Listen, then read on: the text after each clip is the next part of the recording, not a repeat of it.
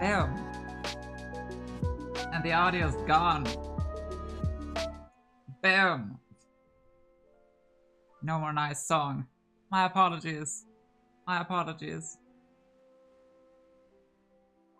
Actually, no, I don't apologize. We don't apologize here. Oh wait, I forgot something. Wait, what?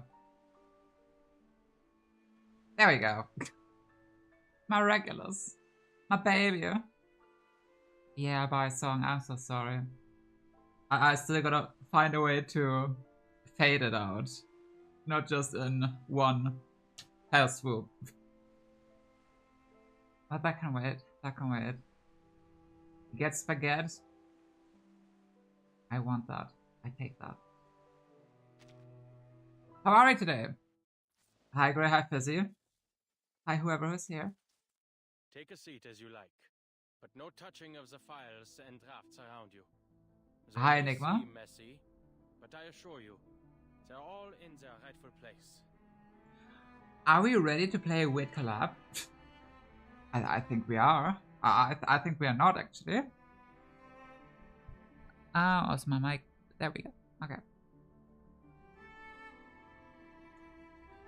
But yeah, interesting pick for a collab for sure. Atomic Heart. Not sure who wished for it, but it was in the list of what people had the chance to pick. I'm very interested in how many people did pick Atomic Heart though. Doing amazing. How are you? I'm not, okay. That's awesome. You know, doing okay. At least once a day. If you have nothing else That's how it should I'll be. off Quiet. to my room to copy down the note on my arm. That's how it should be. That's how it should be. I'm doing very fine. I'm doing so okay. Yesterday was a really good day. Like I said in Discord already. I've met my friends that I haven't seen in 7 years. So that was big. That was big. My friends from the MMORPG that I used to play. Only 2 of them, but yeah, we had a good time. 7 years is long. It is a long time. And then they dragged me into the zoo. That was not planned. So I didn't have any sunscreen with me. So my skin just burned. It's a very slight sunburn though. That's okay. It's okay. I'm not dying. Don't worry. Worry not. We're all okay here.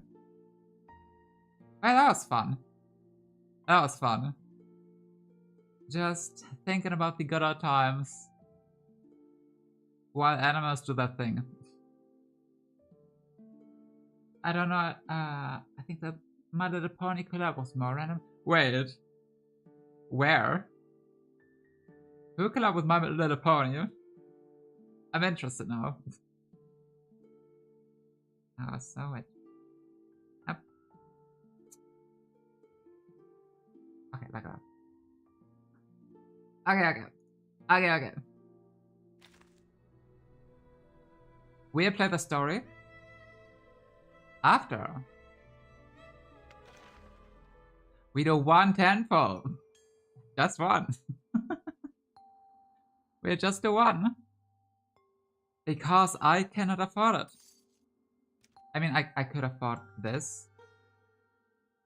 I have a bit above 100 pulls, but I want to save it up for the next update. You know? Maybe I'll pull more closer to the end of the update. But right now it's just a multi. So you won't ever know if I got him. Did you take the red panda home with you? My friends wanted to take it with them. My friends wanted to take him. It was a cute red panda. Spin the spinning wheel. We shall do just that. We shall do just that.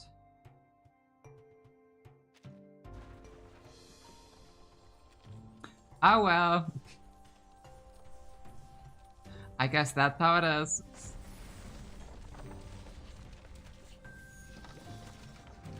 We got nothing. Satsuki.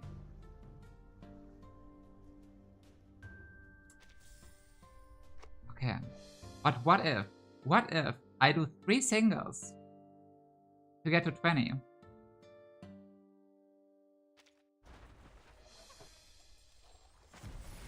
Oh, that would have been funny though. That would have been funny.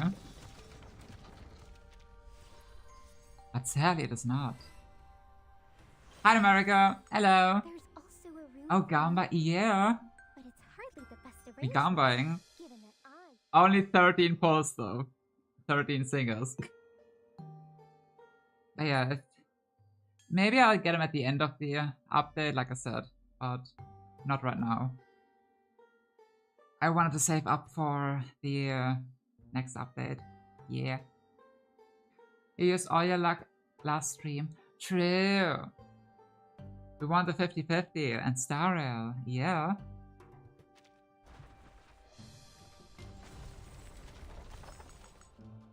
the BSA number. Okay, one more and then we call it. Well, that's how it is.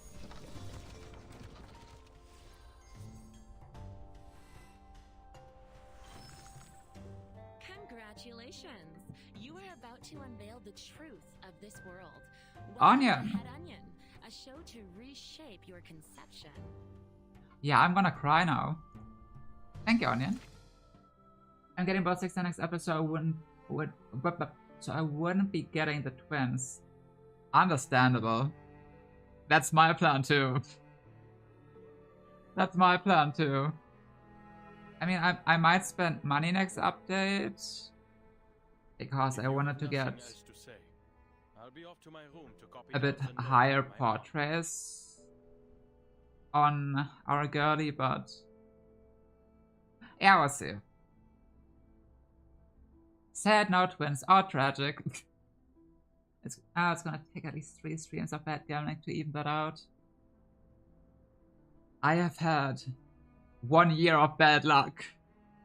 Don't take that away from me. I mean, take the bad luck, not the good one.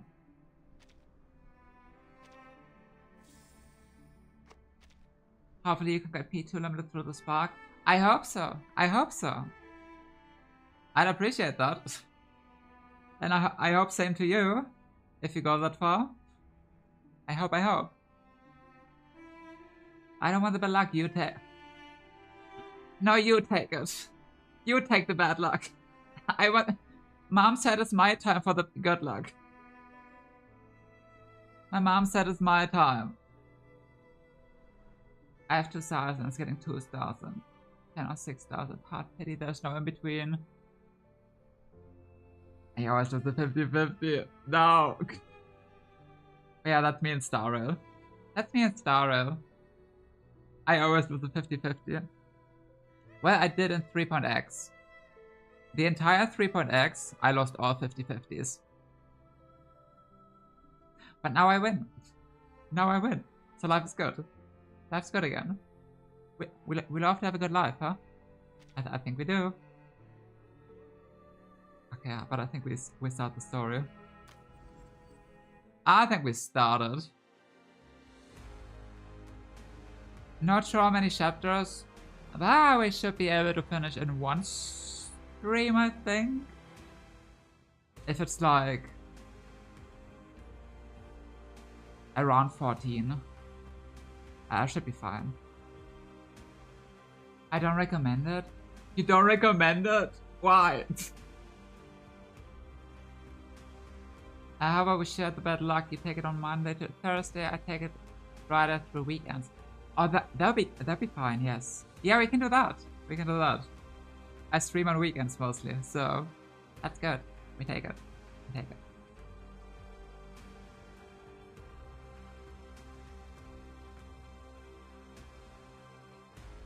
Has anyone heard of any Ananta news? I remember hearing about it a while back and it's been silent ever since. I have not. I have not. So, nope, sorry.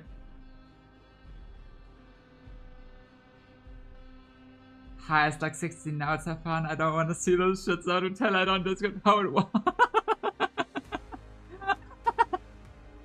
Take care, goldfish. Oh, that's so sad though. I'll miss goldfish today. That's so sad. But understandable reaction. Understandable reaction. It's like 14 last time, but the prologue and epilogue parts that are very brief. Maybe it's gonna be 2 then. Maybe it's gonna be 2. Okay. Well, we'll see. Oh yeah, if we add the yapping that I do, it's gonna be 7 hours probably. So maybe we'll do 2 streams of it. We'll see. We'll see.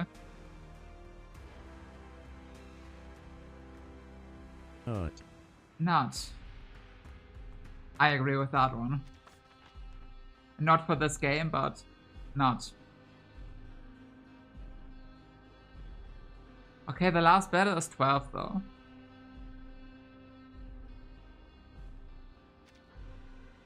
Would be cool to get to use my candy for it, but you and any professional gameplay too, that's like another 2 hours added on. I mean, reverse is chill. I have no skill issue here.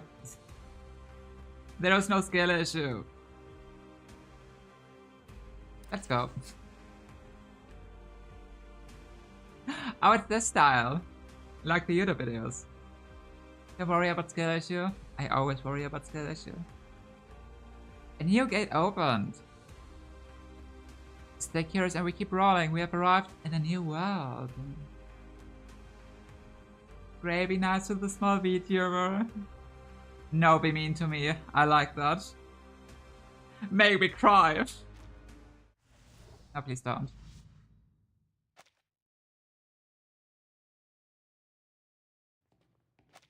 You'll be provided with anti-skill issue. Oh, heck yeah. A researcher out through the halls of a silvery white building, leading his companions to the end of a corridor. Stage in the rain. No, not her! I'm sorry. I'm a mesmer hater. That's right. A stage that offers an incomparable experience with each observation. How was it last time, Vertin? I think I forgot to up the volume. Unforgettable. Being able to travel to an earlier era without the storm. Visually, they're quite similar, but the stage's rain is orders of magnitude safer. I forgot to up the volume. I think I'll pass. All the same. Please remind me. Don't preclude yourself prior to experiencing it. Who knows? We might just find something to pique your interest. Perhaps. You're gonna hurt our well feelings. No, please don't do that. Oh, 1 second.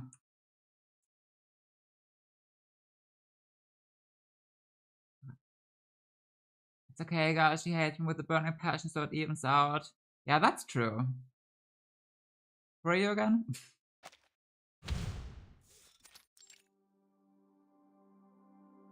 A whole new I'm kidding, I'm world kidding. with an untouched, uninterrupted history. I'm looking forward to observing the effects of our interference as they ripple outward into their world.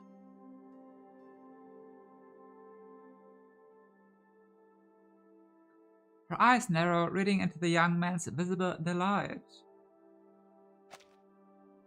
The lab is illuminated by the sparse circle of dim lights that surrounds the massive ring-shaped machine. Emily, now tell me how it goes next stream. Will do. Will do. Enjoy your watch. The fire thingy. Enjoy. So, this is the Huygens Fresnel interferometer. Correct.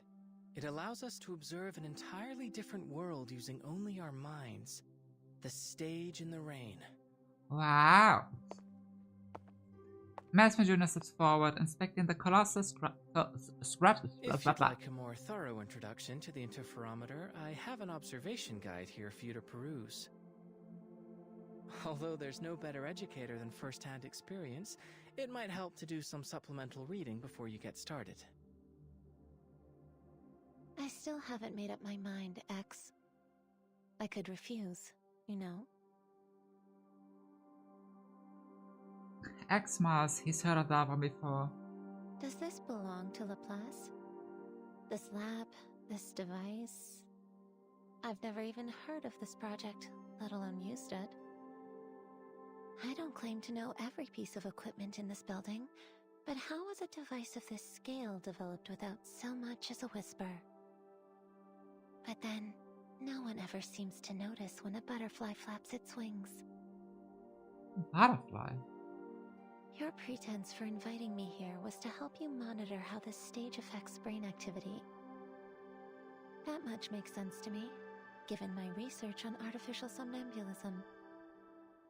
But if I join this project, will it be for your benefit, or... My apologies for arriving behind Queen. schedule. Queen's back. Queen. She's clocking him, she is. She just wanted an excuse to bring up butterflies. Who wouldn't? We love butterflies here. Especially the first butterfly. Oh yes, Queen. The Queen is here. A clang of high-density metal striking the floor echoes throughout the room as the awakened approaches. Lacey eats butterflies. We don't talk about what happened yesterday. I may have taught someone to eat a butterfly. As a joke. As a joke. He didn't do it, but luckily didn't. Spree got the good of patches with Lucy appearances. That's wild. We love Lucy here. I miss Lucy. Can she come back, please? Madame Lucy. Madame Lucy. Oh, this is an unexpected variable. It is. The conversation shifts immediately to the arrival of this unexpected guest. Would a butterfly have flavor? I'm not sure. It was a white butterfly. It was a white one, so maybe flavorless. And with different color wings be different flavors? Now that's a good question. That's a very good question. Maybe we'll find out today. If they decide to eat a butterfly. Forgive me, I know. X. I was Yeah, the one who but... invited Madame Lucy. After our last experiment, I shared some of the details with her. My girlie. She's also here. Using chaos particles and the observer's consciousness to simulate a hyper-realistic space. I love how we have a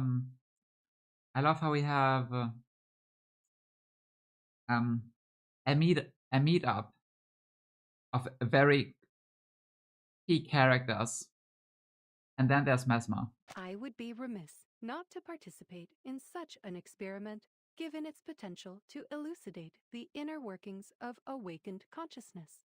Okay, but to be fair, Mesmer last update was pretty good. Had good stuff to say. So that was a plus point. This research presents a wealth of opportunity, not just for a single person or project, but for all of Laplace and researchers everywhere. Her hair looks sharp.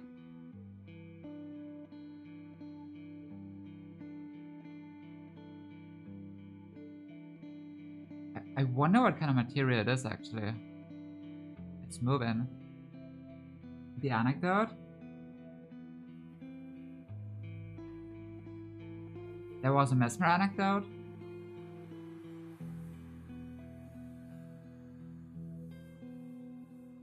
No, I meant in the story. In the story.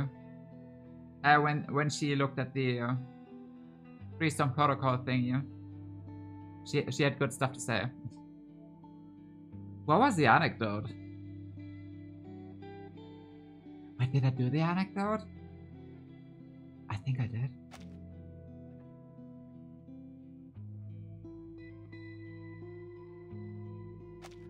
Her wetted metal face scans over the machine, light pulsing from an optical array, a means of expressing thoughtfulness.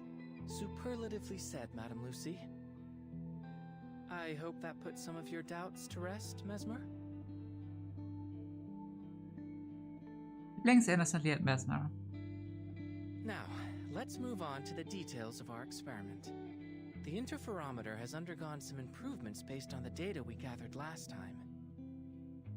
We can utilize chaos particle projections to display some probable locations from the environment we'll encounter while immersed in the stage.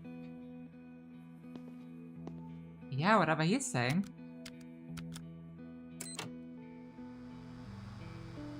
X activates the interferometer console. Soon locations flash across the screen. A plaza, a laboratory, a bedroom. The iconography suggests it's somewhere in the Soviet Union, but the technology seems wildly different from our own timeline. It would be more accurate to think of it as a potential version of it.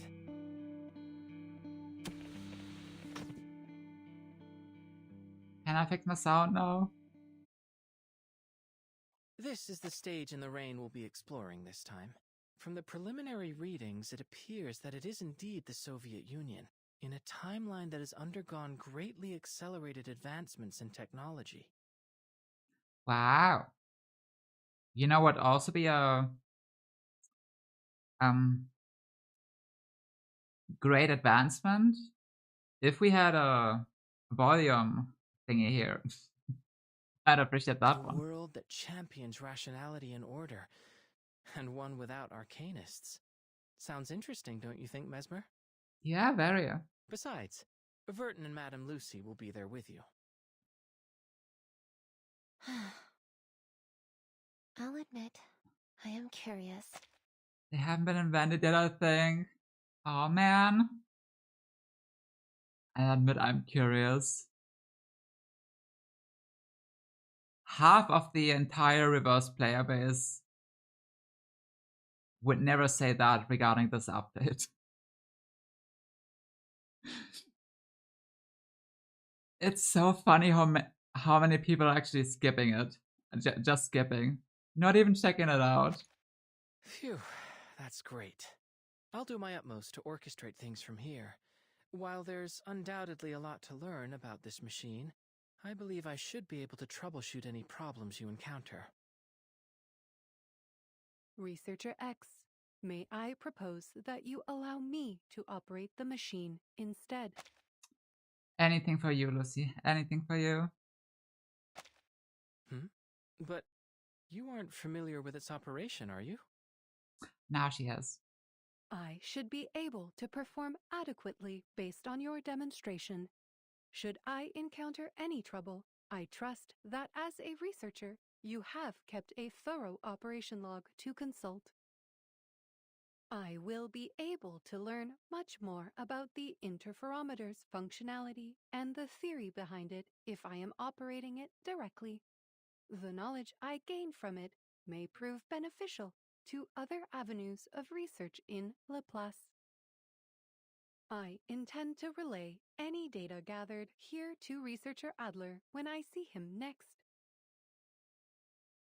Given Yippee. Madame Lucy's computing power, I'm certain she can resolve any problems we encounter. And it may give Miss Mesmer some peace of mind. Looks like the decision's been made for me.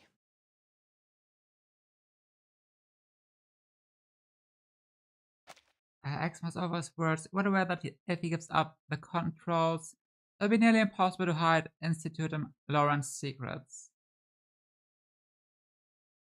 Wait, what? Oh. It's even more outrageous display of a game mechanics and characters from the last collab. Wouldn't even write the story above chapter 1. Wait, above chapter 1? What?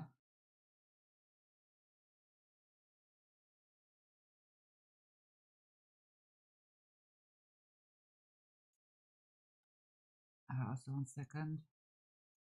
Gotta check something real quick.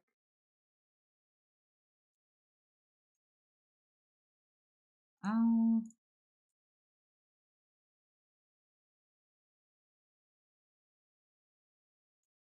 Okay.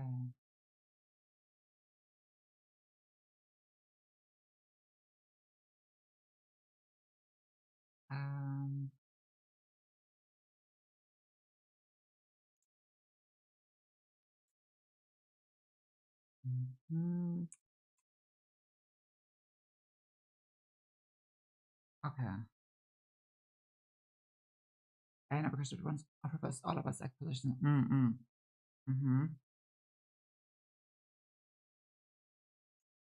Okay, sorry. But yeah. Yeah, I don't know.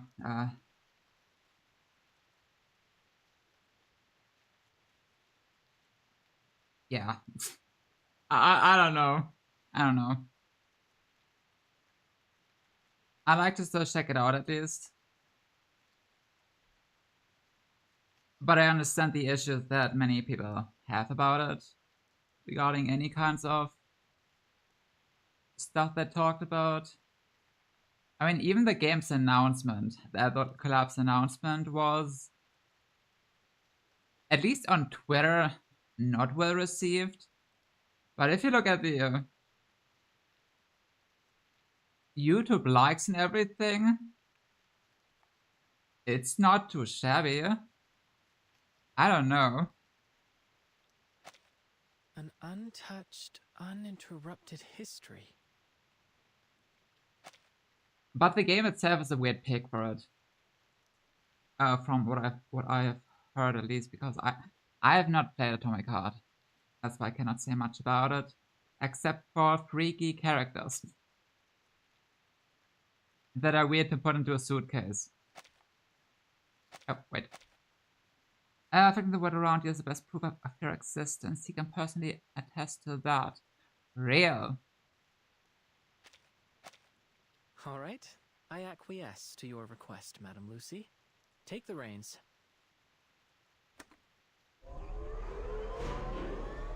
Following the Awaken's command, the dissolved raindrops falling within the interferometer halts. Droplets are shivering, static in mid-air.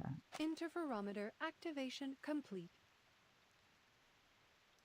Looks like you've got a handle on it already, boss. Oh, another thing.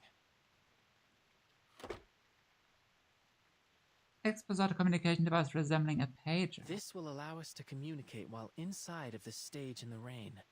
A little improvement based on feedback from last time. Oh wait, is that why Lucy isn't in the actual story because she steps outside? That's kind of weird. If we encounter any problems during the experiment, we can use it to contact you.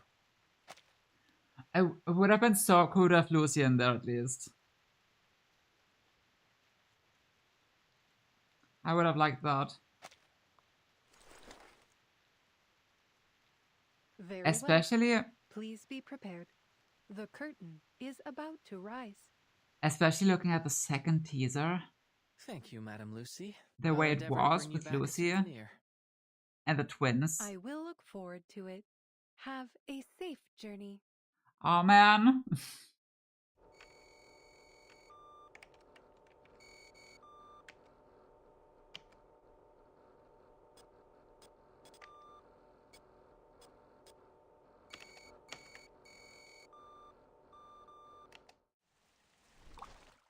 You good?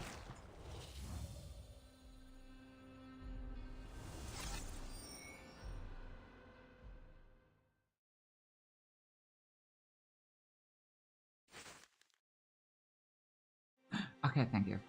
Let me now quickly fix. Let me fix the issues. Here was a 33, I think. This back again. Okay. People, Sorry. it's hard to believe so many Laplaces have willingly gathered somewhere. Life's good again. But without Lucy. So it's bad again. Breathing a different air. The skies are clear, no signs of rain.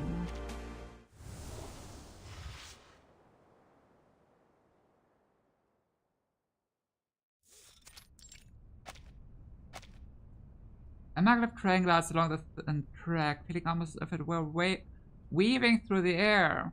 Within the carriage of the vortex, passengers converge among themselves, in hushed tones. I have no idea what maglev means.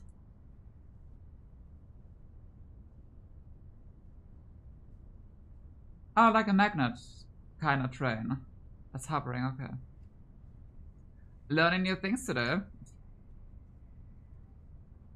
In other words, this material would function something like a fire ant colony crossing a river, fluidly replacing worn-out and damaged sections.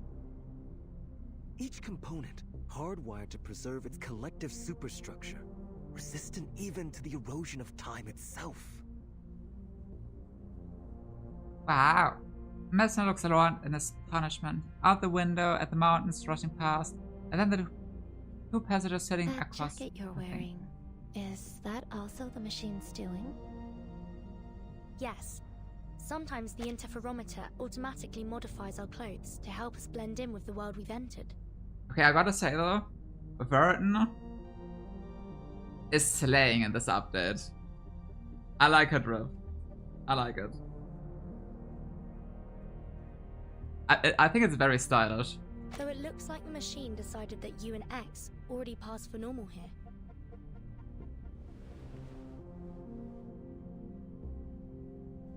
The neighboring passengers, having reached the end of their conversation, rise from their seats, passing by with the wine glasses in hand. They join another group of scientists chatting at the end of the We're carrier. currently at least 40 meters from the ground. A conservative estimate, Comrade Polkov. I should say we are at least the height of a Vostok K rocket off the ground. And that's if we include Comrade Gagarin standing on the module. Cracking jokes as always, comrade. Hilarious. A hovering robot whizzes over X's head with a glass of wine and stops next to a scientist. It unifies places the glass down and then zips back. I have to say, it's an unusual circumstance when being dressed as a Laplace researcher renders someone more inconspicuous. Beyond the window of the train, countless hovering machines dot the skyline, hurrying to and fro along the pleasant route. As the last few mountains blow past, the view outside opens up into a whole plain.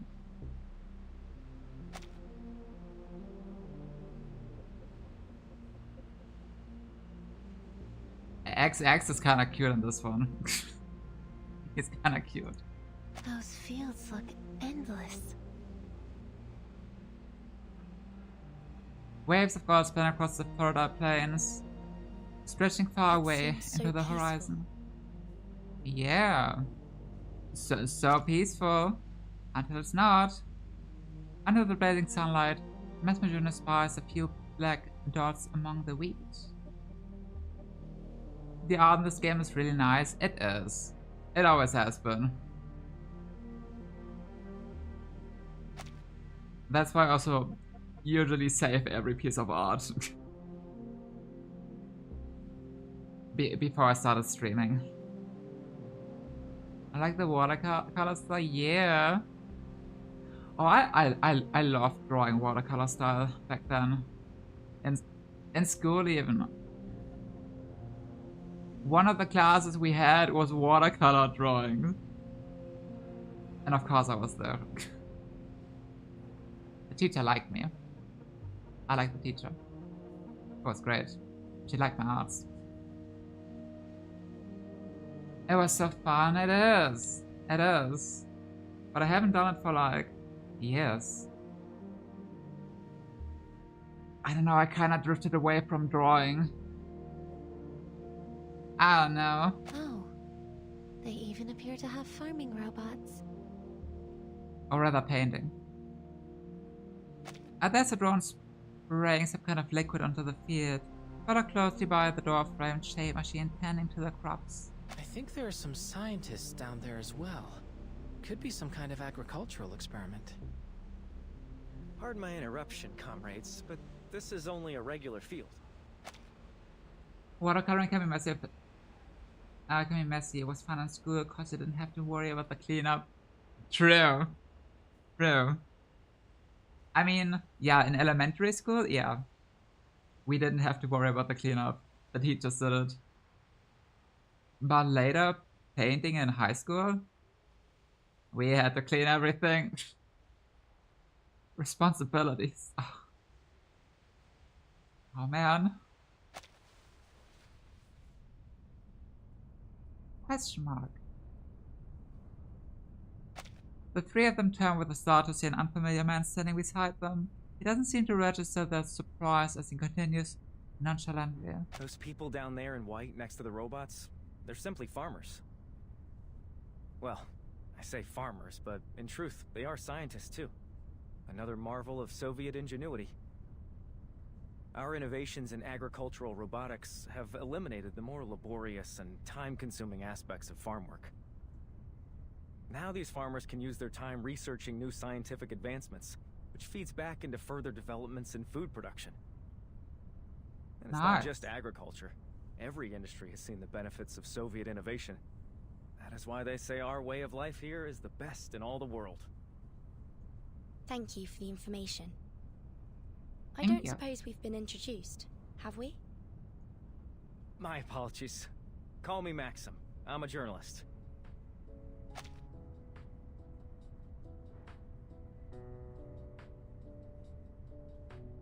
I want to say something, but I won't do it yet. I want to say something, but I won't do it yet. But this thing here, I think Flutter Page in her unique skin also had something similar. And the three of you must be Doctors Furton, X, and Mesmer Jr., am I correct? Very much so. How do you know about us? The news of a young yet highly accomplished trio of scientists attending this year's International Polymer Summit has caught everyone's attention. News of us? It's a genius to see you three are the only ones on this train that fit the description. Saying all that, I'd be grateful if you would allow me an interview. The young visitors exchange glances. Finally, X speaks. Certainly. As it happens, we could really use someone who could introduce this place to us. We don't know much about where we're going or what's been happening here in the Soviet Union. That much is clear. Where should I start? Oh, of course. Let's start with Collective. All the robots you see are controlled by the Collective neural network, which ensures their labor is never wasted. Who would have thought that robots would become our closest companions? Honest, stable, graceful, calm. They give each and every comrade their undivided attention. With these robots as our foundation, Soviet society began to progress at a relentless pace, maximizing production, removing oppression, increasing everyone's leisure time. A true utopia. Everyone's so happy. Too happy. Happy? It seems almost as if we've forgotten the utter misery we went through not so long ago. Oh, what happened? You mean? The plague, yes. So many of us today choose to focus on our happiness and the bright future ahead. It's as though we've already forgotten about them. Alice, would you tell us if you were a robot?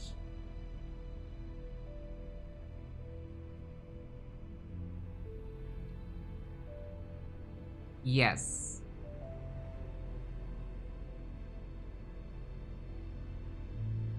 Yes.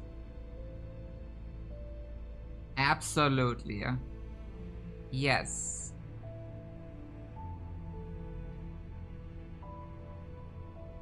So are you? I can.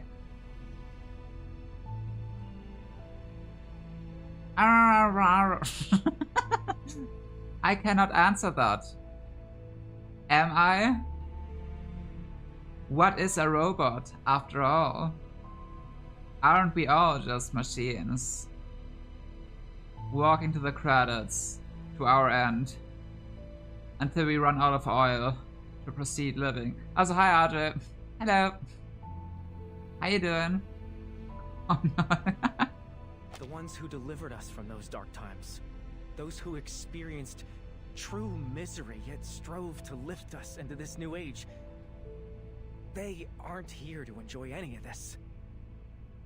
Is that fair? The young visitors glanced at each other, apologetic looks on their faces. Hello, hope you're doing well. Oh, I'm doing so good. I'm doing so good. Wait, 1 second. Forgive me. I'm dwelling on old wounds.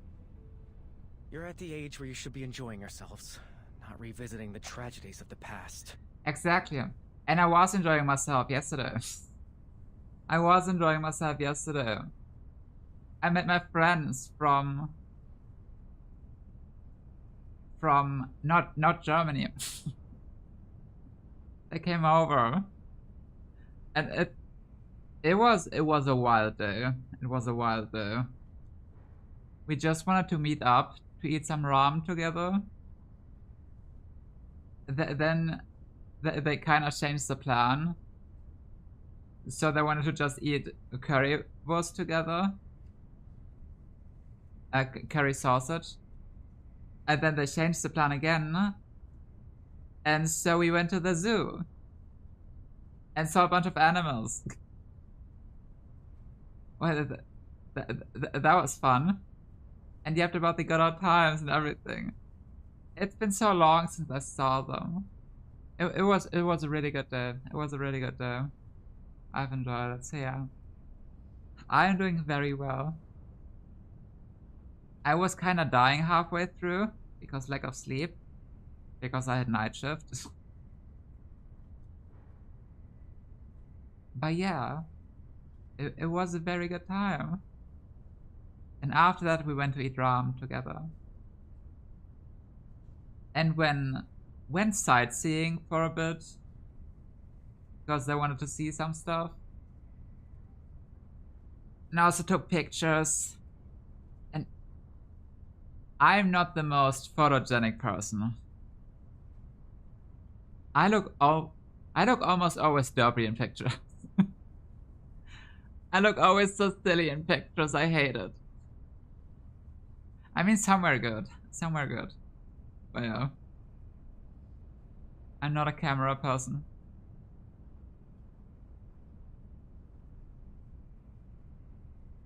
I mean, they said I look great, but, you know.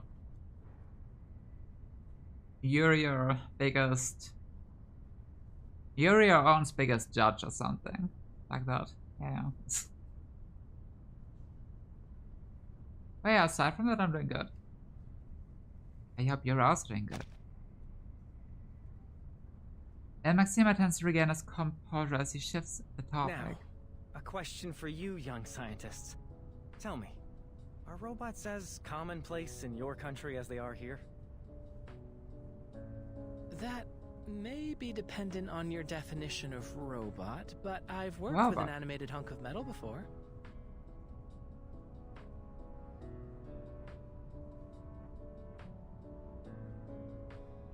What? No, let me check it again. Okay. And a talking ship? No.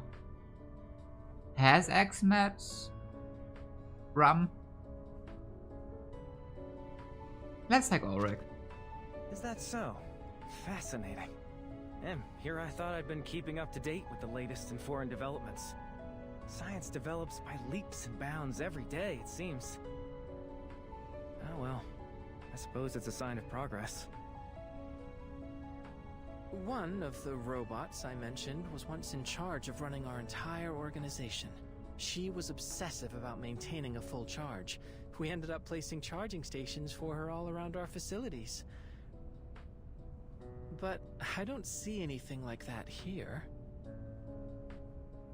Does that mean you don't have access to Dr. Sechenov's polymer in your country? It was revolutionary here. People say it saved our entire way of life. Polymer? Simply put, it's a programmable liquid material. It's the primary topic of the summit. I'm certain you'll come to fully understand everything about it once you arrive. And, of course, you'll get to see another of Dr. Sechenov's prized inventions. Prized inventions? I get the How the feeling you don't twins? share their enthusiasm. Oh, I did not mean to imply anything negative. I should learn to watch my tongue. I fear my lack of expertise may end up confusing you. We will soon arrive at the summit. I advise you to take the opportunity to experience our country's scientific achievements for yourselves. But, to answer your question, Dr. Sessionov's team developed a kind of functional hydrogen cell. Stable fusion reactors in a polymer casing. That is what allows the robots to function without constant recharging. That sounds like the perfect gift for someone we know.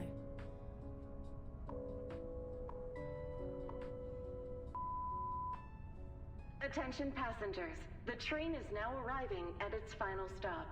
Please collect your vehicle activation code from Rafik, and a turbine will transport you directly to the site of the International Polymer Summit. Okay. Rafik? Rafik? That would be the robot bartender. Don't worry. Just follow me. Robot bartender? Are we in Please Star load the Rail? train in an orderly fashion. We hope to see you again soon aboard the Vortex.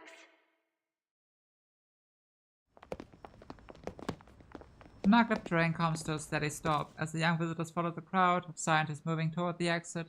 They spot someone struggling to stay upright in the queue. Is that scientist's trunk?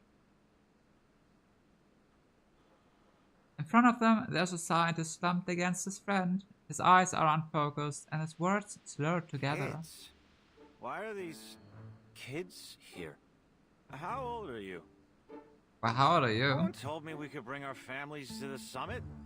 Or did we get on the wrong train and now we're headed to a young pioneers camp? Comrade, I think these young people are scientists like us. Young scientist? Scientists? Them? Scientist, you? At least we had the good sense not to drink ourselves silly before an important conference. Ugh. Ugh. Young people these days, always in a rush. You should be at home enjoying the summer, playing on the swings. You're being impolite. Our companions are waiting outside. Come with me. He cuts off the rest of the man's rambling and stumbles towards the exit while supporting his drunken friend. X runs up to them with an apple in his hand. Apple? Hold on. Why don't you have some fruit? He looks like he could use it. Thank you. I'm sorry for his behavior. The scientist picks up a pace and dragging his colleague away from the embarrassing scene. Alcohol can have medicinal benefits, in proper dosages. True. Maxime furrows his brows, visible frustration on his face. He pats X on the shoulder. Don't take any of that to heart, friends. Next stop, the exhibition hall. And welcome to Facility 3826. Yippee! This way. That's Rafik, the one in charge of the activation codes. As Maxine approaches, the robot's optic sensors begin blinking rapidly, mimicking a human skeptical squint. Requisition approved. Here's your vehicle activation code. Have a safe trip. Wow, it can talk. Maxine leaves them in a wave. Rafik turns to the young visitors and starts scanning them for identification. Wait. Our identities. Nothing to perspire over. We won't need any scanning, Rafik. I've already got a key. X waves his hands, dismissing the robot's scanning eyes, then in a flash, produces a vehicle Where did you activation key get from his that? pocket. It always pays to be prepared and to keep your eyes sharp. This Wow. is the International Polymer Summit, after all. I assume that means you took it from someone else? Good job, X. Wait, when you gave them that fruit, did you? Shh. All I did was facilitate a hands-on experience in the importance of politeness. Goodbye. Please have a safe trip. I like X. Please secure your seatbelt. We wish you a very pleasant journey. Too bad he's not good. 60 cables shoot out from the bumblebee and attach to the turbine. lifting the vehicle into the air. If I'm not mistaken, our conference venue is on some kind of floating island. Fascinating. Fascinating. Come on, why don't we check out some of the local music? Thank you for tuning in to the Polymer Exhibition Hall audio guide. You are currently departing. This place really is like what the prediction indicated. A world that champions science, rationality, and order. Wouldn't you agree, Mesmer? I think you might like it here after all. Think of it as a paid vacation. You wanna stay here, Mesmer? But since I'm here with you two, I'd call this a business trip at best. Wow, she hates Look at us. it as an academic exchange, the kind with complimentary refreshments, featuring the illustrious Dr. Verton, Dr. Mesmer Jr., and Dr. X. I think I'm the only one that feels out of place here. Doctors? Ah, well, here's to a pleasant trip. Let's go! Or something like that. Let's go. Please be good. Please be somewhat good.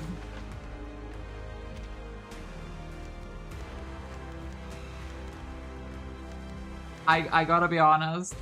I've heard someone's opinion about the collab already. From some people who have played it. They said it's mid. They said it's mid.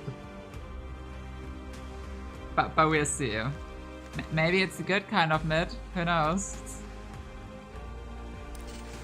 A bright and limited future. But something else lies beyond the distant horizon.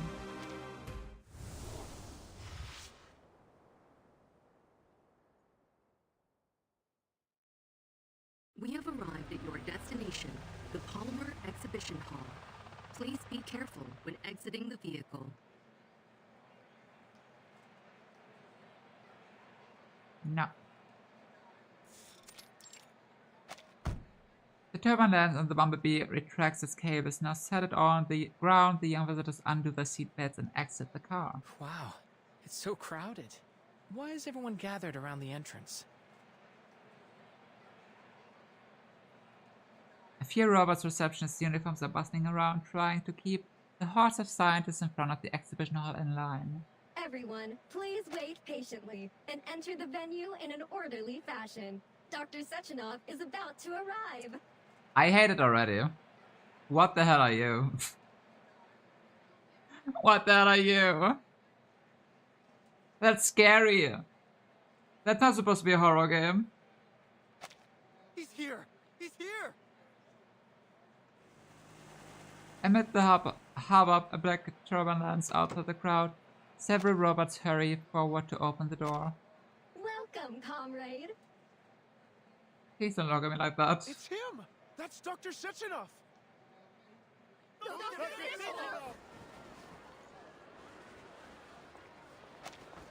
The crowd erupts as people rush forward, eager to shake their hands with the savior of the Soviet Union. The sun... Rip.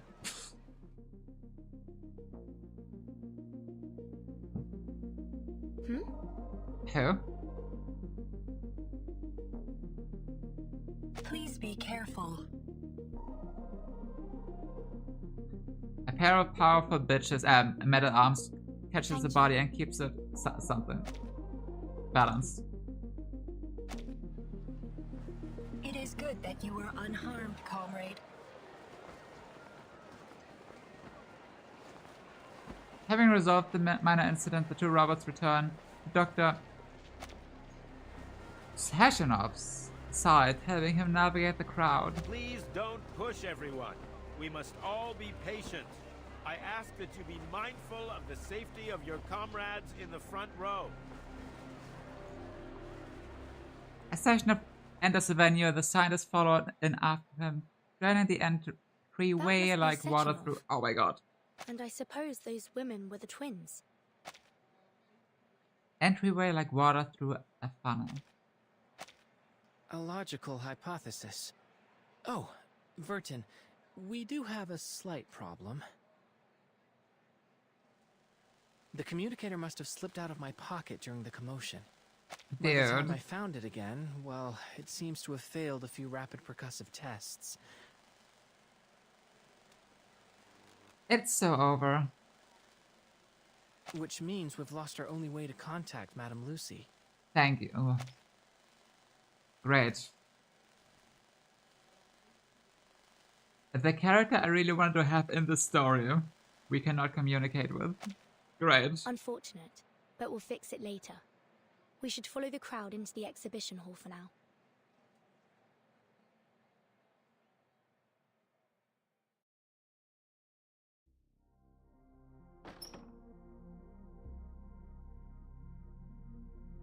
As the visitors cross through the front doors, the entire gallery opens up before them. Steam-lined request strip slides hiding in the distance. There's some kind of interactive installation illustrating the unique properties of polymer. The invention of polymer and its uses. The properties of polymer. The establishment of collective. Yes. Where should we start? Let's start with the closest one. Hello, dear comrades. Welcome to Hello. the Polymer Exhibition Hall. I will Oh, it's a be your weirdo guide. again. You may call me Terushkova. Please allow me to introduce you to the remarkable history of polymer. Yeah. In 1936, in seeking a form of liquid data carrier, the brilliant Soviet scientist Dr. Sechenov, influenced by the qualities of heavy water and silicon, created a substance that became what we now know as polymer. Utilizing polymer's unique electrochemical properties, comrades Sechenov and Filamenenko invented the first Soviet polymer hydrogen cell in 1939, paving the way for tremendous advancements in the field of robotics. That's what Maxim was telling us about, wasn't it? I'm sure Madame Lucy would love to get her hands on one.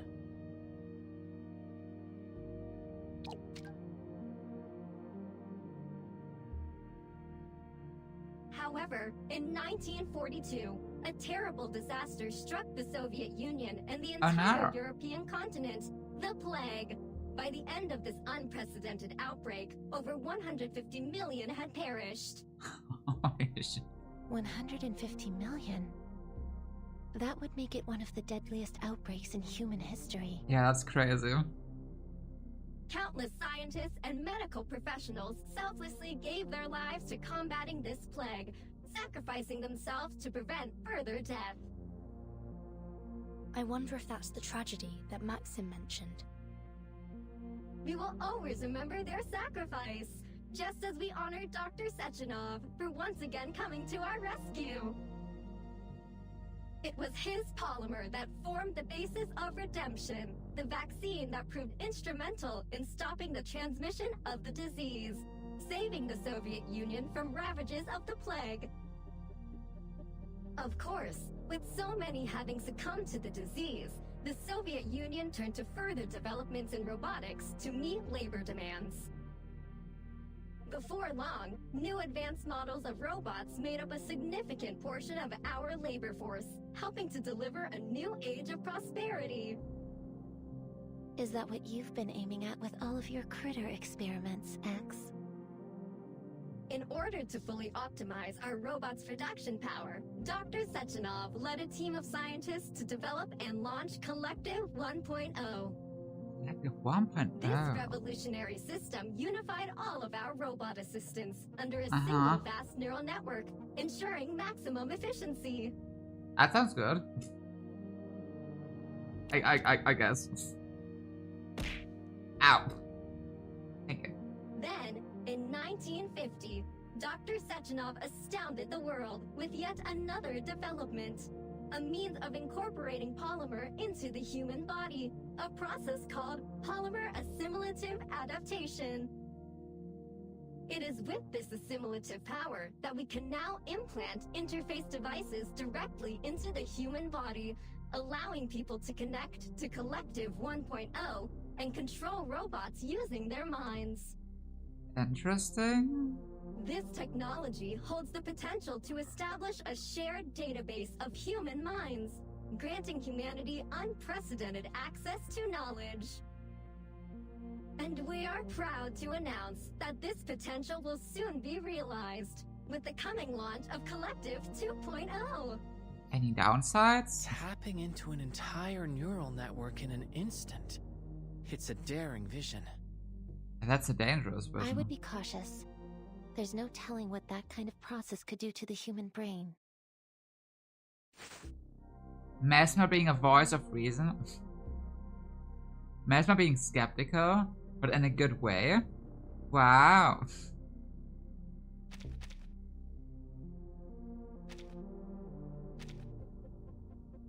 Oh, cool.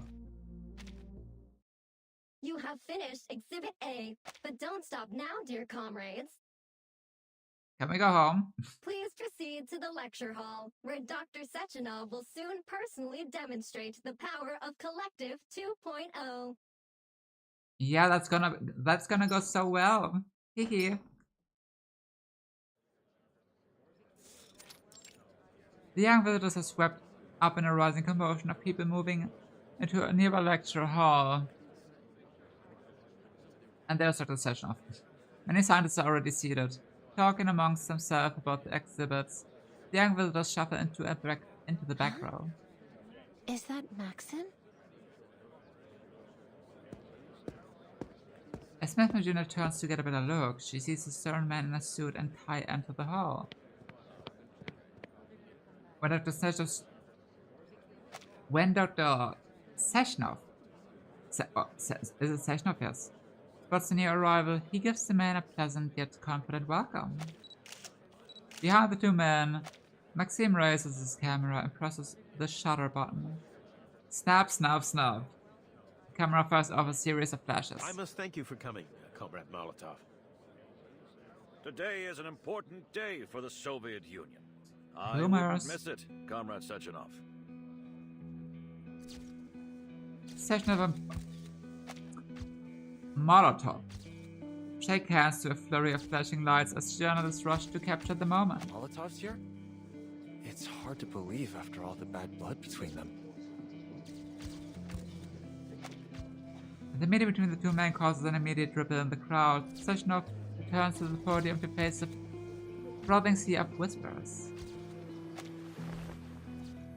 He raises his hands toward the audience, and little by little, the rippling settles. Thank you. First off, I'm very honored to have so many preeminent experts from every scientific field in attendance today. Welcome, everyone. I am Dr. Dmitry Sergeyevich Sechenov.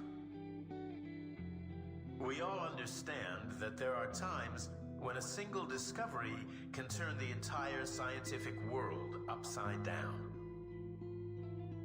But every great discovery must be built upon the knowledge of countless predecessors that rests at its foundation, to say nothing of luck, before it can be published and preserved for all time. My achievements have never been solely my own. Only by standing on the shoulders of our forefathers have I gotten the chance to gaze upon the limitless horizons of science. Standing here now, I must thank them from the bottom of my heart. Thank you. No, thank you. The audience breaks into a roaring applause. 19 years ago, when my team and I invented polymer, I had already foreseen its boundless potential. A perfect synergy of mathematics, logic, physics, chemistry, biology, and other foundational studies in equal part, constantly pushing the frontiers of humanity's scientific exploration. Bringing us to this historic day, where I have the honor of inviting every one of you to participate in this preview of Collective 2.0. Hi, Mel. Different account? What's up, Mel? You ready to watch the game? Comrades, please follow me into the bright, limitless future. The audience saw the small metal platforms emerge from their seats. As they reach their intended positions, each platform opens to reveal a golden, hemispherical device. What's this? Did you get P9 twins in your temple? I didn't get shit. But after that, I did 3 singles. Can you believe it? I didn't get shit. Thought device. Mesmer picks up and examines the object. A metallic outer shell with a silicon motherboard connected to swirling black tendril-like receptors. There are suction cups on its base. Mesmer Jr. looks around. Quite a few scientists have already attached these devices to their temples. The tendril-like receptors begin to wriggle above their foreheads. She watches for the crowd's reaction before gently prodding the suction cups with her fingers. They've all put it on without any hesitation. That's insane. You should do another 3 singles. Oh my god. Oh my god, should we do that? No adverse reactions either. Looks like it doesn't hurt.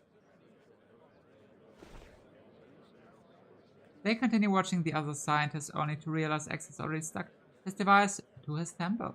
Hypothesis confirmed. Mounting the device does nothing to activate it alone. The unresponsive thought device falls into his hands. Counter hypothesis. It may only work on polymerized people. What if I do 1 single each chapter? Wait, what are you doing? X injects himself with a syringe of clear liquid. X, are you crazy? It makes sense. If the plague was ended by mass polymerization, most of the attendees here would already have polymer in their system. Oh my we gosh. Don't. You injected yourself with that redemption vaccine? Where did you even get that? The exhibition hall's got samples of everything, and Oh my I've always God. had a knack for collecting odds and ends.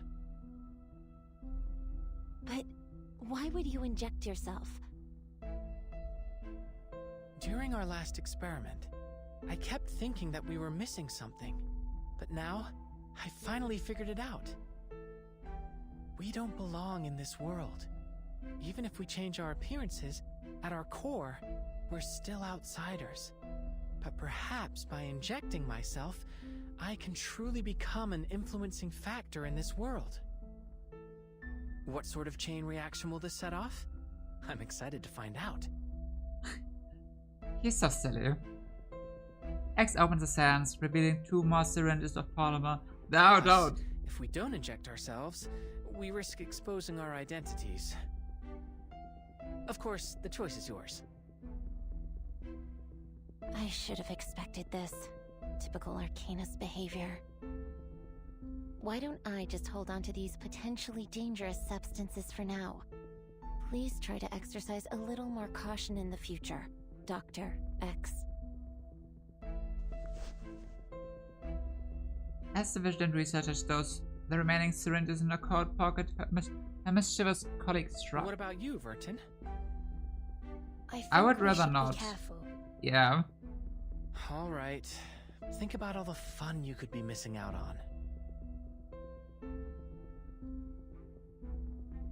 He raises the thought device to his head, and it suctions itself onto his temple. The black tendril. Ooh, fascinating. It's like a whole new perspective. This demands thorough exploration. The black tendrils begin working in even waves above his forehead. Is the text going faster these days? I always had more time to read it. Comrades, I encourage you all to try these thought devices and experience a preview of Collective 2.0's features. Dr. Sechenov, please allow me a question. No. Collective 1.0 has already saved our citizens from a disaster. But now you're aggressively pushing, pardon my wording, for the launch of Collective 2.0. Do you intend to have the entire population wired to these thought devices? How can you ensure the devices are safe? Are you not concerned about the potential dangers? What if this new collective fails in some way and threatens all our hard-won happiness? I only mean to say that so many people gave their lives to help us get this far. I wouldn't want to see their sacrifices rendered meaningless. I do understand your fear, comrade. But please rest assured, we've conducted rigorous testing and verified that the thought device is completely safe. With that reassurance, I ask that once you've implanted your thought device, you please continue to the next gallery, where you'll be able to experience the wonders of mind-machine interface in a live demonstration. I thank you all again for your participation, and I look forward to exploring this new horizon with you all. As he ends the speech, Molotov stands up to leave, and Maxim chases after him. Sechenov busies himself in a round. Sechenov busies himself in a round of handshakes and introductions as he steps down from the stage and makes his way past the audience. The twins follow close behind him. Oh, I remember you. I don't. You weren't hurt, were you? Tereshkova wasn't able to properly handle the crowd. I've already arranged for staff to work on improving her logic. I'm fine, Dr. Sechenov. Your twins helped me up. They seem somewhat different from other robots. You have a sharp eye, dear girl. When I constructed the twins, I made use of some experimental techniques. Currently impossible to mass produce, I'm afraid.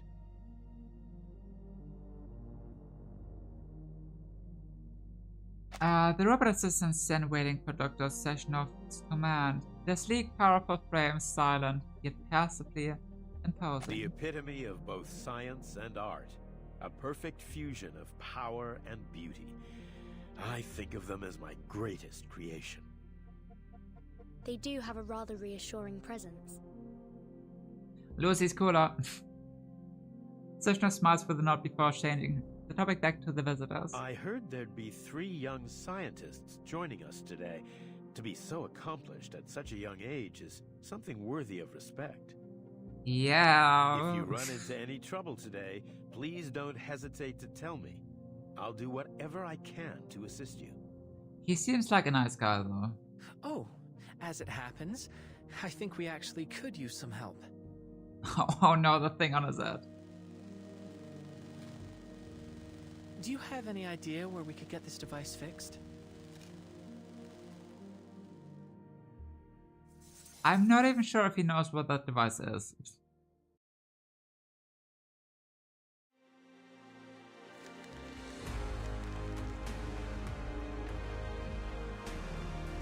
So wait, what are these? Ow! I didn't see that. Any adventure in the chaos with controllable risks. An experiment record. We need more data of the state for further analysis. Yeah, I think I skimmed through these. They won't be too relevant because it's a collab in the end. Space.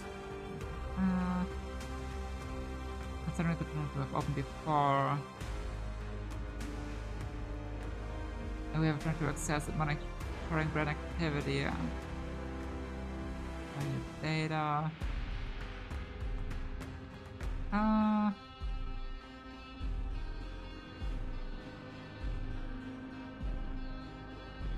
Okay. Also, what if? What if? You know? What if? Ah, come on. Good to see you again, mate. See this out That's here? not them. But what if? Why is it so smooth today? Why is it spinning so smooth today? What happened? Good day. The spinning wheel is so much smoother than it used to be. Now hear me out, what if? Nah. I'm good. I'm good. Hang up Parisa Hans the word today. Oh, okay, yeah, I'm sorry. I don't want to spend 100 pulls on there. A measure agriculture achievement. Yada yada, the stage increasing crops is better. Go.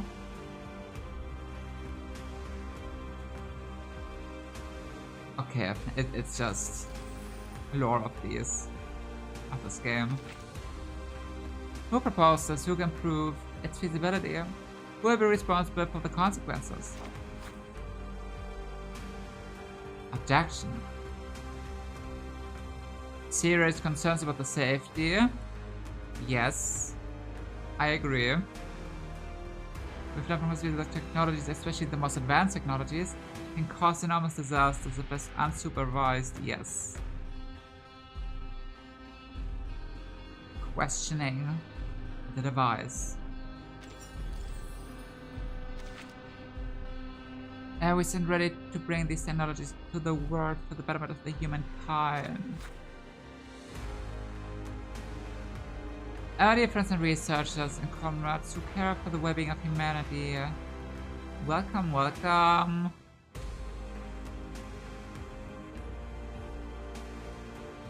Something, something, polymer and robots good. Something, something.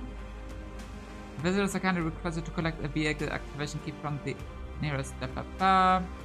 That's what we did. Invitation letter.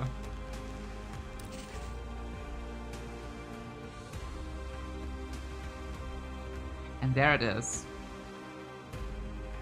I guess it's getting freaky. Her. Please mind your language in public.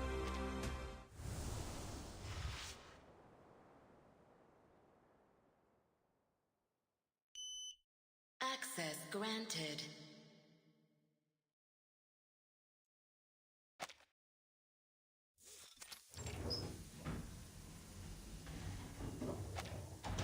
The airtight door opens with a hiss, revealing Trashgova and the young visitors.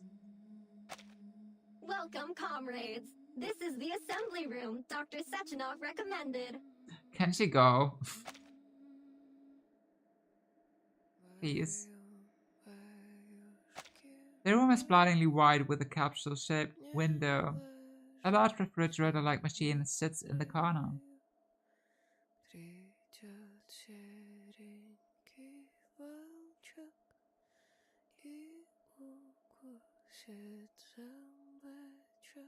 Is it singing?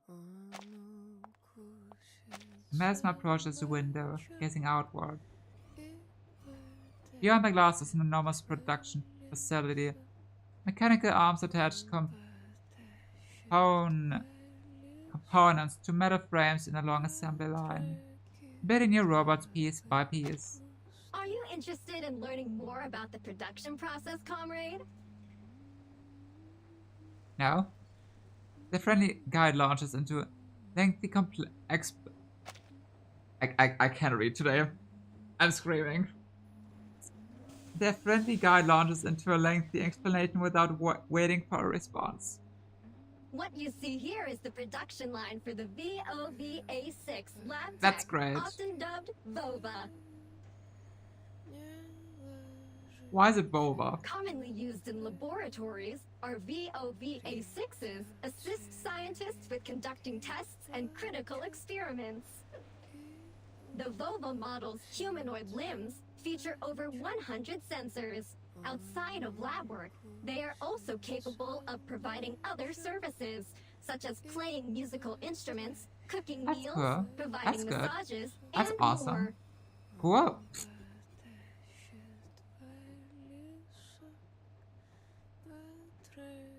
Some people even treat their vulva as a personal companion. In fact, our artificial intelligence models mean they are entirely capable of serving as your very own robotic friends. Yeah. As if overjoyed at the prospect, Trash raises her arms and twirls in a mechanically perfect circle. Hold on. What's that sound? And we're here to find a repair vendor. Where is it? Oh, some kind of performance art, perhaps? The robot moves over the machine at the corner, looking it over almost as if it were Why was curious. she moved over here? Comrades, this is your repair vendor. Oh no, it's her. X curiously approaches the red rectangular machine and taps its black touchscreen. Access granted. Yay! Oh? This machine is a multifunctional repair device, suitable for indoor use by our staff. Other than basic repair functions, she is also able to repurpose raw materials into whatever tools you may require. Amazing. Well, let's give it a whirl. I like her outfit. Her outfit? X offers the broken communicator to the repair vendor. After her receptors detect the device, she opens her doors and swallows it whole. Unidentified object detected. Initializing analysis.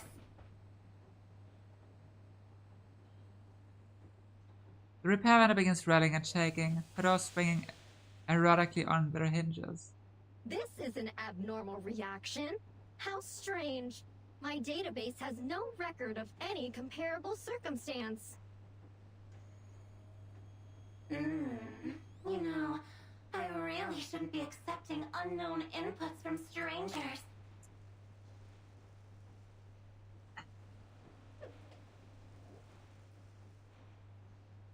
Yeah, I can already see that she's being freaky.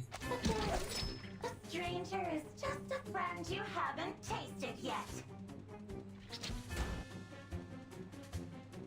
The repair vendor doors burst open and several metal tendrils erupt from her interior. Watch out! I think the vending machine has a crush on you. I will crush the vending machine. Get away from me.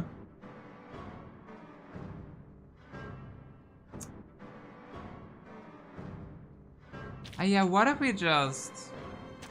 You know? Combat, science. What if we just... They both take life. The only difference is who pulls the trigger. What if we just... You know? You know. That's it. Yeah.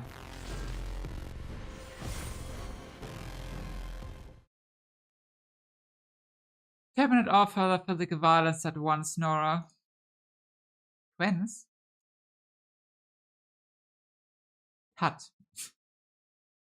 Haven't you two cold-hearted rust buckets heard of a thing called privacy? You weren't invited. Oh, I do like seeing their faces now. Beaten into the ground like this. She's invited, though. Detecting abnormal combative behavior from Nora. Requesting control. Rebooting Nora systems. Reboot complete. Yippee.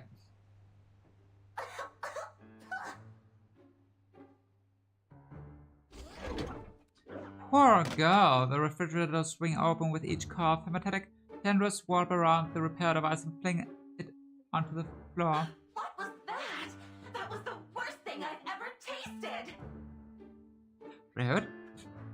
Metallic and yet almost woolly and wrong. Just plain wrong. That's just rude. Come on, give me something to really savor.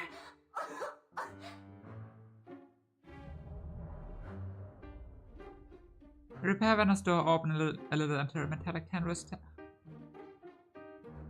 come out. Are I don't suppose there's a way to make her sound a little less.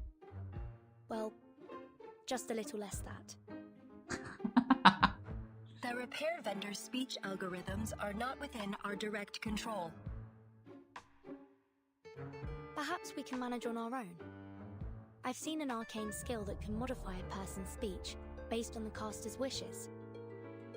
But I'm not familiar with how to cast it. Try contacting Madame Lucy. She may know the incantation. Good idea. It'll also give us the chance to check the repair vendor's handiwork. X retrieves the communicator flying aside by the repair vendor and enters Lucy's number. Can I have Lucy's number? The communicator emits a sound of irregular static just as everyone is about to lose hope. A reassuring voice comes through. Researcher X, hello. Yeah! Game's good again. Ah, fantastic. So at the very least, she did repair it. I see. I will process your request. There is indeed an arcane skill in my database that may be of assistance. It is known as Manner Mender. Is that a pager? Yes, it is. It is a pager. I have sent the specifics of the incantation to your communicator. Thank you very much, Madame Lucy. You are most welcome. The communication ends. Following the instruction on the device, X begins casting the arcane skill. Manner Mender. And there's a flash of light. Nora's screen turns gold briefly before fading back to its usual black. Fiddlesticks! What did you do to me? Did you like that? My mind! It's time for class, kids! What's happening? Think of it as installing a language patch. How rude! You're not welcome here anymore! This repair vendor is closed! Nora retracts the tendrils and slams the door closed with a bang. We will need to investigate the cause of your abnormal behavior, Nora. Please cooperate. Wait, are they called left and right? The refrigerator doesn't respond, even her internal mechanism has stopped moving. The twins turn to each other. Prepare to initiate forceful investigation procedures. No, they are called left and right. They are being political. Wait. The tall robots turn to X simultaneously. How about I try something with Nora? I can directly connect to her using this thought device. It's the perfect chance to try out the features of Collective 2.0. Dr. X, things are already complicated enough as is. Let's leave this to the professionals. Who? Don't overly activate your disquietude. You still remember the topic of my research here, don't you? I can't pass up this opportunity. If that is what you request. The robot's approval leaves little room for Mesmer to argue. X nods in satisfaction and touches the device on his temple. Squirming like tendrils reach out and connect to Nora's control panel. Wow. Looking through Nora's primary functions, there's been some scintillating things uploaded to her database. Let's set the complicated data aside for now and try using a mental command.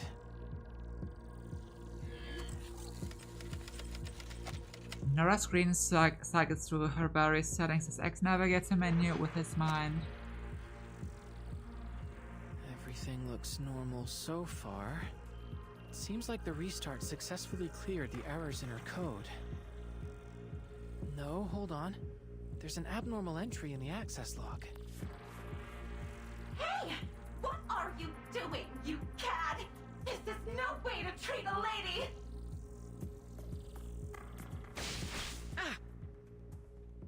Rude. X yelps in pain and rubs his temple with his palm.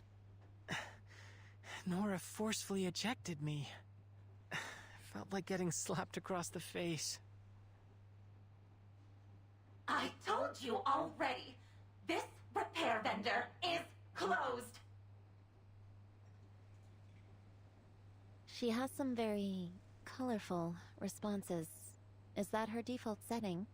Can she really refuse an inspection like that?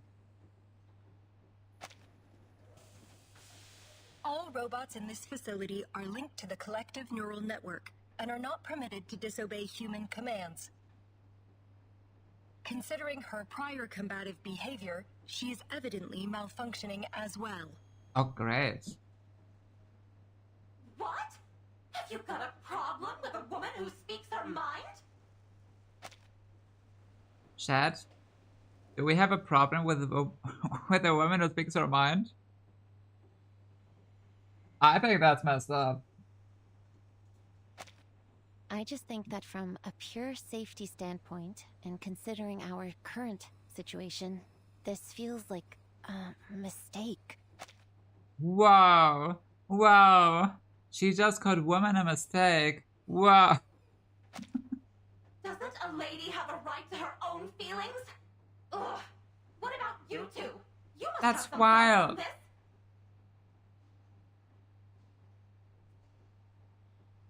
We do not have an answer for you at this time. How disappointing. I bet you've never even bothered to feel an emotion.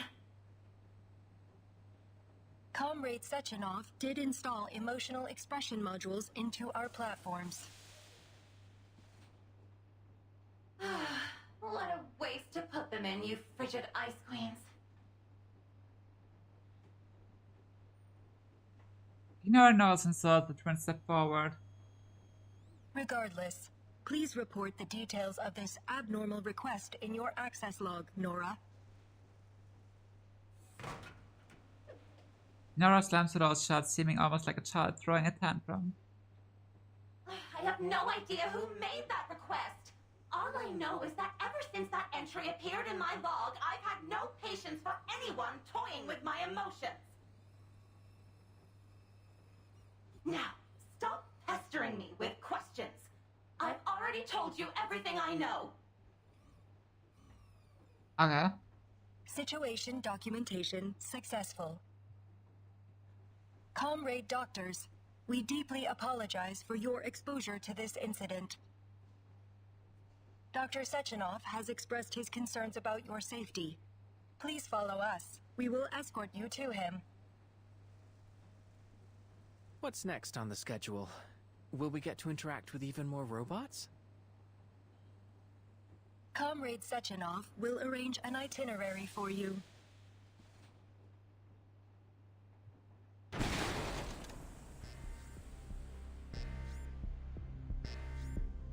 As the young visitors are about to leave the assembly room, they are interrupted by a blaring klaxon and an alarm seems to have been set off. Crimson warning lights bathe the entire assembly room in red. What's happening? The twins step back in unison, their bodies tense. Warning. Control over the exhibition hall has been lost. The All-Soviet Exhibition Center has activated its emergency drill procedures. But why? Has the security here been hacked?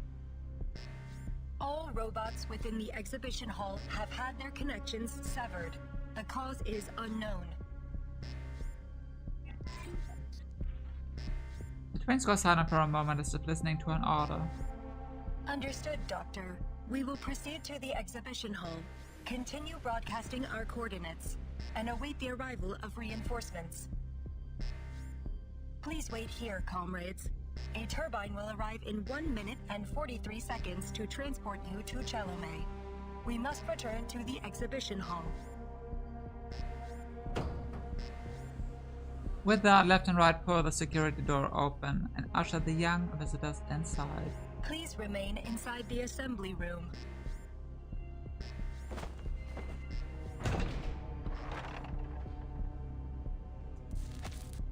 Wright finishes speaking, and the two robots gracefully depart. The door slams closed with a metallic bang, and the valve spins shut.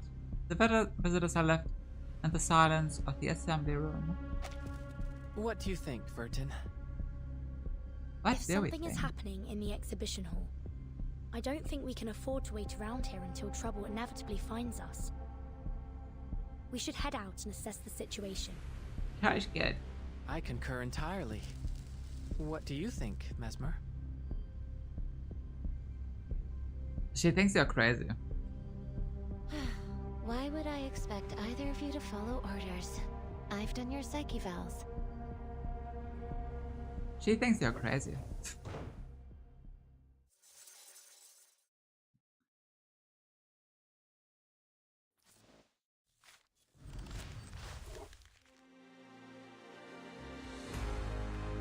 Okay, that was 4.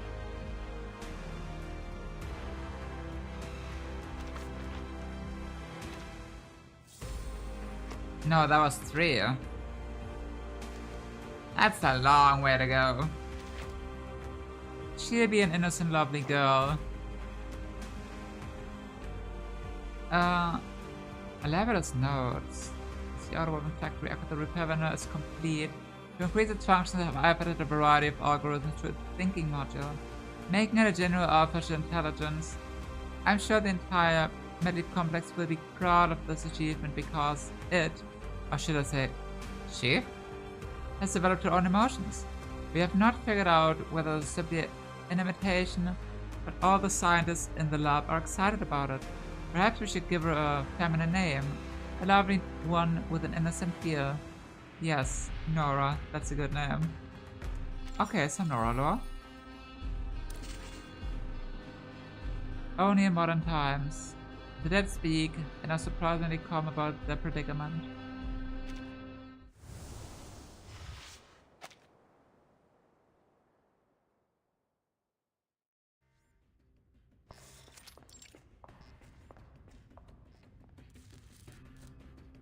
After listening for a moment outside, the young visitors slip out of the assembly room. Hello, dear comrades.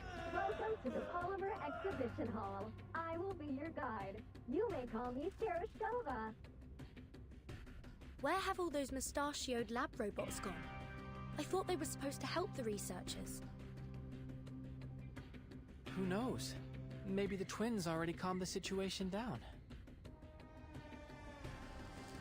Perhaps. Just what is this situation, exactly? Please help me. Please help me. Akira! Oh my god, it's Clanker Collab, it is. It is. How you doing? You still on your way, or did you arrive? Looking at the time, I think you arrived. Right? Wait, I hear someone.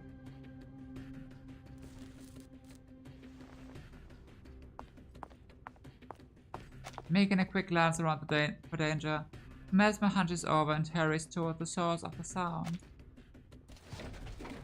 She spots a group of robots occupying the hallway in the distance, now awash in the red light.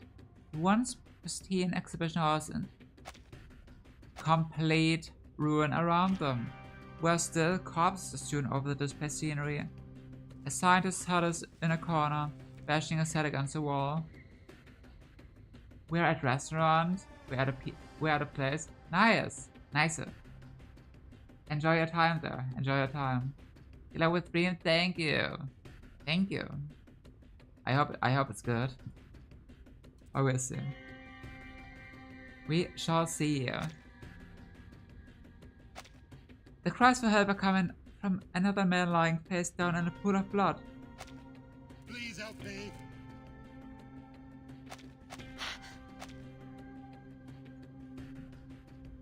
Her mouth forms into a wordless gasp as she takes in the gruesome This scene. is awful. We have to find out what's going on.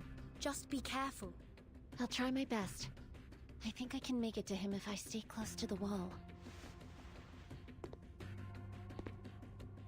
She crouches low and makes her way toward the bleeding man. Please help me.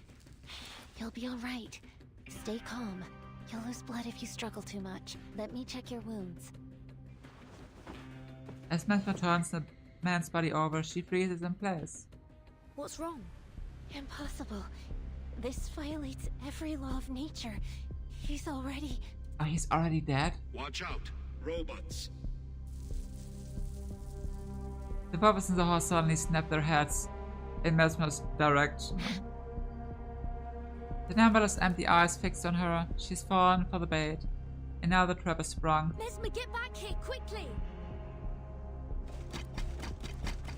I missed Akira by 2 seconds. Yeah, he's a busy boy. Before she's...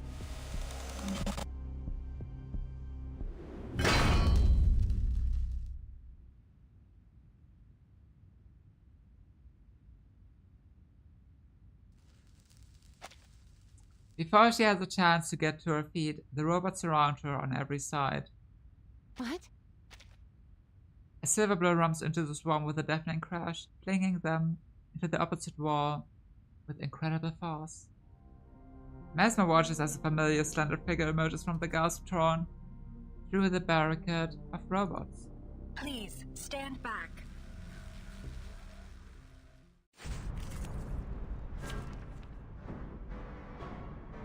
Yeah! Yippee! The twins, woohoo! The curtain opens. They're ugly.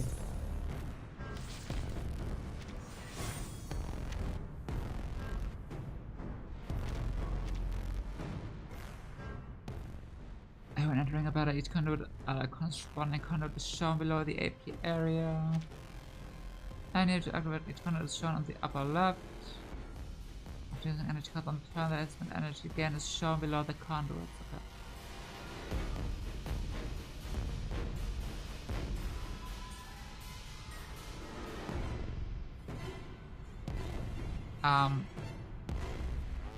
Buff. Buff. Energy. Energy. Lifted.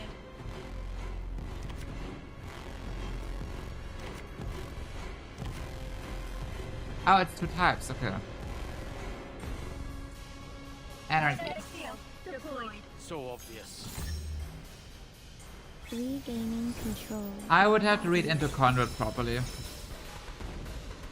Polymer release function engaged. But they're the only conduit character we have at the moment. Wow.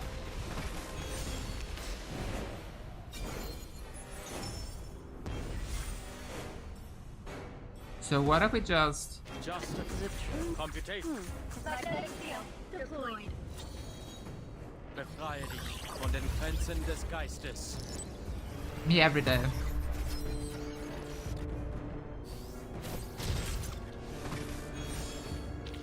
Same, buddy, same. I do like seeing their faces now, beaten into the ground like this. Is something wrong with my graphics card or setting? Wait, let me take a screenshot of that. Something is wrong. Gotta fix that.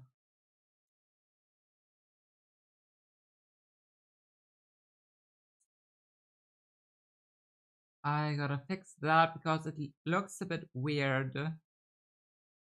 It looks a bit very weird. I forgot how it's called though. But the edges of the character. Anyway. Thank you, Left. You were advised to wait in the safety of the assembly room.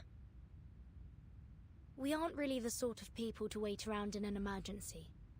But apologies can wait. There's more pressing issues to deal with. X, are you coming with me? We need to get to Mesmer Jr. and figure out what happened with that man she found. Mesmer sits next to the blood-soaked man, frozen stiff and utterly bewildered. Mesmer, are you alright? I'm fine.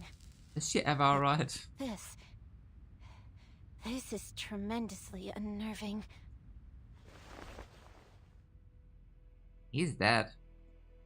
She directs her eyes toward the dead man beside her. His head is bent at an unnatural angle.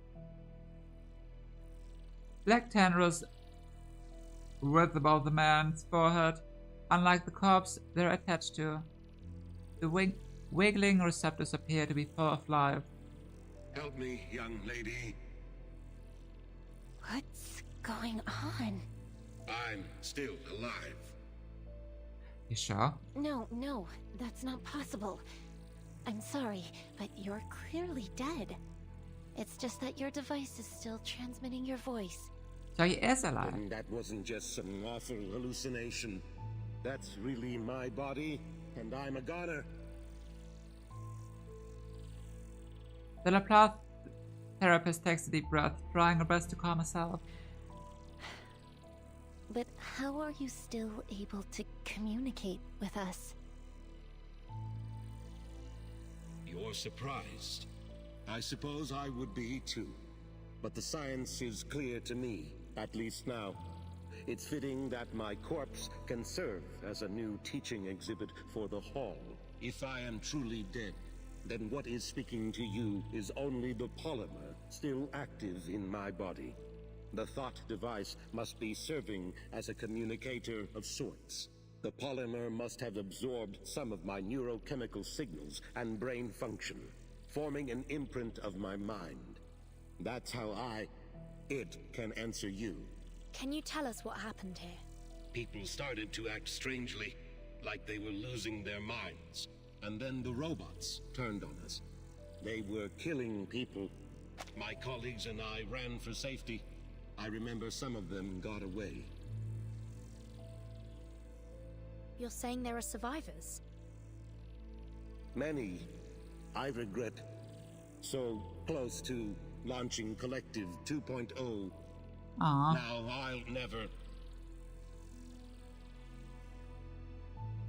The device's voice fades. The Black Tenrus must have few finer twitches before falling limp. We didn't even ask for his name.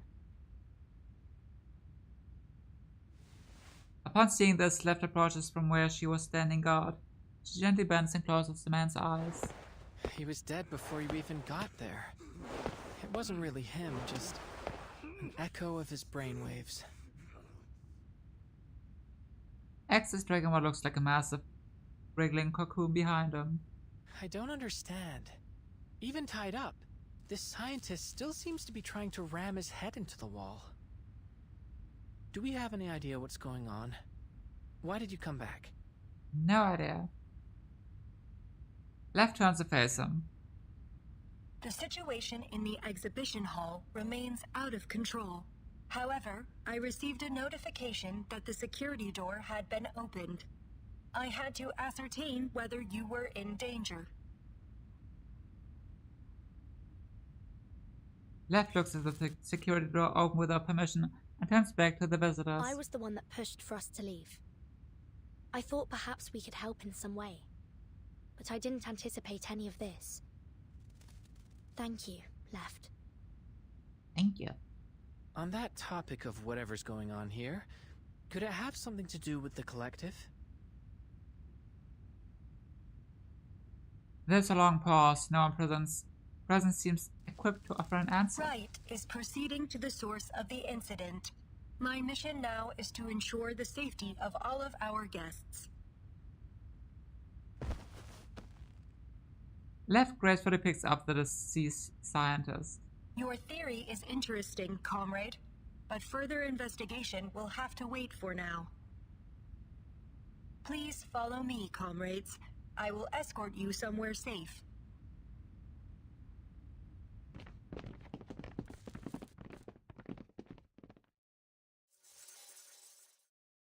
Okay.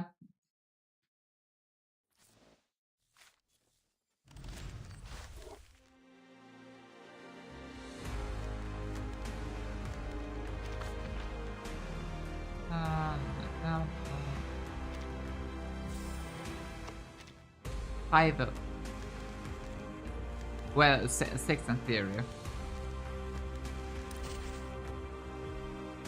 A different definition of hero, a low soldier with a penchant for foul language and deep fried critters. Look at him go. Is he hitting the gritty? Maybe he is. Who knows?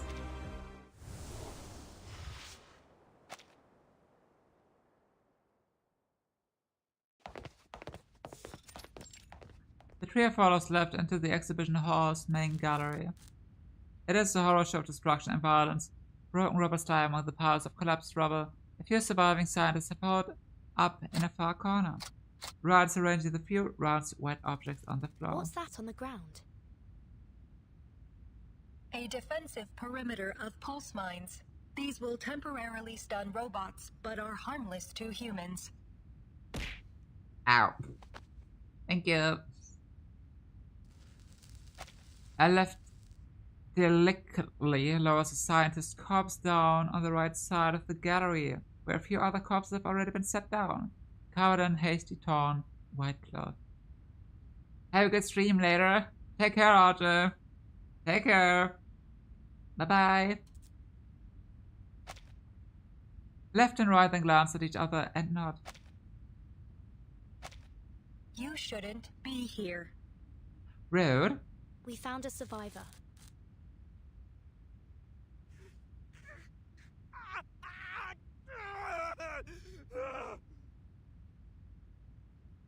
Understood.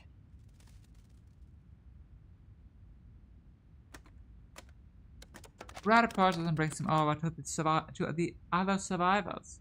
Meanwhile, Left approaches a nearby control terminal. Attempting to reassert admin privileges over exhibition hall controls. Attempt 16. Failure. Edit. Please do not panic, comrades. Help will arrive shortly. A special operations agent will take responsibility over evacuating you safely. The malfunctioning robots may resume their assault at any time. Please stay behind the defensive perimeter.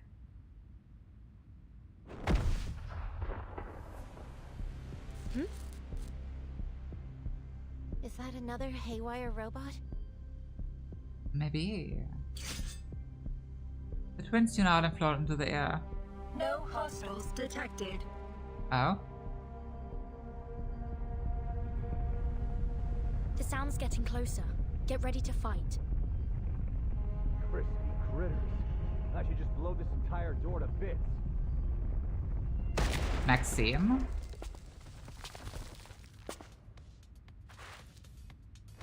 The explosion sends smoke and dust flying in all directions. The young visitors fan their hands in front of them, trying to get a clear view. I heard... Don't tell me some kind of critter caused this. Oh. Out of my Who? way. The figure in the smoke kicks something metallic. After the blast settles, the exhibition hall is filled with the sound of metal skidding across the Good as a floor. lock like that, Charles. Just to keep idiots out. A tall broad man toting a gun emerges. Who is this? He doesn't appear to be a robot anyways. And I don't think he's gone mad like that scientist. Are you certain of that?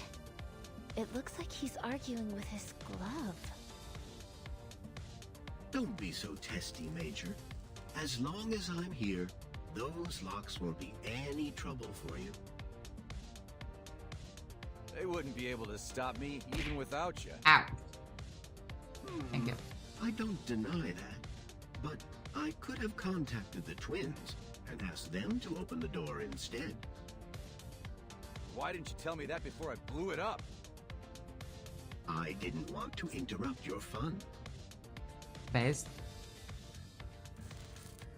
The twins exit their large state and slowly descend from the air. What happened?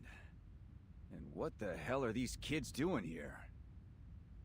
Hitting the gritty. The man looks over at the three of them as he passes. Then he walks over to the twins. Codename P3. And his trusty companion, Charles. We were informed about an incident at the Polymer Exhibition Hall. Our orders are to bring a swift end to this situation and limit any scandal that might hamper the launch of Collective 2.0. In other words, Dr. Sechenov sent us to assist you. Oh, cool, Now thank we you. just need to find out who did this. Understood. Dr. Sechenov has confirmed that this was a targeted attack on the Collective 2.0 launch. Huh, that's obvious. Anybody able to hack into the exhibition's controls has got to have some serious backing. Lots of people resent the boss, think he's in the way of their own ambitions. Like Molotov, or any of the various enemies of the Soviet Union. Molotov?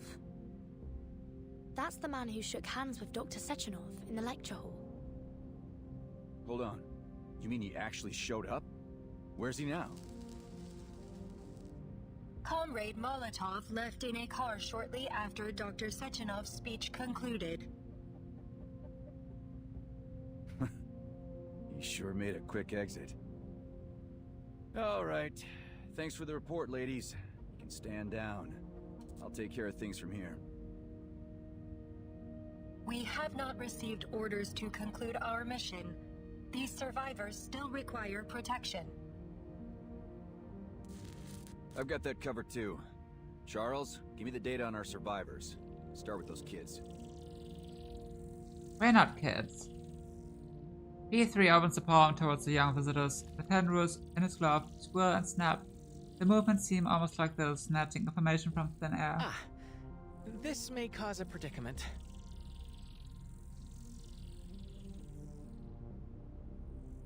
X covers the name tag at his chest, trying to hide his identity from the machine's gaze. Gentlemen, we are scientists from abroad who were invited Yes. to participate in the summit. Your database might not have information on us. Yep. I think it'd be better to introduce ourselves directly. My name is Vertin. This is Mesmer Jr., and that's X. The glove's tendrils seem to slow, almost as if they were thinking. She's right, Major. I have no data on them. Though I can tell that those two haven't been polymerized. Not polymerized. Crispy critters. Hardly see that these days. Perhaps it's better to focus our efforts on searching for and rescuing other survivors. I also noticed that their names don't appear in any available immigration records, and that they were only added to the guest list for the summit earlier today. Oh no. You mean they snuck in? Oh no. It would appear so.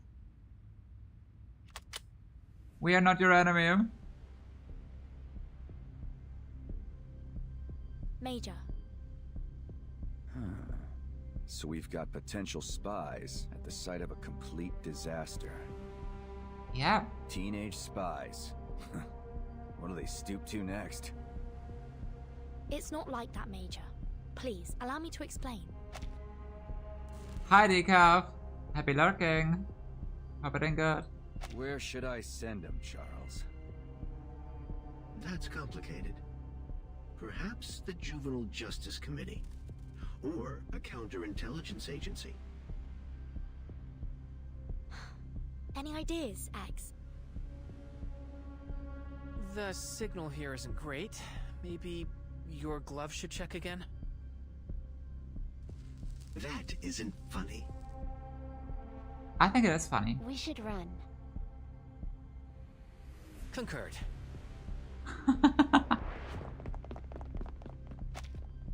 Here they make a break for it. P3 immediately gets chased, only to stop with an annoyed realization. God, can't get any info if they're dead. Hey, twins! Help me catch them. Alive. We'll each take one. Got it? That's so messed up. Understood. Even they hate us now, okay. Twins fly after the young visitors. Lev quickly catches up on Mesmer Jr. and reaches for her arm. Take this.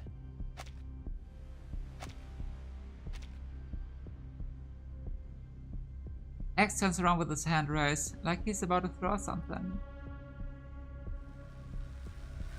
Question mark.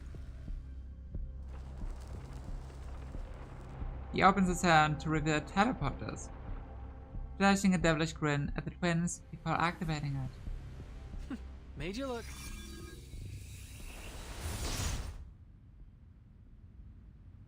As soon as the words leave his lips, a blinding light envelops the trio.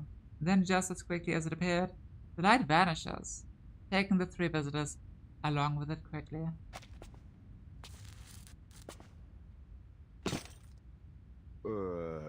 Was that magic? Confusion.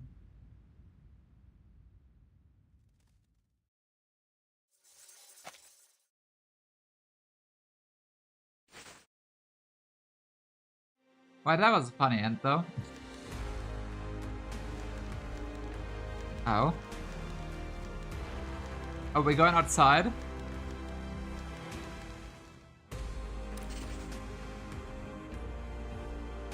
Home of forgotten memories.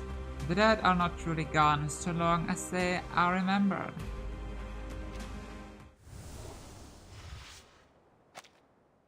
Remembered.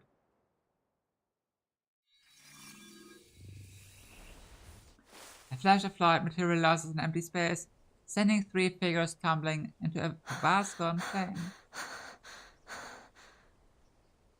How about we get out of this shit? We should be safe out here. Mesmer glances back. There's no one behind them. Was that an earthquake? No. There's something big coming from the exhibition hall. A massive robot with long, wiry arms and a spherical head appears. It pauses in place and begins surveying the surroundings. Its head rotates in a full circle as it completes a throw scam. What is that? I'm not sure if you want to know. The massive robot seems to lock onto them from afar and starts bounding towards them at incredible speed. Looks like things are about to get even more dangerous. The breath of the wild guardians? Hey, good news? There's a building over there. Yeah. X points to the distance. We're in our apartment building just out from the golden fields. Let's take shelter there. It's gonna blow the house. Quick, get down. Get down! The apartment appears to be abandoned. The back gate is weathered and worn, and the surrounding wall is overgrown with vines. The three hurry over to the doorway as the giant robot's footsteps grow louder and louder. They slip inside the building. They press their ears against the door to listen to the sounds outside. Oh. Boom. Boom. Boom. Kapow. The sounds beyond the door fade. The giant robot seems to have passed by, but the three of them are still holding stiff, barely breathing. I think it's gone. For now. I sure hope so. The tension finally eases. The three slump to the ground, leaning against the door. Isn't sending such a supersized robot after us a little extreme?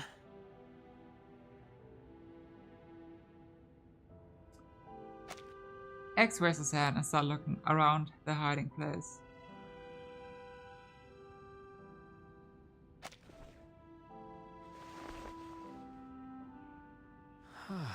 Neat interior. Smells lived in. And traces of mold removal on the walls. Gaining a bit of resolve, they begin to explore the empty building. But where are the residents? This place feels strange. It's almost like...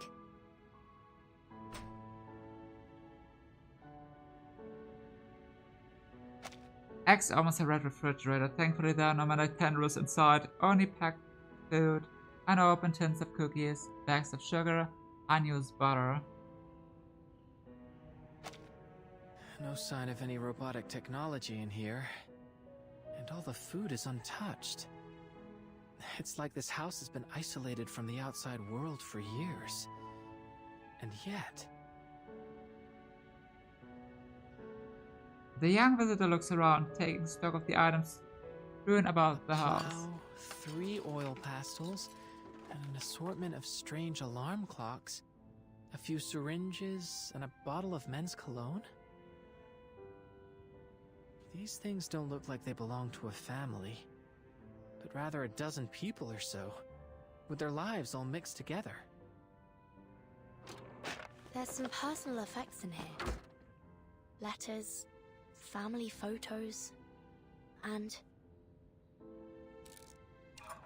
I've started recording. Come on, Mama. What's that sound? It's coming from this pocket watch device. That journalist we met, Maxim, he had something like this too.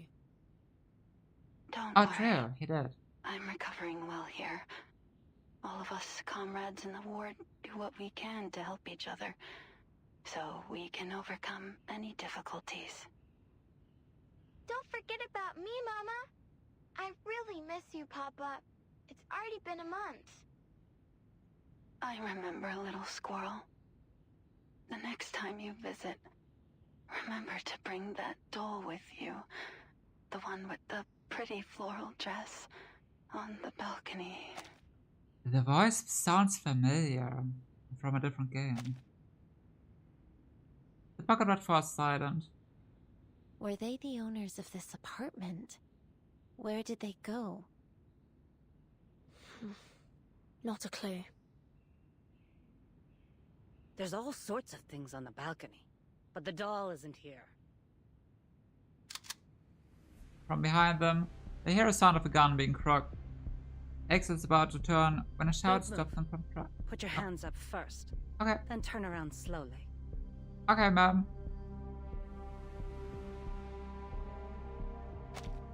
She's old. They carefully raise their arms and turn to face the person behind them. A tense old woman is brandishing a shotgun. Please, don't shoot, ma'am. We just... Call me Tamra. Okay, Tamra. Foreign kids. A rare sight. The last time I saw misbehaving kids was before the plague. It's a shame so many lives were cut short. What'd you do to anger a Beliash like that? Steal its H-beams? Yes. The old woman examines the three of them closely. Oh, I see. You're those unknown variables Xena was talking about. Who is Xena? All right, tell me what happened. Don't they tell you to obey your elders where you're from? How does she know? The young intruders look at each other in stunned silence. Finally, X steps forward. Allow me to explain, Madam Tamara.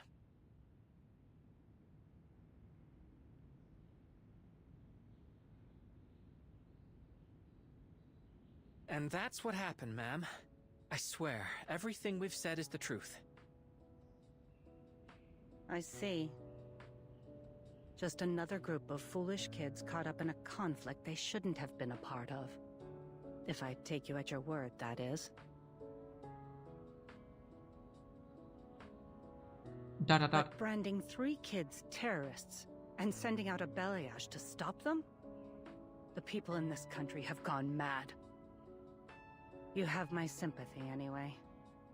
But I have more important things to do than babysit. Considering your situation, how about you hide here a little longer? When I'm done with my work, I can send someone to help you out with the orb head outside. But all this is a memorial for the good folks we lost to the plague, so don't touch anything. The three exchange glances. Or you can always leave. God knows I won't stop you. We'll accept your offer, ma'am.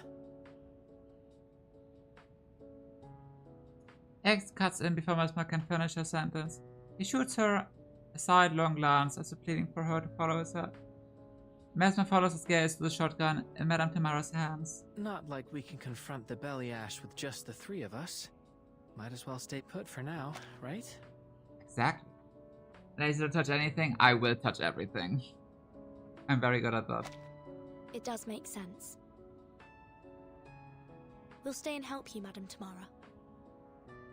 Then you're smarter than I took you for. Relax, I won't hurt you. Come, look. Ring-a-ding-a-ding. An alarm clock starts ringing. Tamara turns to the assorted collection of clocks in the room and quickly singles out the source. She approaches the old clock and shuts it off with a sigh. I think of this place as a memorial, although it doesn't commemorate any heroes. Just everyday people. Like the one who owned all these clocks. Ah? They belonged to Olga Sokolova, a Bless you. 23-year-old nurse. A very jumpy, anxious girl, but honest. Taking care of her possessions takes a lot of effort. Another alarm clock starts ringing from somewhere in the Patient room. number 28 needs their medication.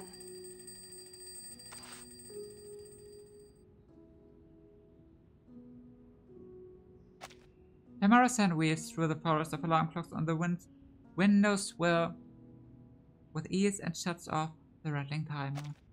Why did she need so many clocks? Why not? Olga was terrified of forgetting all sorts of things.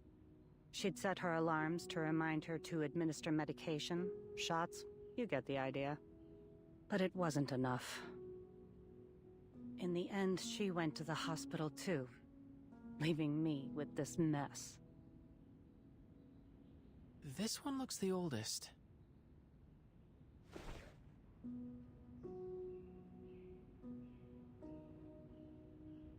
You're right, that was the first. It'll ring in just a moment. It's why I came here today. Everyone quiets down, waiting for the little alarm to ring.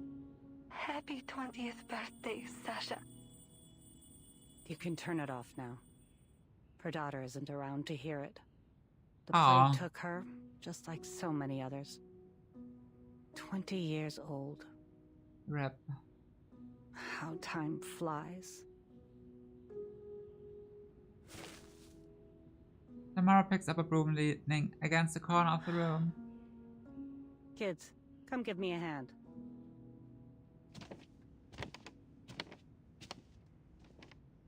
The young visitors follow Tamara to another corner of the room, one that seems entirely different in style. An entire wall of tools. Looks like whoever lived here liked making things by hand. Uh-huh. That's an understatement. There's a basket under the workbench full of all kinds of toys and electronic parts. Andre and Vanya loved tinkering with those kinds of things.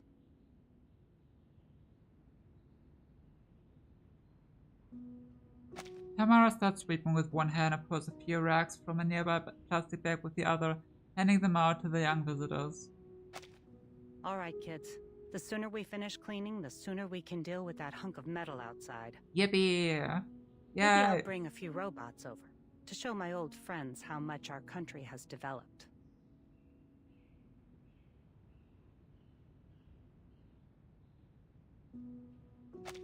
Is this why you've been keeping things just the way they were? Tamara sweeps up the dust under the bench, then stops to massage her lower back. This isn't really their home. I just moved their things here. Like taking a snapshot of their former lives. A cenotaph for the dead. Oh. I'm old. And the Oh, older you I are, get, but the more you're I still recall kicking. my past memories. Everyone moved on so quickly, I couldn't bear to throw anything away. So I put it all here. Xena called it stupid. But she didn't stop me either. Stupido. Tamara empties her dustpan. She flips open the calendar hanging from the door. At the height of the plague, none of us would say it. But we all wondered the same thing. Is humanity doomed? Perhaps. But even so, no one gave up. Everyone kept on stubbornly surviving, as if we could outlast the whole disaster, outlast the sun itself. Whatever it took to see our lives return to normal. We would say, who better to withstand the harsh winter than us? We would help each other, encourage each other through the hard moments. We let the flames of our most fervent hopes warm our hands. We kept telling ourselves, don't cry. If we sow our seeds today, we'll reap a bountiful harvest in the future. Yeah. But some never saw the spring. Mesmer lowers her head. She keeps on wiping the same spot on the glass cabinet door, even though it's already sparkling My clean. condolences. To be honest, after so many years have passed, even the grief has faded. But once in a while, I find myself thinking that the happiness we have today is something they'll never see. Tamara walks over to the workbench and picks up a picture frame. In the photo, there's a man in geezy overall hugging a young boy who's holding up a robot. That looks like Maxime. That looks like Maxime. If Andre and little Vanya were still alive, they would have been overjoyed to see a world covered in metal machines. And Vanya's mother, Rosalia, she would have been happy too. It is Maxime. There's a scar here. Okay. Mesmer looks over at Tamara and sighs. Her breath fogs up the glass, but Mesmer moves on and starts wiping up somewhere else. Tamara sets the picture frame back down. Strange. Did she notice? What is it? We saw this person at the summit. She does notice.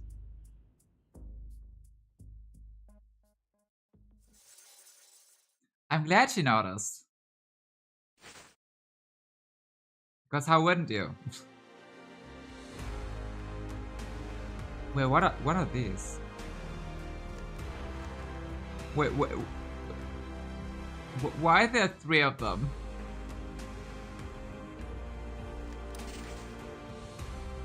Oh, a story surprise, and yes, okay. The difficulties. Big battle. The logic behind nostalgia. Purpose can be sustained by either love or hate. I was just surprised because we didn't have a real battle yet. Okay?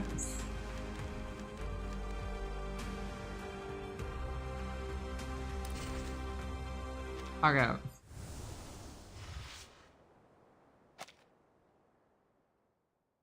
Also, I'll take a small break after this chapter, like you mean 5 minutes. Little Vanya? Are you sure? We are sure. That journalist we met, he called himself Maxim. He had the same scar on his forehead. Yeah, small break. No sushi. I thought he... After things settled, I tried to check in on Rosalia and her family. They were already gone. So Vanya is alive, and he became a journalist. I'm happy he made something of himself. I found something else strange. These documents seemed out of place here.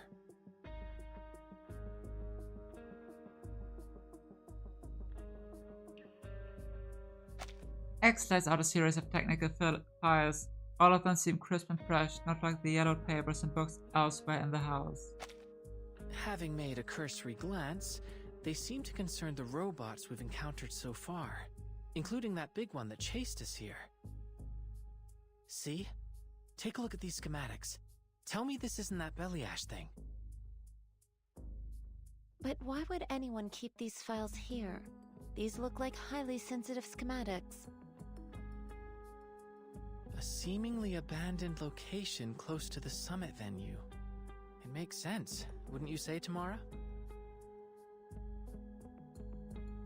X passes the page with the Beliash schematic over to Tamara, the old woman. Read a moment ago, now finds herself looking over the files. Her brows furrowed, and soon her confused face turns shocked. I recognize this handwriting. No one writes a ya like this, except little Vanya. A ya? The room was silent at the revelation. The old woman shakes with emotion. prompting Mesmer to reach out to comfort her, but Amara starts again with renewed confidence. I want to say one thing. This story so far has so much text. My voice will die really fast. It is so much text. That's way more than the others. Ever. We should discuss Text to this read. with a friend of mine. She'll be able to help us understand what is going on here. A friend? I contacted her as soon as I heard you come in. But don't worry. I'm certain she'll be able to answer all your problems.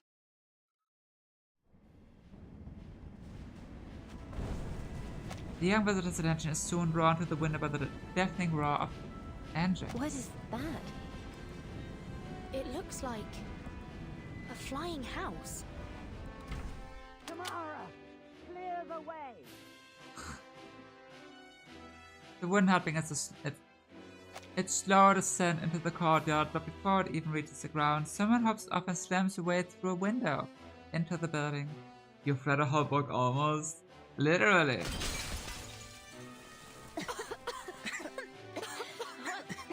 What? A cloud of dust rises, blowing in from the outside. Where the trio cough uncontrollably, a figure steps out of the haze. So the quantum computer was right. Look what I found. Pint-sized scientists from a faraway land. I saw her in the trailer. She looks fun though. And whatever that is. I'm glad you didn't kick them out, old friend. Well, why would you? They do look like good kids. Nice bird, yeah. I agree. Shocked to find that the intruder is an old woman, the young visitors stare at each other in silence. The name's Xena, but call me Granny Xena. That's all you need to know for now. Cool.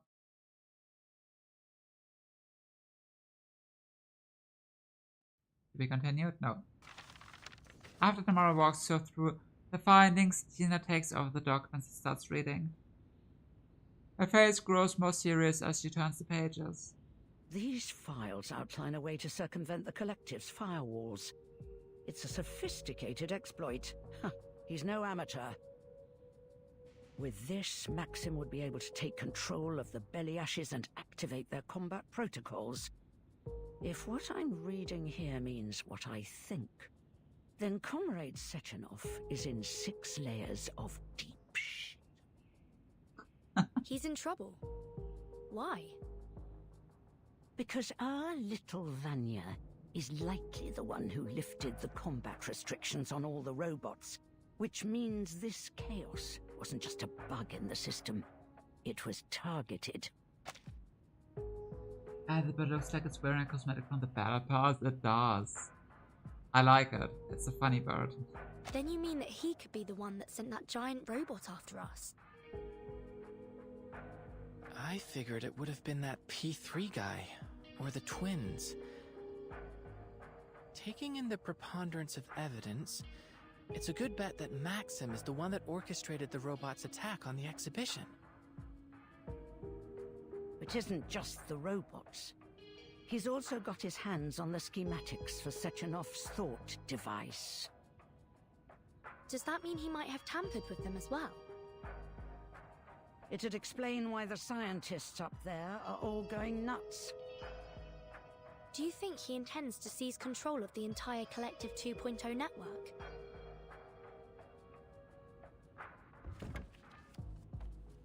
The old woman puts down the files and grabs the frame from the table.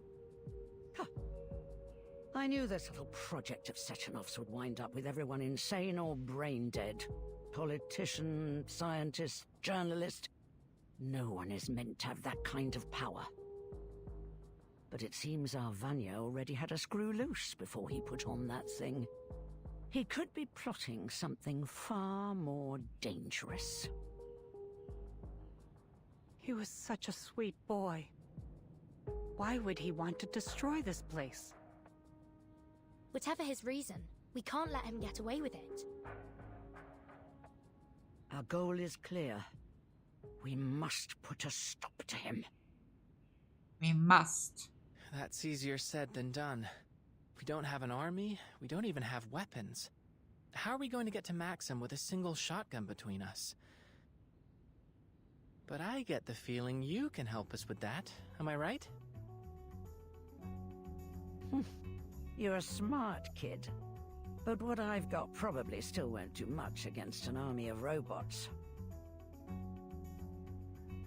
Don't sweat it, Granny. That's where I come in.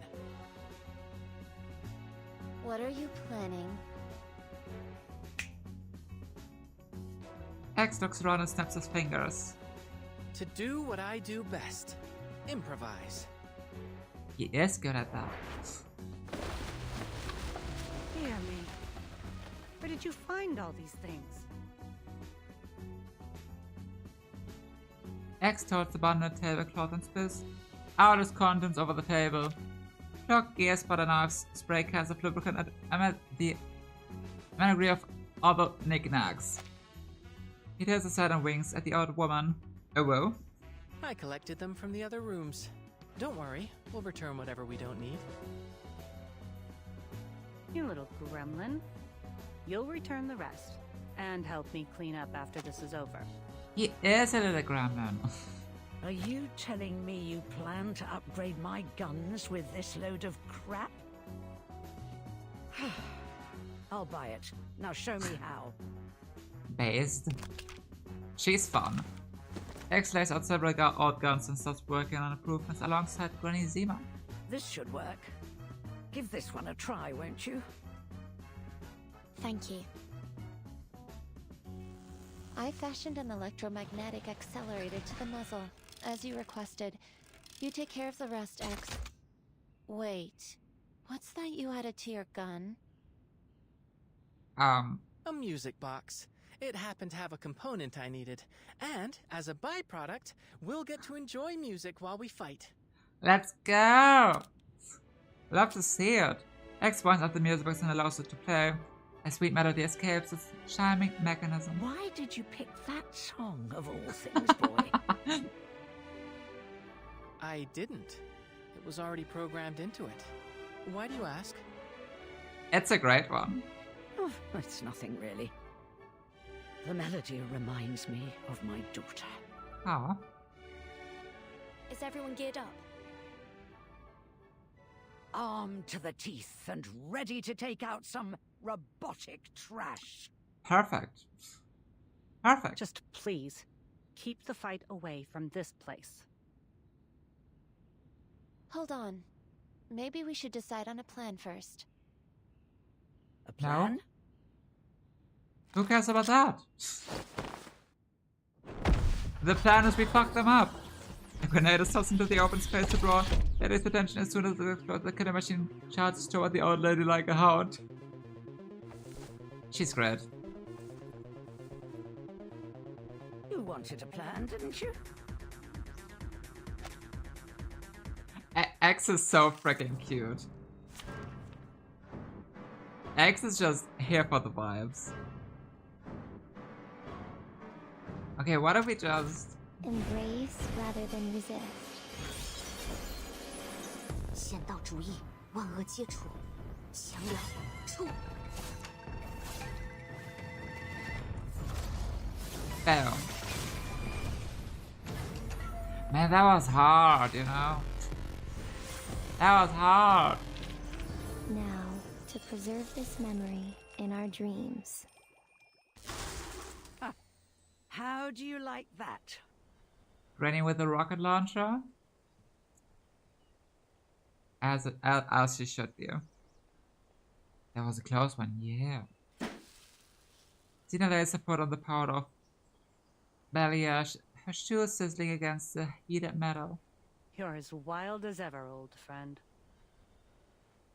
We're safe for now. It should take a while before Maxim sends another of his murder bots after you. So, what's next? We find Maxim and stop him before more people get hurt. And ideally, we'll clear our names as well. First, I think I'd like to let Maxim learn how it feels to be on the receiving end of one of these metal monstrosities. Go for it. Huh? X approaches the Balayage interface and connects to it with a thought device. Clever. I wouldn't mind having a big angry metal poppy on our side. Hey, at least you have a bird already. Or something like that. I appreciate Maxim leaving behind those documents. It's made it much easier to replicate his hacking exploits. Like that. Fantastic. Now let's turn on this speaker so you can communicate with us. Communicate with us? Like Nora and the twins? Fat chance of that. A Balayage doesn't have that kind of processing power. Processing power. But that can't be the sole factor, can it? The twins appear to have more processing power than Nora, and they even claim to have an emotional expression module. But they don't seem to have much of any emotions at all. Theoretically, they could just be very professional. Mesmer shakes her head, tapping to the side of her face slightly. Never mind. Perhaps I'm just projecting my own biases. Who's to say what motivates a robot's heart? Exactly. X shrugs his shoulders. He then presses the Balayage reset button and steps back. Its engine roars to life again, and the killing machine gets back on its feet. Good boy. Come on over here, pup. Good boy indeed. Look at him. He is a good boy. The pup staggers towards X and crouches by his feet. Well done, young man. This puppy of yours should be more than sufficient evidence of Maxim's involvement, if you can get it to the exhibition hall. Are you coming with us, Granny Zena? Me? Oh, no, I think not. Oh, You come kids are on. on your own from here. Rude. After a fight like that, I almost feel young again. Almost. But I'm not stupid enough to run towards trouble at my age. Okay, that's valid. Tina puts away her gun and walks back to her wooden hut. Better get back to looking for that daughter of yours, right? Mind your own business, you old blabbermouth. Blabbermouth. Goodbye, children. Thank you for your help, Tamara. Granny Zena. Goodbye. Ex-Balayage stands up to see the kind-hearted ladies off. Let's go, pup. Let's go, pup.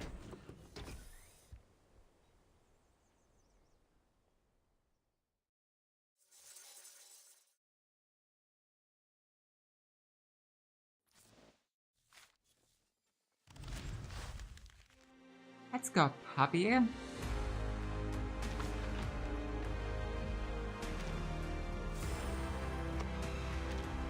Do we do another before I take a small break?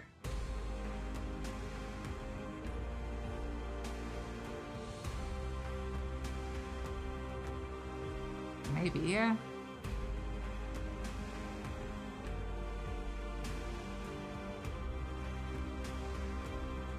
Huh. Ouch. Thank you.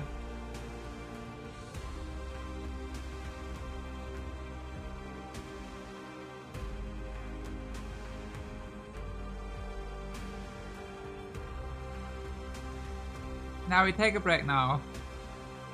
Small break, like 5 minutes or something.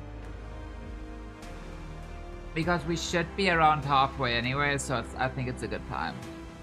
And story-wise, it was also a good time. So, small break, the RB, let's go.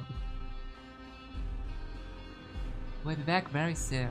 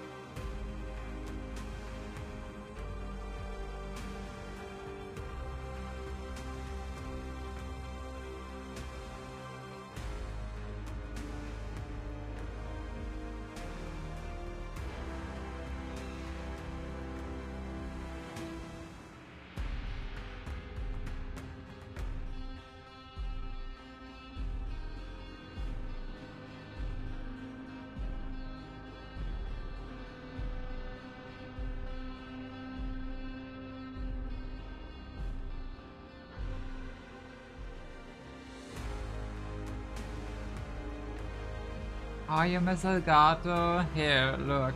Look, just for you. Look at it, look. Yay!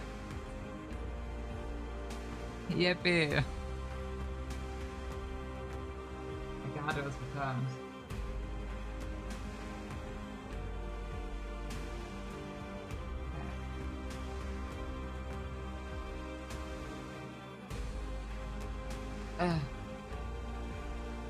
You wanna see it again? Let's go! Yay!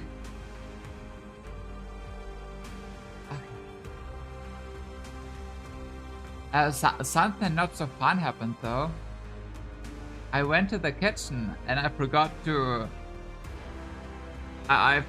turn off the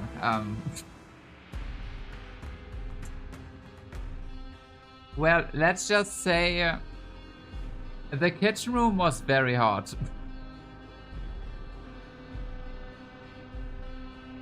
Yeah, let's keep it at that. You almost put your hand on. Oh, how's an almost? Almost. Let's go. There was no flame. It's just the stove was perhaps still on. Anyway, the crazy to be here. I've been on a 14-second delay this whole time. No! Reload! Reload it! You got this. Awesome. Good job. The crazy to be here. There's me having forgotten to turn off the stove. Let's go.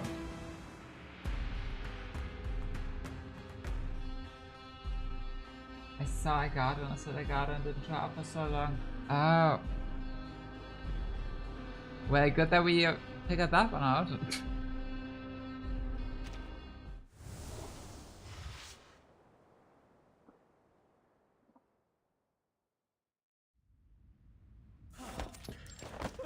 Nice and chaos puts the exhibition out again. As P3 and the twins deal with the escalating situation. It's another one of them has gone barking mad. What the hell is going on? A little help here? Hold his legs down. Affirmative. Let me go! How many does that make so far? Based solely on our observations, this is the 7th individual to experience a serious psychiatric break. Crispy critters. Left. Are there any sedatives we can use on him? Think the repair vendor could synthesize some? The repair vendor has experienced a serious emotional malfunction, Comrade Major. Damn it. You mean that crazy fridge can't even repair herself? Cookie. P3 jumps down from the platform, wiping away the beads of sweat that are now covered his forehead. At least we tied him down. Thanks, ladies. Cookies. I still have 2 I cookies. expected these brainiacs to be so tough. It'd be easier Now for one. their robots. All they need is a bullet to the head. Comrade Major, please be mindful of your choice of words. There are international experts present.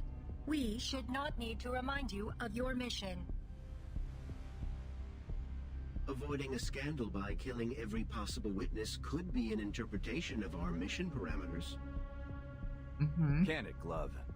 You know that's not what I meant. Situation's looking bleak, though. We've already got 7 of these lunatics. There's no telling if or when the rest of this crowd are gonna join them. Plus, we still have to find those spy kids and figure out why that Belyash went rogue. Oh yeah, that reminds me. How'd your investigation pan out, right? I have cross-referenced our visitor logs with the official invitee list.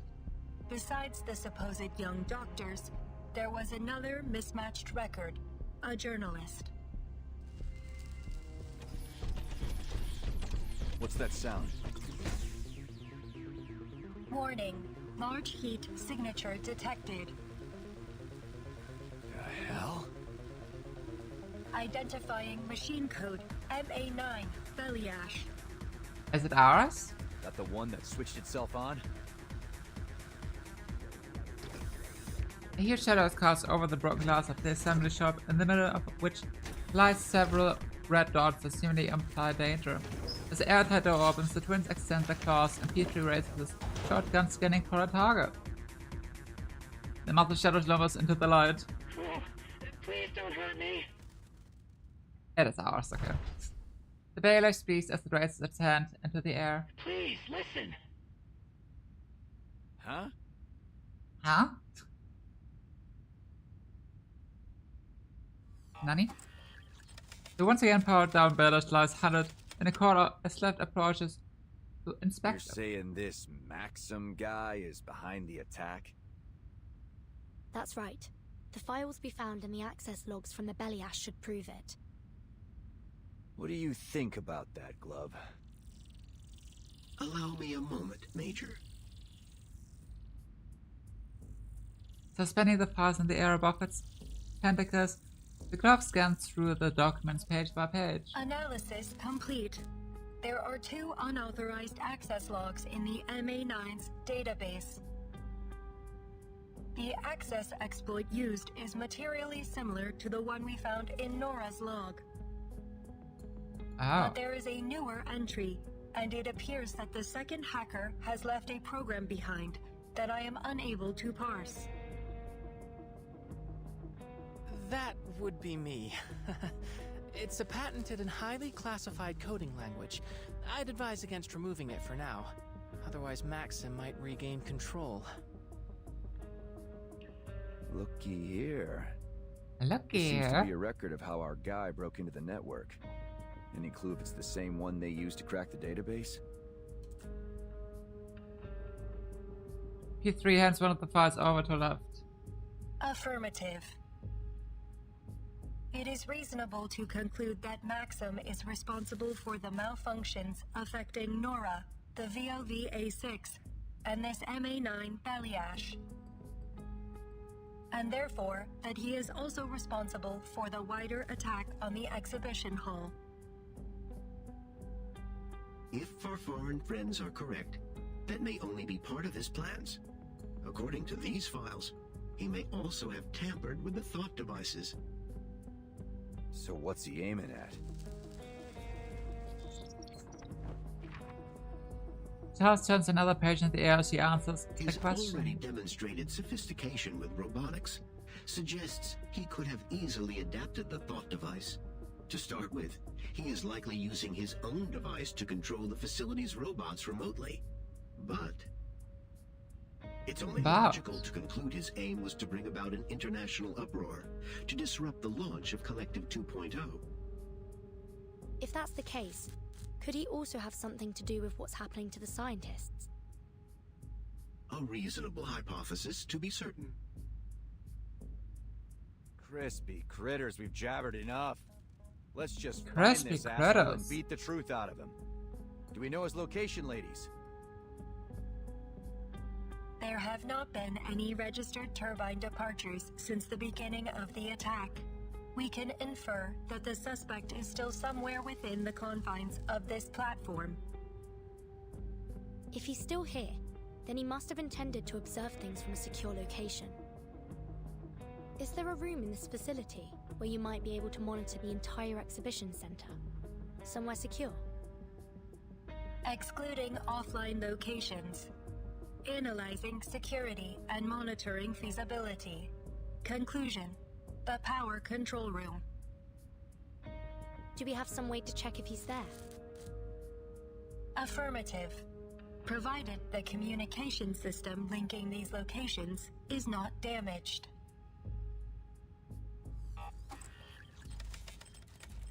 Left attempts to contact the power control room. After several failures, the connection goes through. Are you there, Comrade Maxim? There is no response from the other end of the line. We must conclude that your attack on this facility and the staff here has some specific purpose or goal. Are you willing to open negotiations?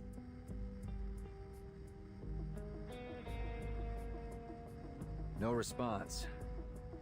Maybe he's not home? Comrade, you should be warned that... Maxim, we've been to your hideout. We know you were there recently. We saw things from your childhood there. Your belongings, the toys you played with, even your family photos. A woman there, Tamara, told us your real name is Vanya. I recognize your voice. Dr. Verton, I presume. Yeah. You're wasting your time. And you don't have a lot of that left. You're about to get what you deserve. Every single one of you drooling lackeys of that hack Sechenov. I'm not going anywhere. So if you're planning to kill me, do it. But it won't stop a damned thing. The line cuts out. This guy's got a death wish. What's he planning? Whatever it is, he's made it clear where to find him. The power control room. Power control room? There's a sudden burst of commotion from the huddle of survivors. Hey, Alexei! Stay with me, pal! Somebody, please! He needs help! Oh, it's a drunkard. Alcoholic. In a corner, a familiar scientist holds on to his shaking friend. I'm here. What's happening? What's happening? I don't know. He's starting to seize up like the others. Tie me up. Don't let me. Yeah, got it. The two men lift the scientist and carry him off into the next room. They barely left the side before the screaming began. P3 returns with a dark, counted expression. The other scientist follows behind him, taking low at the shoulders. Crispy critters. Crispy Can't critters. wait to get my hands on that son of a bitch. That son of a bit. Hold things down here for me, will you, ladies? I'm about to carve a warpath straight to him. Comrade Major, before he severed that connection, Maxim warned that killing him would not be sufficient to stop his plans. Perhaps further investigation is needed. And what's your big idea? Wait around until all these eggheads crack? Yeah? It remains a matter of critical importance that we determine the nature of their neurological distress. Crispy critters. P3 stops himself at the doorway, breathing out a long, harsh breath.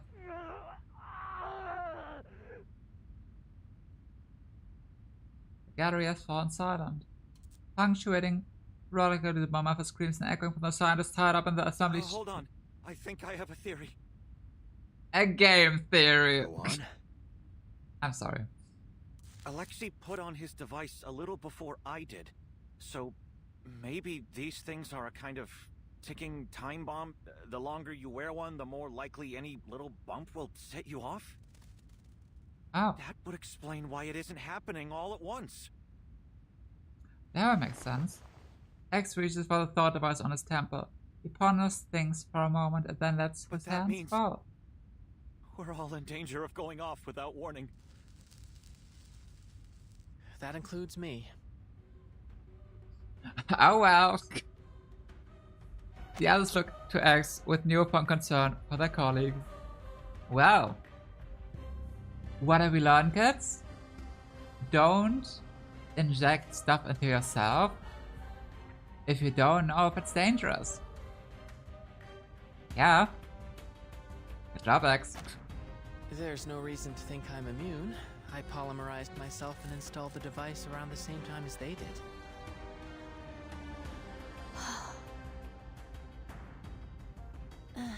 This wasn't the data we were hoping to collect. There are harsher words resting on her tongue, but she bites them back. I know you wanted a deeper understanding of this world, but why did you take such a massive risk? Think about the ramifications. You could lose your mind. Or worse, your life. This is an absolute disaster. I should never have let things get this far. There's always a method to these things, Mesmer. We aren't finished yet. X points at a thought device.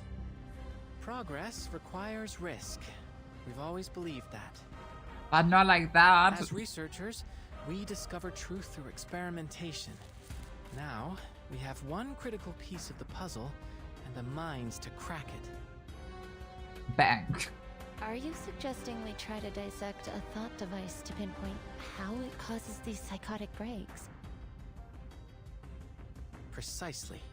Precisely. The therapist takes a moment to weigh the risk before she agrees. You're right.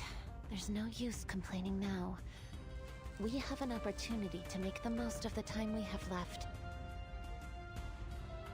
You're kidding me. We're going to rely on a couple of teenagers to fix this.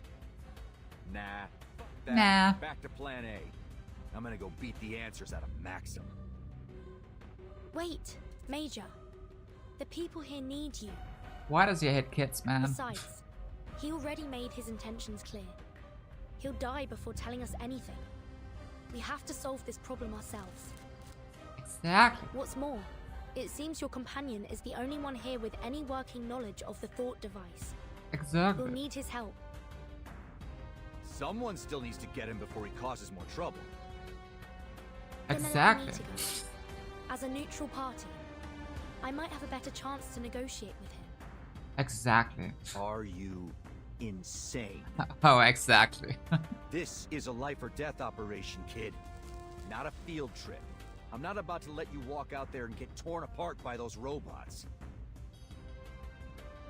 We will not let that happen, Comrade Major. We got robot bitches by our side, let's go! Messenger and X have put on hazmat suits and safety goggles borrowed from the assembly room, ready to start the experiment. I know it may be hard to believe, but we're trained researchers. I was practically raised in the lab. We may have come here under false pretenses, but we're proven and capable scientists. We can handle this. Mesmer and X nod in unison and begin working on the thought device. I guess that means the summit's back on.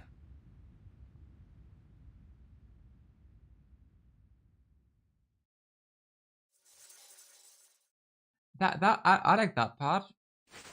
I like that chapter.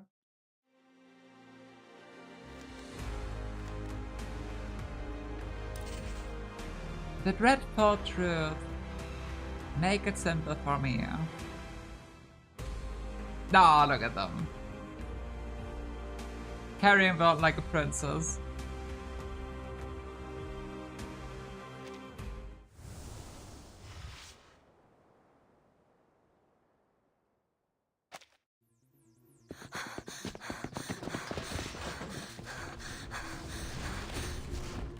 Maybe she didn't like that. The twins run along the damaged corridor, followed by the visitor and the repurposed barriers. The power control room is up this staircase. We must travel another 80 meters forward, turn left, and then reach the room at the end of the corridor. Our present speed may not be sufficient given the threat Maxim poses to the facility. Comrade, would you allow me to carry you? Okay. If that's what's needed. The sleek robot bends down the scoop, the visitor's arms and then launches into a forward sprint. A crash of scraping metal thunders above them. Structural failure imminent. Please brace for impact. Great.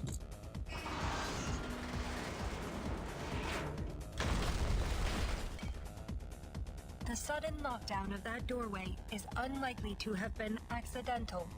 Maxim may be aware of our approach.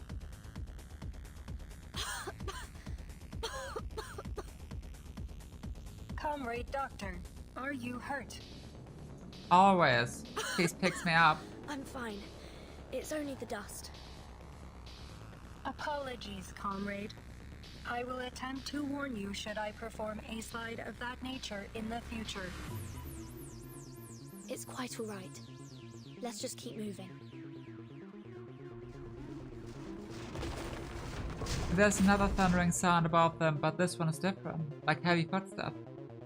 Warning, large heat signature approaching from above. How? A heavily armed balayage drops down through the ceiling. Right stands in front of the left, shielding the companion from the debris. Scanning. Heavy firepower detected.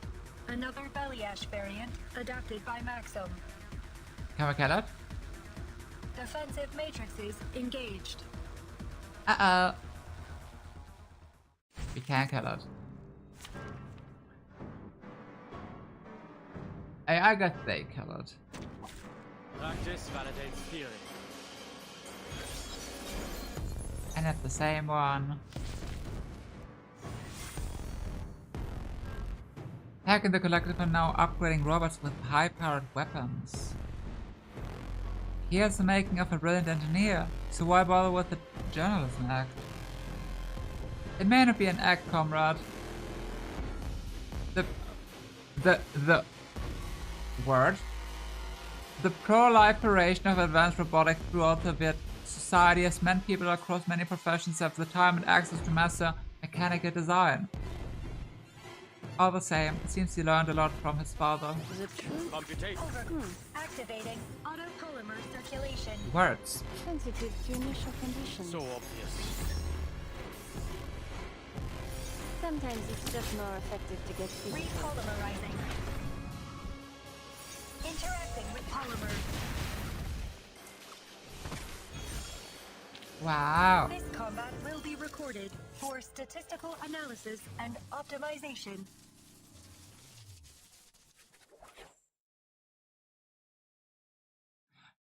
Did she? What did she have there? She was a unicorn.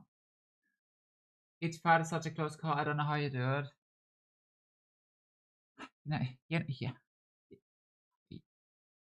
You know I'm a professional. You know, right? I just got it in me. I just got it in me. A temporary lab has been built up in the corner of the assembly We shop. have 2 unused thought devices to examine before we poke around in anyone's head. Let me see them. P3 reaches out his gloves hand toward Mesmer's so Charles can interact with the thought device directly. This device appears to be around 3 grams heavier than its technical specifications. Go on then. Let's poke around inside. As you say, Major. Charles' tentacles inspect the device and find a narrow gap between the shell and the plate. The shell splits open. That is unusual. Charles raises the shell with 2 tentacles, displaying its inside to the other. This residue shouldn't be here. Oh? I do believe we've discovered our smoking gun. So, what is it? See that? Something broke apart when we opened it up, spilling out this gunk. Allow me to conduct a quick analysis. It's a synthetic compound. A dissolving capsule made of polymer-soluble material with a biogel inside. Oh, I understand now. Understand what? Enough with the suspense. Simply put, I believe Maxim inserted a capsule of polymer-soluble material into these thought devices. Once it makes contact with the user's own polymer, the capsule begins to degrade, breaking with time or pressure, until it releases its contents directly into their bloodstream. Make it simple for me, Chuck. Make it simple for me, Chuck. I'm stupid. Poisonous time bomb. Make it simpler. I'm dumb. when it goes off, it shoots crazy pills straight into their brains? We'll need to do further tests to determine its full effects, but it's possible that the toxin may ultimately be fatal. We don't have time for empty speculation, gentlemen. May I take a look?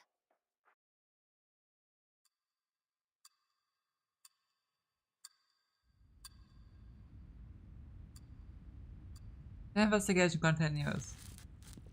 E3 stands tapping his foot, impatiently craning his neck away from the operation table.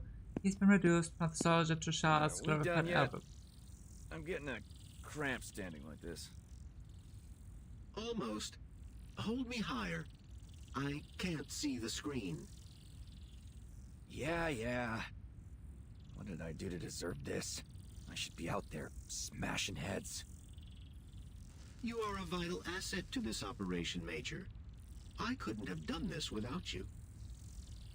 Oh, gee. You're gonna make me tear up, Charles. Aww. I think I've isolated the substance. Do you recognize this molecular structure, X? No. It could be that this molecular structure is unique to the science of this world. Maybe we can preserve a sample for study back at Laplace. Oh, heck yeah. You do understand your life may depend on this, don't you? Is there a chemist here? We're having trouble identifying this substance. I can help. I have a doctorate in medicinal biochemistry.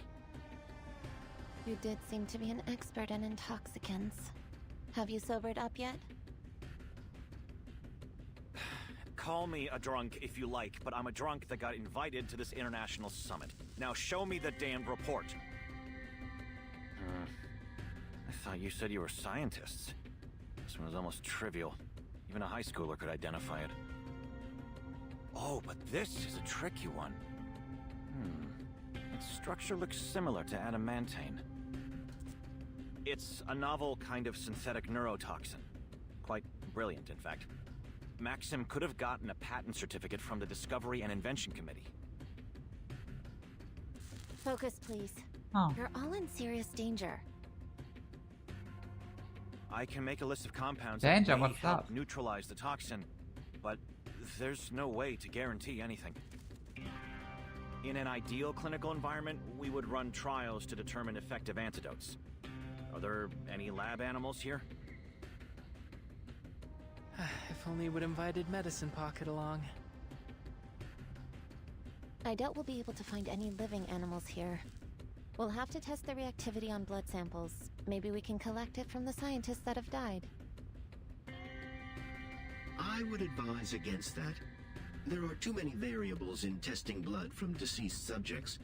We need living cellular tissue. Hold on a minute. Isn't there an obvious fix for all of this? Major, I assure you, if there were, we would have thought of it before now. Hear me out. Why don't we just rip these things off of everyone's head before they can release the poison? Absolutely not.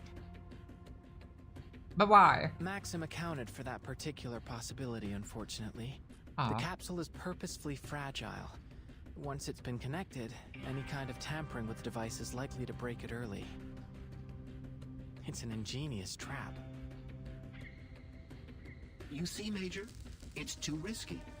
We could end up hastening their descent into madness rather than saving them. Simply put, we do more harm than good. Okay, got it. Just figured I'd make sure we weren't missing the obvious. Now what? Do we just hope no one dies between now and whenever we can round up some guinea pigs? Actually, Major, you might just have inspired me. In absentia of any cavia porcellus, we do have the next best thing. That is? Mesmer shoot the son of Planet X already getting at his plan. Crazy. That's their entire synergy, by the way. X is like, let's be dumb and risky. And Mesmer is like, are you dumb and crazy? And Vernon is like, let's be careful. I like them. We extract a reduced dosage of the neurotoxin and inject it into me. Then, we test out the antidote systematically until one works. You already sound insane. I like insane.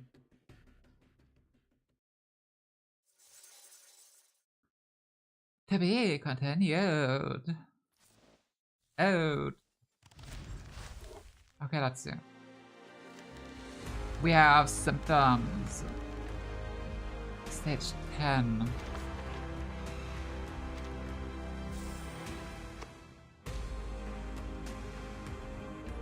Crazy to think about the story's almost over. It's so fast. These short updates. Symptoms. Another cause may call for sacrifice, vengeance, demands it. Yeah, whatever they're doing.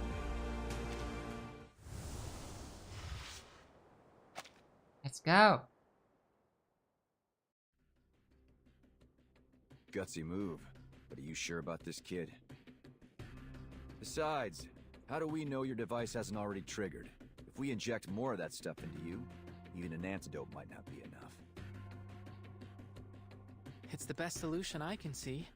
Given I only became polymerized earlier today, I should be especially sensitive to a polymer-based poison.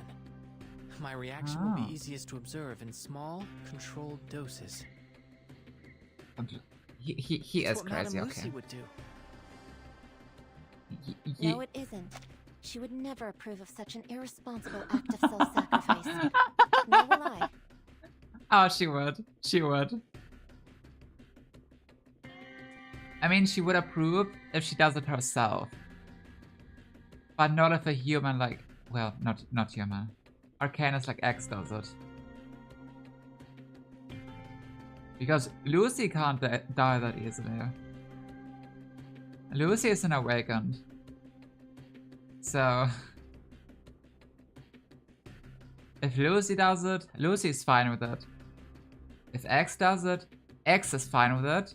But if X does it, Lucy wouldn't be fine with it. Let's just hope that Verton can convince Maxim to give up an antidote.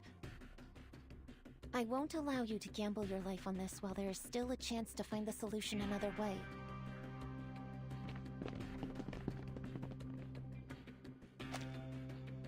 The argument has drawn the attention of the still sane scientist.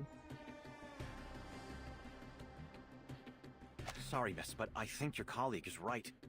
Dangerous as his plan is, we don't have time to wait. Every minute that passes, more of us could be exposed. Or Lucy does agree. Lucy does agree. Because she has upgraded her humor module. So when X would tell the plan to her, she would be that like, LMLO, that is funny, let's do it.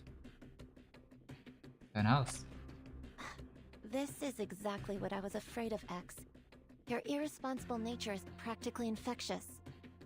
Perfect. You just had to drag this whole world down with that special brand of arcanist madness. Hold on, Mesmer. I didn't set off this chain of events. Call me a mad scientist if you like, but I don't deserve the blame for what's happening here. Are you sure? I don't care who's to blame. I still won't let you do this to yourself. This isn't the time to argue, kids. Maybe you're infecting me with arcane madness, or maybe the poison already got to my head. Doesn't matter. I mean, the alcohol sure did. I'll do it. I'll be your guinea pig. Perfect. Besides, I've put myself through regular trials of intoxication for most of my life. What's another neurotoxin? Don't give me this music, dude. He's gonna freaking die. That's not the point. No, it's not. The point is that I'm not letting a kid put himself on the line on my account. My vision's starting to get blurry. Good bet I'm already exposed, so let's get on with it. If that's the case, we may as well try. But I'm not happy with it. He is a sacrificing alcoholic. Alright, nice and tight. He sounded so happy. After confirming that Ethan is securely tied, Mesmer takes out an injector that she brought from her class. Using a familiar tool makes her feel a little more confident. You don't have to do this yourself At if ease, you don't okay. agree. It's a simple injection.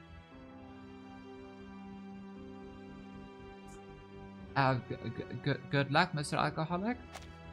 Shush. I'm the only other person here with medical experience. I would never have allowed anyone to do this back home. I guess I'm the mad scientist now. Mesmer stabs the needle into Ethan's arm, pushing the plunger down in a slow, even release. Your body temperature is rising, likely a reaction to the toxin or the antidote. How do you feel? My limbs are numb, and my eyes are losing focus. Feels like I'm staring up at the northern lights. First antidote not working. We'll observe you over the next 5 minutes and then try the next one. Mesmer? What now? We're doing what you wanted, aren't we? Just leave me to my work. I wonder how much time he's still got. Hi, Charmin. Mesmer Jr. has been spotted. Indeed. Mesmer Jr. has been spotted. But at least she's doing a good job here. Mesmer tries to not lose her temper as she looks back at X. Hello. The antidotes could react to each other if applied on the same subject. So, why not try the next one on me? I wanna be honest. I didn't like Mesmer much at all for a very long time. But since the last update and this one, she gained some points. She's okay now. Somewhat. It's about time. I'm beginning to experience symptoms. Diplopia, nausea, the works.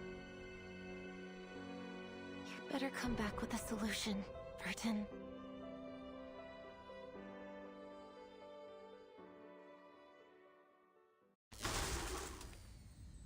Oh.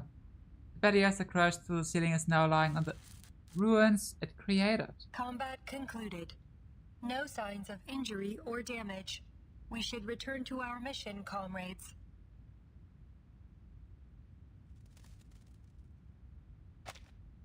Her annoying levels went down a few patches. Yeah, I'm happy about that part. I still think her hair accessory and earring look a bit weird, but that's just personal personal preference. Yes, yes. It's at this moment that she noticed a slight inconsistency between the twins' movements. Oh?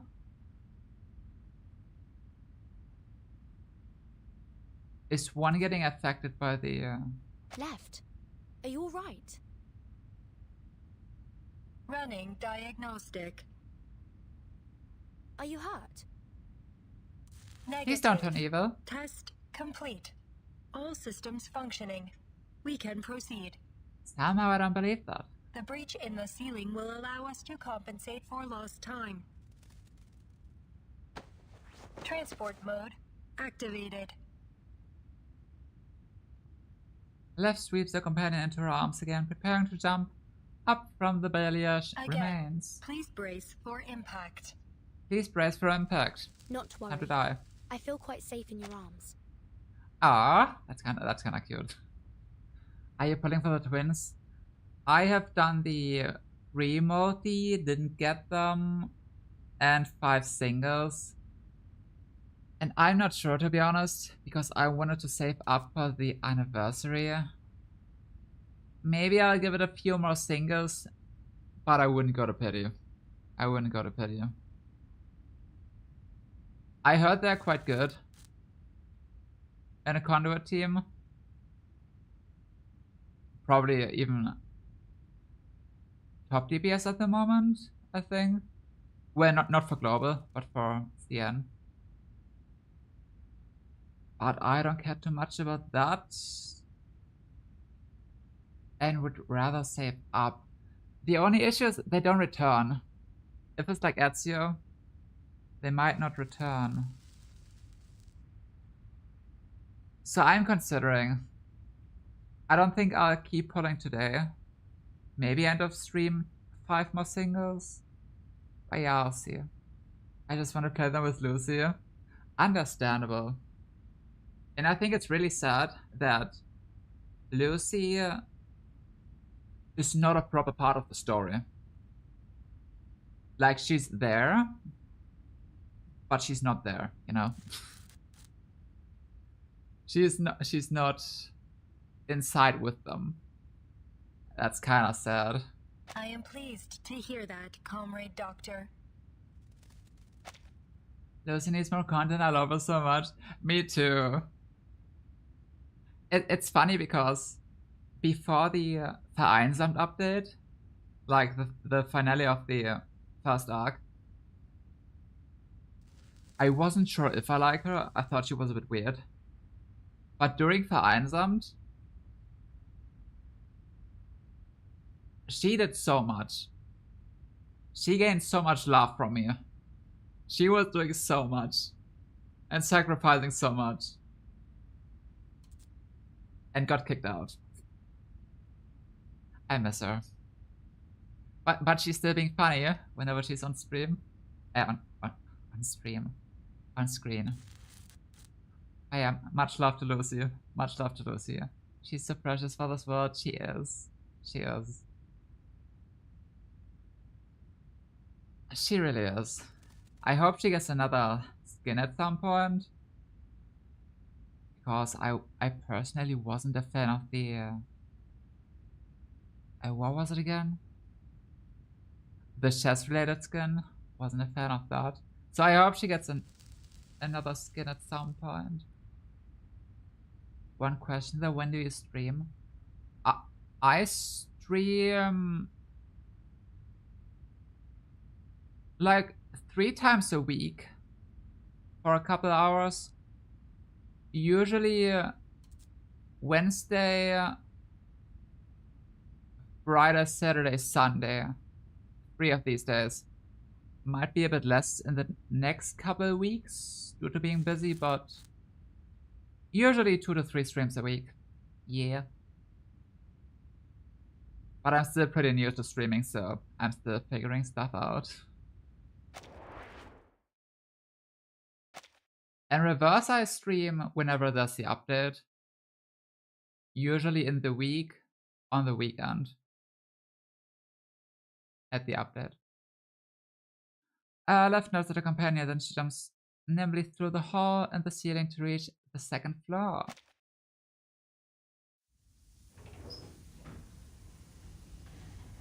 The warning lights flash as the airtight door creaks open, illuminating the power control room. Please be careful, comrade. We advise you to stay outside of the room until it is secured. I believe in you, girls. I believe in you. That must be why Sechenov always preferred the company of robots. Always ready to sacrifice themselves for the good of humanity.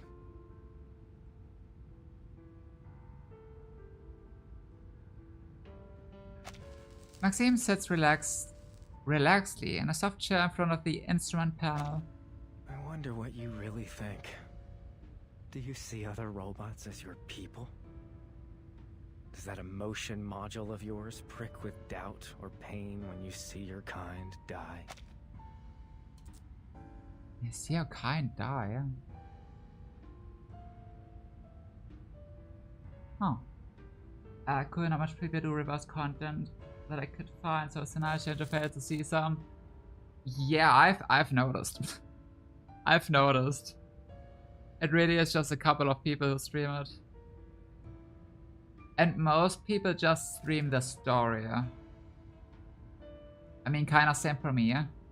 Sometimes I do the battle content, but also mostly story.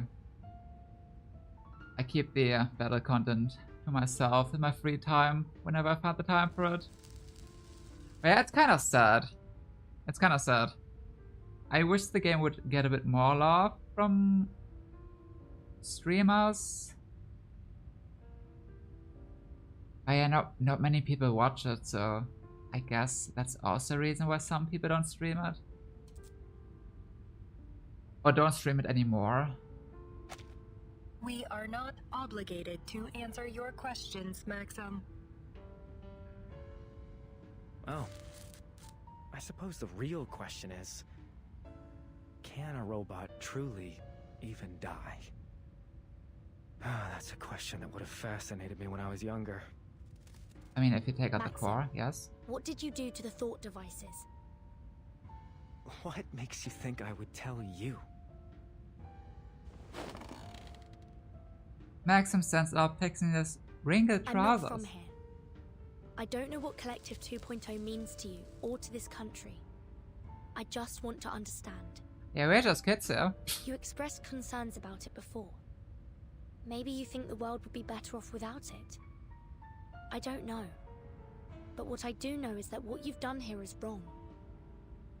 Whatever the intention was, it wasn't worth killing innocent people. That is true. Whatever the intention. You're more right than you know, young lady. Was there an intention? A huge robot with a round belly appears behind Maxim. But I'm not special. Making ends justify the means. That's just the way we do things here. Haven't you figured that out?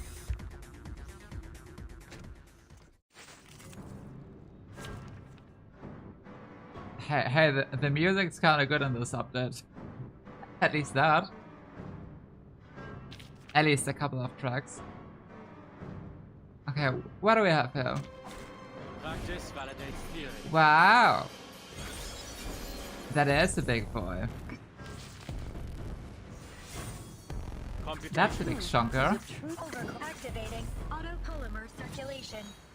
Secure channel. Too bad it's gonna die. Fun, is it? Oh, I do like that look on your face. Polymer release function engaged. Maxim asking the real questions? He does. But so do we. Now, to preserve this memory in our dreams. The robot is torn apart, its components scattering all over the floor. Sparks pop from its torn wiring, lighting Maxim's dispirited face. Oh no. Target down. Area secured. Good job, Guardians. Please, Maxim, tell us. Is there an antidote or at least some way to prevent exposure? I kinda don't think he's gonna tell us, Burn. Is that your best effort?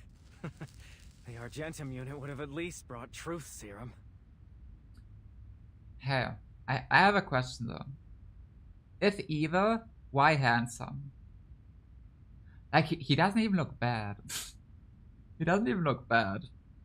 I've seen way worse bad NPCs here. If you were trying to stop Collective 2.0 from launching, you already succeeded. There's no way they'll release it on schedule after everything that happened here. Do more people really need to die just to make this a bigger scandal?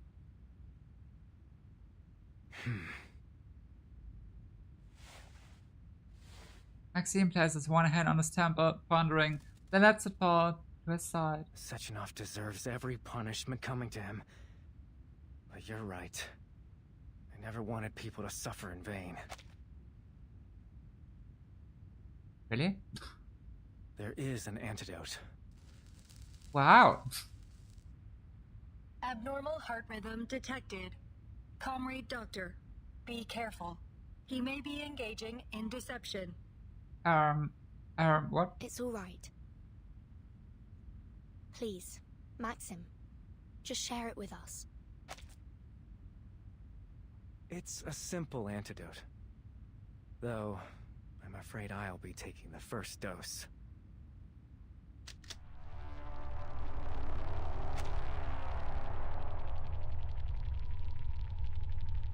Well, that's how it ends, I guess. He draws a pistol out of his pocket.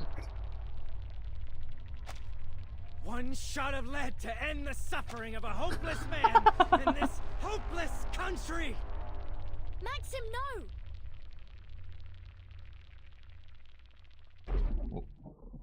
Well, that escalated fast.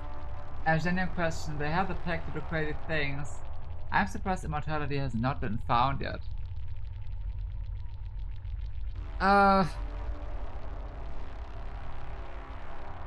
I've not played Atomic Heart to say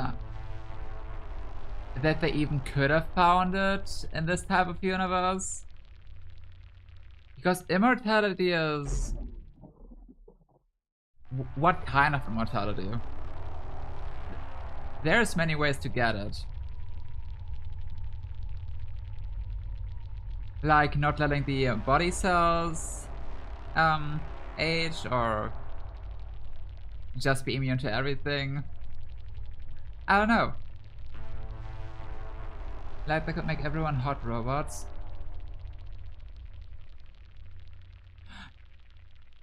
If they can manage to create robot bodies, or like a cyborg kind of thing, and keep their memories, brains and thoughts as it is, then yes, they could have probably achieved it. If it's possible. But in worst case, there's also the way of putting all your brain stuff that's going on into a machine, and the machine tries to process everything like you do, which would turn you into an AI in the end. So you're not yourself anymore, but you're yourself, but you're AI. That's also a way, but not properly. There's so many ways. I don't know. Why didn't they? That's a good question. Oh shit.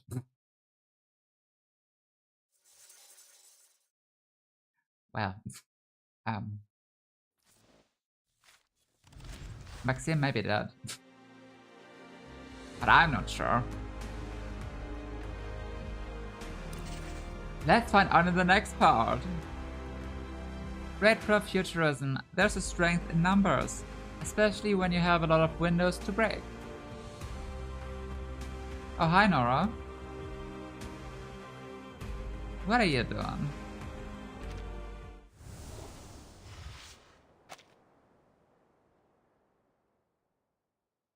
Nora returns. She does. But what's she gonna do? One by one, the other scientists volunteer themselves, become worldly and redesign, do or die for good of all the others. The only sound in the room is the dull moaning of the insane. Mesmer crosses another item of her list. There's been no sign of improvement from any attempt yet. Atropine, vinactazine, pralidoxime. That is words. We've almost tried everything. Maybe ovidoxime? We'd have to be extremely careful with the dose. That's a lot of words. It worked! We found it! Oh? Mesmer boils upright at the exclamation, though she balances optimism and pessimism as she follows the boys towards source. The antidote worked! Subject 6 has regained consciousness! Wow! Oh, crispy critters, finally. Crispy critters. Don't celebrate yet. It could be terminal lucidity. We'll need to observe him a little longer, but we can start preparing his antidote for the others. If we determine it's effective, we'll start treatment in order of severity and length of seizure. Mesmer commands are carried out immediately. Soon the first group of patients regains consciousness. Phew. That's an immediate amelioration of symptoms. I think we've found our winner. It's strange. I can almost feel the polymer reacting inside me. Is that a bad sign? It's possible that you're more sensitive to the treatment, just like you predicted. I think you may have saved my life, Mesmer. Just don't ever make me have to do this for you again. No more random injections. got it? Say that to Mad Pocket. That's asking a lot for a Laplace researcher, don't you think? This isn't Laplace. You really can be insufferable sometimes. What happened to the power? Is anyone using a respirator? Get them on a backup immediately. Right. It's not the power. Everything's still running. Self-destruct sequence activated. Countdown. 15 minutes. The what? Self-destruct sequence? Of the building? Junior and Little X. Mesmer Junior and Little X. Your parent is waiting for you at the power control room. Oh my god. Your parent is waiting for you at the power control room. Your parent. Is it Burton? Little X is so funny. I love that. Huh? That has to be Vertin. She might be in trouble. I guess we'll have to go find our parent. Yeah, go find him. Go find Verton. The helmet scientist sits up and unties the ropes around his body while his colleague rolls her eyes. Looks like I don't need to worry about your condition. Are you sure you're ready for action? Oh, I am. Absolutely. Just as long as you don't expect me to be as dexterous as the twins. Nah, don't worry. Let's go, Little X. You wanna hold my hand? But what about the other patients? They die. We've got things handled here. We Ah, got the okay. drunk back on his feet. Just go.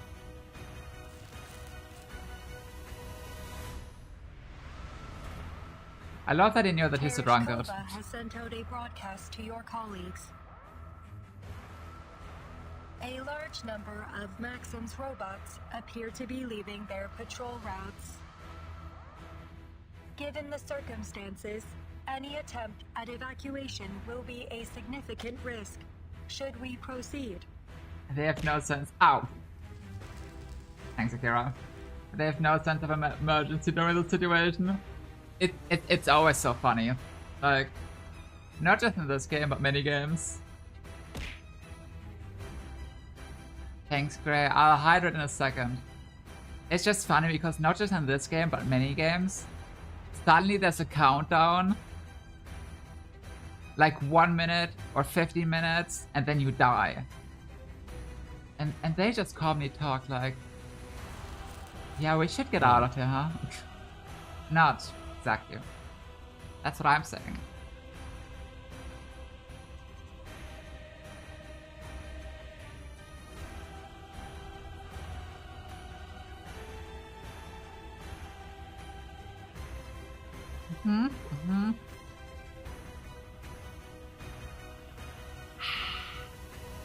Thank you. But yeah, 50 minutes, we got time. We have to do whatever we can to preserve lives. Understood. I will attempt to locate suitable vehicles within the facility. Comrade Doctor, your friends will arrive in Now. 3, 2, 1. Close enough. Left opens the door, allowing two Laplace researchers to tumble inside. They look inside the smell of burning metal. As the door closes, a horde of violent robots slam up against the heavy door. Uh-oh. What's this about a self-destruct sequence, Vertin? Where's Maxim? Maxim decided to splatter across the ground. Her eyes follow a glance down to the floor. Maxim lies in a pool of scarlet blood. A hole is pierced through his temple. His hand is still clutching. I couldn't the stop him. The sequence was activated as soon as he died. Clutching the instrument of his demise.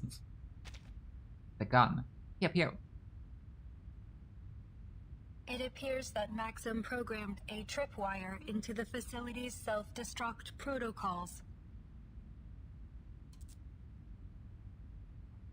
Is he actually dead? Or did he implant his memories into a robot? And he's still out there. The only way to abort the procedure is to enter the administrator password, which has been altered. Speculation. And only Maxim knows the password. Try busted. Mesmer Jr. moves her eyes from Maxim to her companions and immediately connects why she is needed here. Asking the right questions? Always. I mean, there's always a what if, you know? I may be able to use artificial somnambulism to extract information from his dying brain matter, but there is a complication.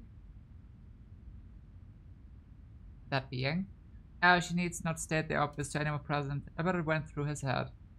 Oh. Let's hope he didn't destroy his hippocampus. Yeah, hippocampus It's been mentioned. polymerized, right? We already saw that it preserves some measure of the individual's brain activity after death. But we can't possibly predict how artificial somnambulism would interact with a technology like that. Are you winning? I think, it's looking grim, but we have hope. There's always hope. Hope is always there. That's how it went. So maybe we are winning. Unless we die. And even so, we know that the polymer doesn't preserve life. It only extends a limited imprint. We can't be sure of the extent or even the stability of Maxim's memories. How's the restaurant going? Did he get food? What'd you get? Diving into a dead man's dreams, even if we were fully equipped, and we're not, we could still end okay, up lost in adios, it. okay. Nevertheless, what other option do we have? So, I'll play the mad scientist yet again.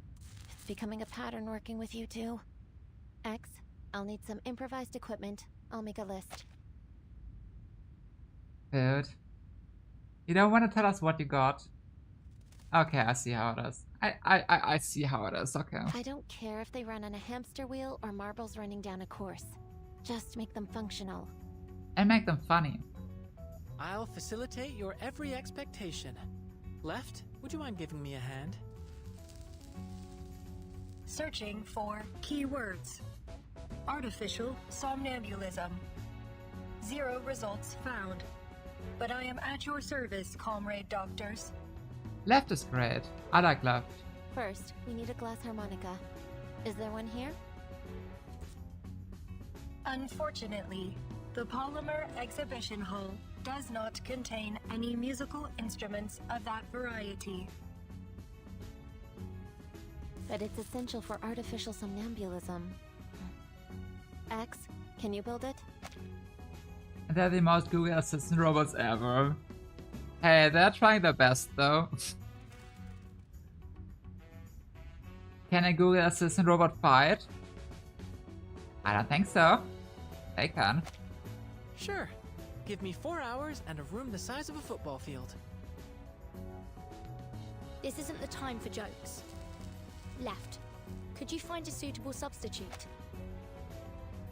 Searching for exhibits with similar functions and potentially useful raw materials.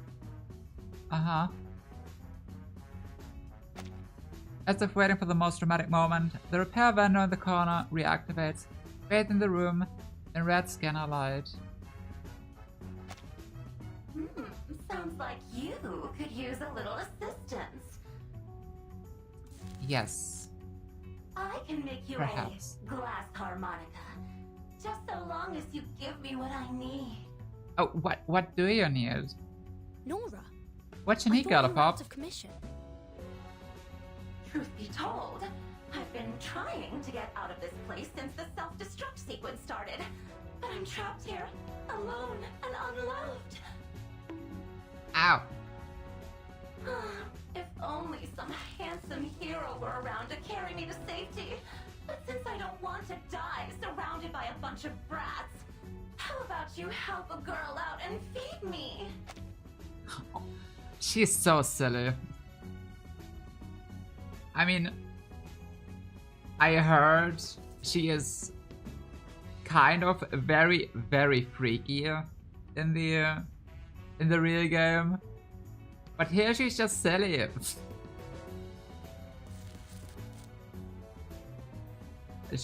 She is just a girl. She's just silly, you know?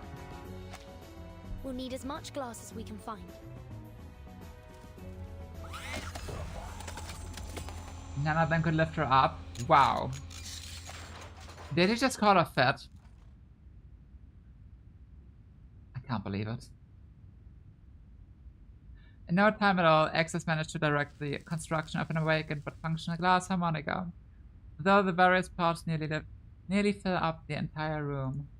Your intuitive grasp of technology is astounding, Comrade Doctor. I have made a recording of your process for future reference.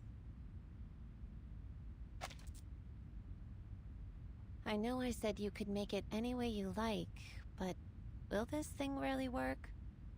We'll find out. I'm positively certain. It's an unorthodox design, I know, but the physics are sound. I'll take your word for it. Now, who's going to dive into Maxim's dream? Oof, I wouldn't dare be caught with such a hideous man. That hole in his head was practically an improvement. Wow. Me! Let me try. Yeah, little X wants to. You're the only one who can fix the machine if anything happens. Oh, okay. The number of cannons dwindles. I'll go. I have experience stream diving. Let's go! Bird in action. You may require the assistance of someone familiar with polymer-based technology. With your permission, I will accompany you, comrade. Dang, roasting him so hard. Little X. Nah, he is so cute. X is so cute in this update. He's just happy to be here.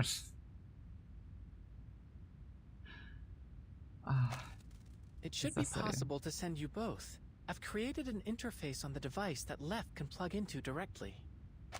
I mean, aside from this here, this big brain idea of injecting it into himself, he's just been a sweetie here. He looked so happy when he did the gun with Granny Xena. Was it Xena? I think it was Xena. Yeah. I suggest against it. We can't afford to lose both of you. He loves the grind, he does. Your concern is noted, Miss Mesmer. But the risks are greater if either of us goes alone. I'm going to need a long vacation after this. Go for Vertin, it. put the helmet on. Left, plug in. There may be a brief tingling sensation, but don't panic. It won't last. A tingling? Yes, one of the side effects of artificial somnambulism. Understood. Ready to connect. We trust you, Mesmer Jr. X. Much trust, we believe. Appreciated, Vertin. I'll fortify the room as best as I can. We should be able to hold out for now. All right. I'll guide you in. Let's go.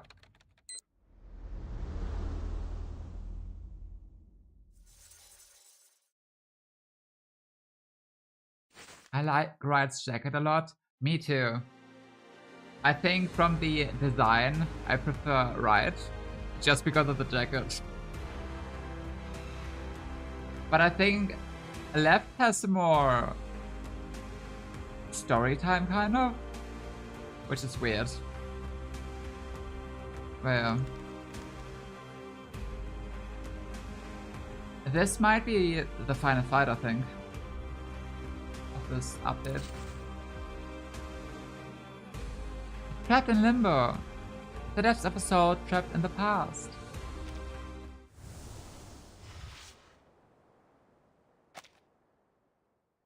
Let's see how that one goes. Mama, when will you be back? Before you know it, Vanya. Oh, it's baby Maxim. Will I see you tomorrow? Mama? Mama?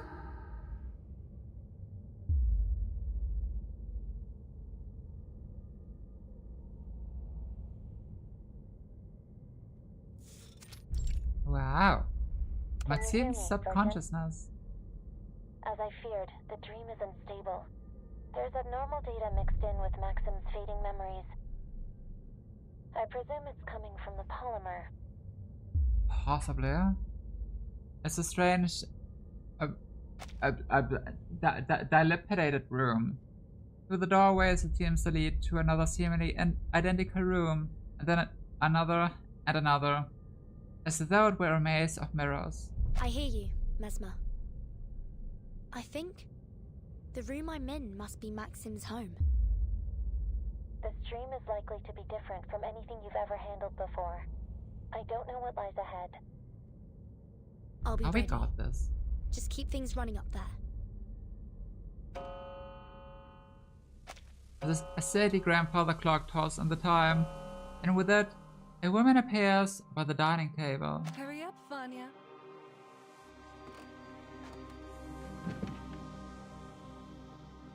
Maxime trudges through the doorway and sits down at the table, not as a child, but as a full grown man. You'll have to head straight to school after breakfast. Remember what I told you. Wash your hands, keep your mask on, and apply disinfectant as soon as you get home. That's right. The woman holds up another finger with each reminder, as the gentle sing-song instruction of a mother to a young child completely oblivious to his apparent age. I've been working overtime the center to help out in the Atomic Hearts Collab. Yeah, I mean... yeah. She's always working overtime. She has to take care of all the kids in the suitcase, you know? And my suitcase has like... How many characters do I have?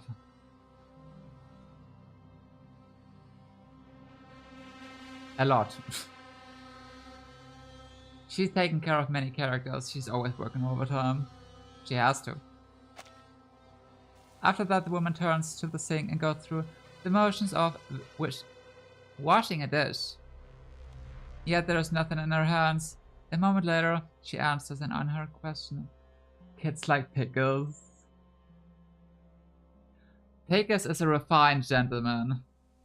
Pickles is... what's the word again?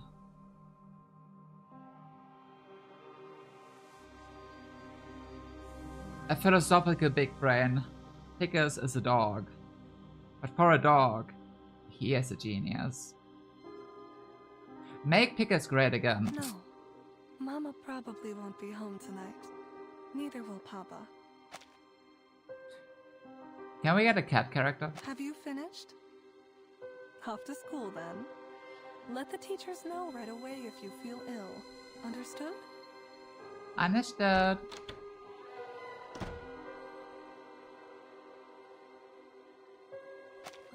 The woman removes her apron and dons the doctor's coat as she bids Maxim a simple, affectionate goodbye. I mean, I did say Maxim looks handsome, but here he looks so empty. I don't like it. He was empty. He's gone. As she leaves, Maxim rises from his seat and stretches toward the grandfather's clock.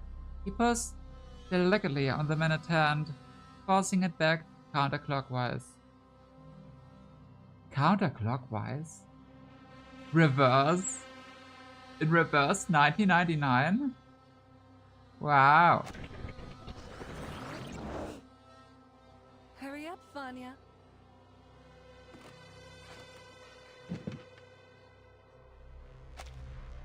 That's the same scene. Ow. I guess I deserve that one, huh? Maxime re-enters from the same door and sits at the dining table again. Wash your hands, keep your mask on, and apply disinfectant as soon as you get home. That's right. Everything proceeds just as it had before. A repeated moment, frozen in This time. subliminal space bears notable similarities to Limbo. Limbo? Like in the Divine Comedy? The name was chosen based on its similarity to the liminal spiritual realm. We use it to refer to subconscious spaces generated by polymerized individuals. I have not read Divine Comedy, but I know what limbo is. So I guess it's just that. The name was chosen based on a similarity to the liminal spiritual realm we used to refer to subconscious spaces generated by polymerized individuals. It appears that this bears a strong resemblance to the space created by your artificial somnambulism device. However, it is not clear if this space is in fact limbo, or a dream, or some reflection of them both. Or neither. Maxime does not react to the conversation, nor indeed even to his mother. Reversing again. He simply returns to the clock, time after time, whining a moment back. We need to induce Maxim to recall his password. But try not to push him too hard. There's no telling what additional stress might do to the dream state. We're already operating in the margins. Maybe start by collecting clues from the surroundings. This moment must be from Maxim's childhood. Do you have any idea what's going on? Speculation. This appears to be during the early months of the plague. During this time, hospitals were overloaded, and doctors were often forced to work long hours, isolated in quarantine zones. And there we go again. As I talk, the clock's hand suddenly speeds up, fast-forwarding the scene in the room until it chimes again. Maxim still sits at the dining table staring out into the void. They are announcing funerals, Comrade Doctor. Oof. Maxim turns toward the door, his face expressionless and hollow. Cries seem to come from all sides of the room. Come here, Vanya. Don't be afraid. A man resembling Maxim crouches in front of him, hugging an invisible figure. That must be Maxim's father. Your mama is fine. I got a call from her earlier. She's just too busy to come home. You don't see the father. There he is, behind me. Now I saw him. You know, your mama is very brave. She is doing a great service for us all. Someone must go to the hospitals and take care of all the sick. Yeah, much respect to all the nurses and doctors out there. They have a really rough job. I know you miss her. So do I. But there are others that need her more than we do now. Andre speaks gently to the invisible figure. Now your papa has a job to do too. So you must stay here and take good care of yourself until we get back. Yes. Don't worry about me, son. I'll send our little robot round to say hi whenever I can. The man produces a small robot from his pocket. It looks identical to the one in Maxim's family photo. This has hurt many people, but your papa will do something to stop it. Will Since you? robots never get sick, we'll have them keep the world spinning. Oh no. That is how we will save our land and our people. Andrew passes the invisible figure, the little robot, though it disappears as soon as it leaves his hand. Promise me, you'll take good care of yourself, Vanya. The number of deaths had already exceeded 20 million at this point. Christ. Soviet society was on the verge of collapse. And the death toll continued to rise until Dr. Sechenov helped to invent the redemption vaccine using his polymer.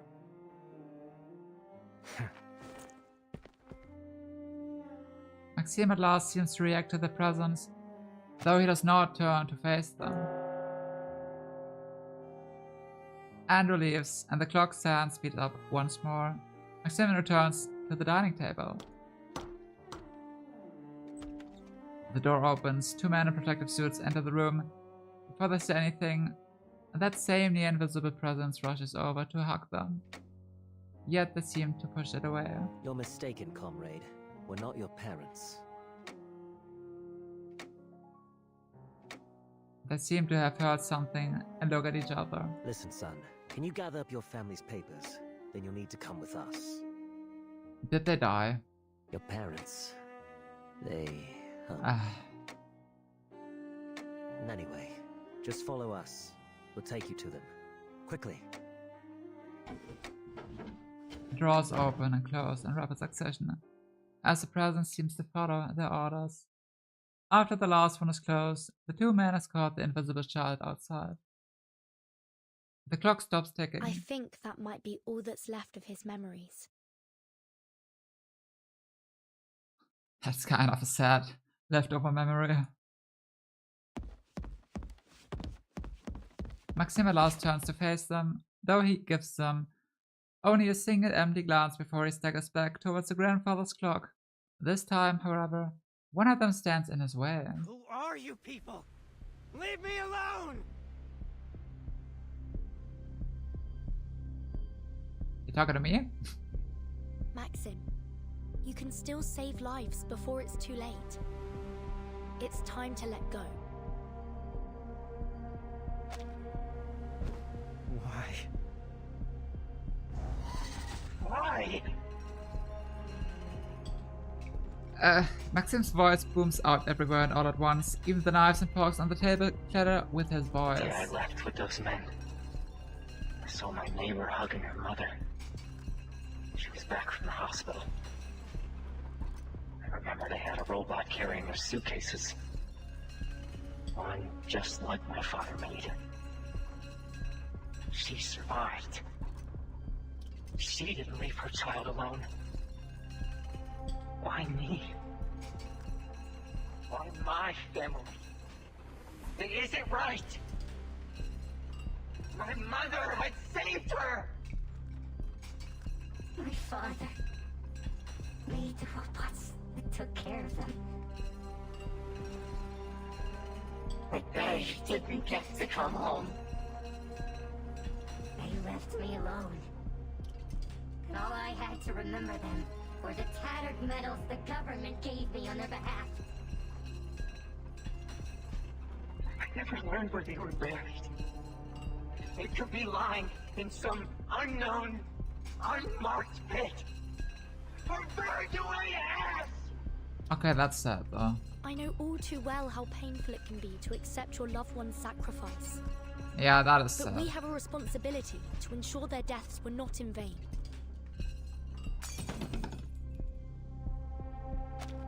Like, at least let them know where they got buried or something. So that he can mourn there. A few memorials, a few medals, and things changed. People stopped remembering. They started saying that it was the collective that saved them. That's right. The collective.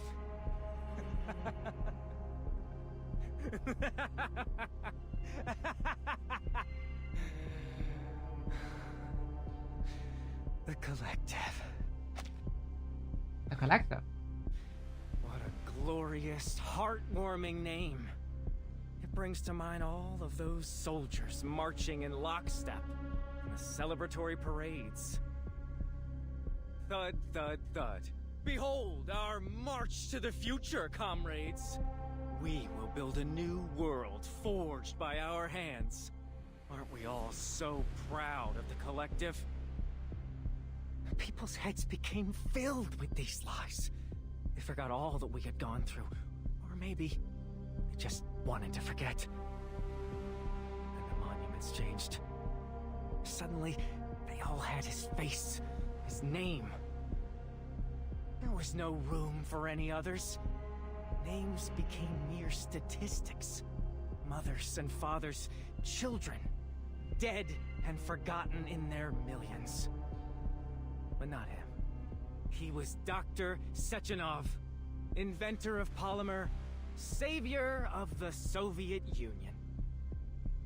Over and over, all the glory, all the praise, everything went to him and his damned polymer.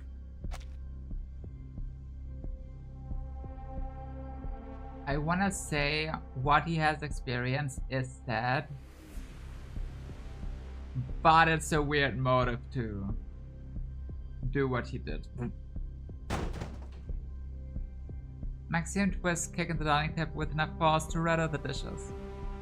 How can that be? Why does he live when they had to die? How can we go blindly into this world he created? Especially because there was a plague. Millions, 100 millions of people die. It's just unlucky that his parents died. And of course, they had contact to these people. So they were at risk anyway. You know? It's a bit of a weird motive, but okay. We take that. Graves were just stepping stones on his march of progress. Men like Sechenov only look forward to their bright and limitless future. To them, the sooner the dead are forgotten, the better. I mean, maybe it would have been enough if the after the plague is over, all the doctors and nurses who worked on it so hard would have gotten some recognition, like something to get their name out, and they were part of saving everyone. I guess that's how it could have been prevented. But then again, just that for him to go crazy like that? That isn't true, Maxim. Of course, the ones that survived should mourn and honor those they lost. But we also have to move on. Not to forget, but to build again. Yes. You let yourself be trapped in the shadow of your loss. But I know your parents wouldn't have wanted that for you. Exactly. What Burton said. Always what Burton says. She's speaking for me. Don't tell me what they think!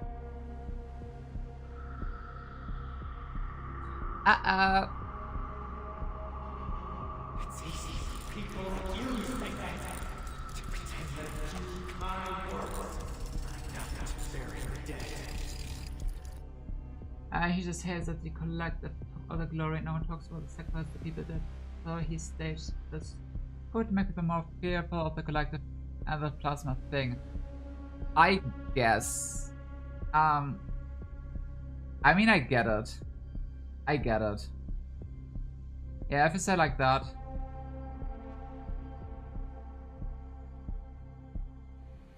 I guess it's a valid motive. I guess.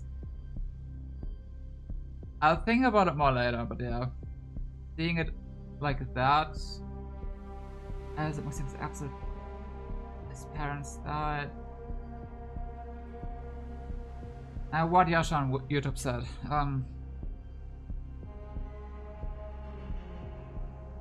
It makes sense, but killing innocent people for that is not the way, you know?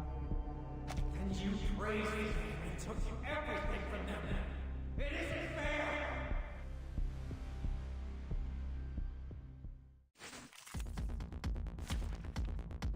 Okay, boss fight, let's go!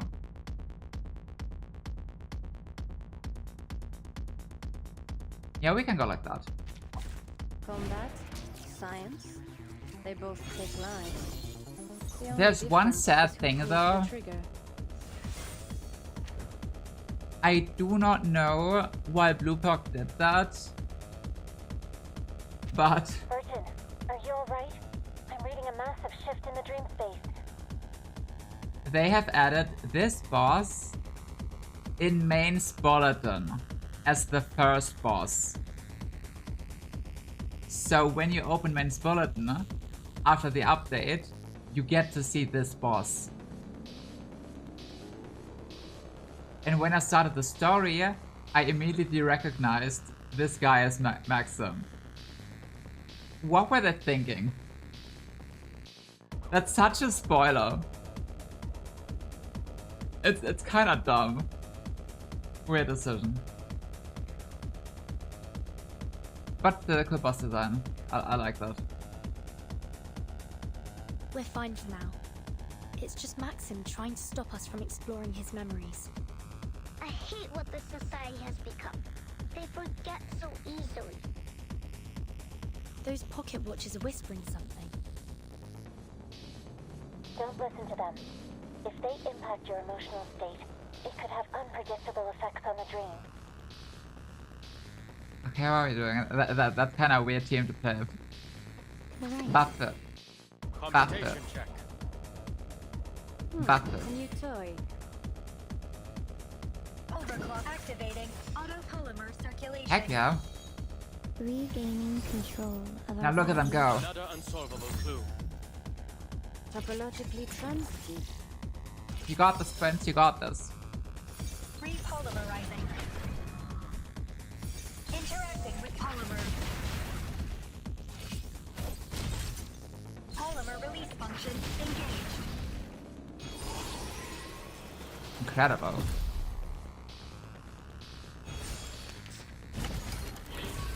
Actually, I want to see it. Wait, let me. Please remain calm. What's it even called? My attacks have been nullified. Maxim's threat level has increased. I feel threatened. For your safety, please stay close, comrade doctor. They deserve to feel all the pain they tried to bury. It's only fair. It's a revenge arc, I suppose. His condition appears to be deteriorating. Friendly reminder, your emotional disposition may influence the dream's stability over time. Keep steady. Understood. We'll do all we can to pacify him as soon as possible. Yeah, we got this. Oh, what the heck is this? What is this?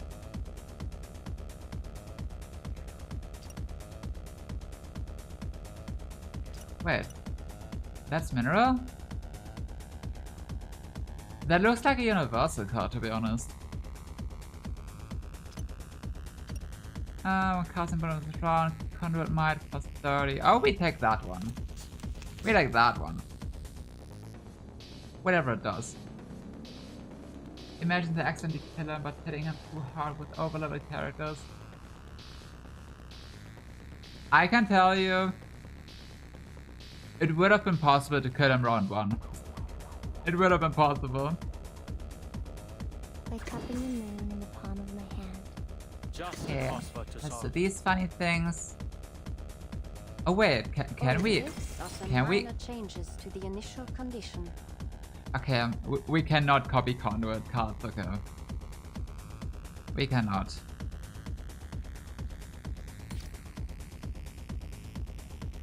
Magnetic field deployed. Sad. Very sad. I am the waves in the ocean and the stars in the sky. But at least we've learned no copying conduit cards. Befreie dich von den Grenzen des Geistes.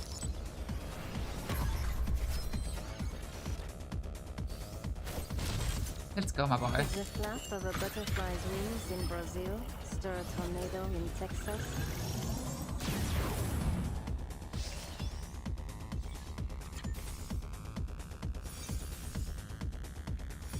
Time for the curtain call.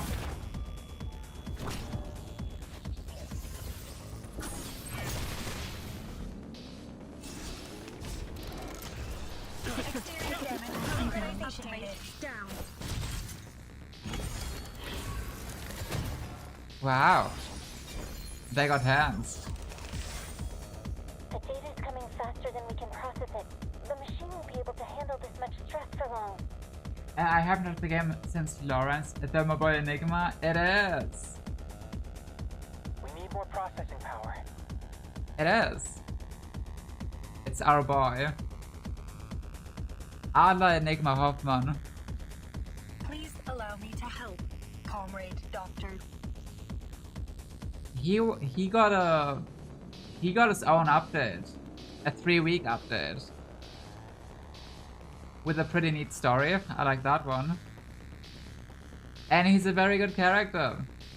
Oh, I'm in the way, true. There's a boy. There he is.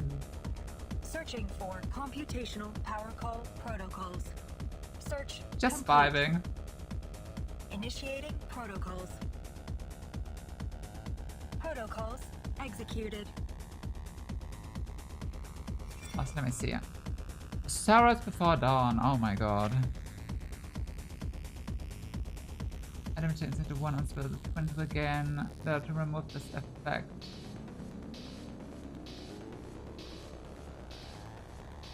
Okay. Yeah, banger. I plan to get all the past characters. I'm missing Lawrence and him.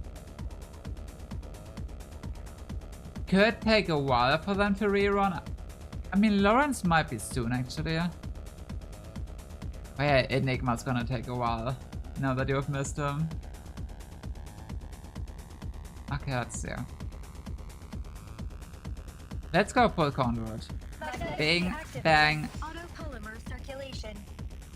Boom. The true nature. Bop, Can you bop, the bop. true nature of chaos? Can Bop. you toy?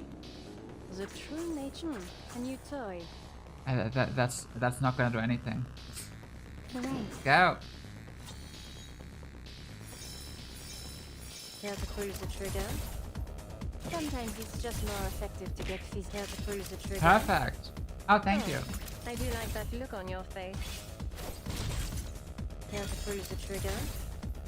Sometimes it's just more effective to get physical. Fine. Interacting with polymer. Repolymerizing. One whole damage. Wow. Repolymerizing. And they are going at it. Polymer release function engaged. Oh, okay, okay. Now, Well, to preserve this memory. in I our suppose. dreams. There he goes. Goodbye, Maxim. I miss him already. He was a handsome one. Yippee! A drop of the ocean. Sink in or evaporate.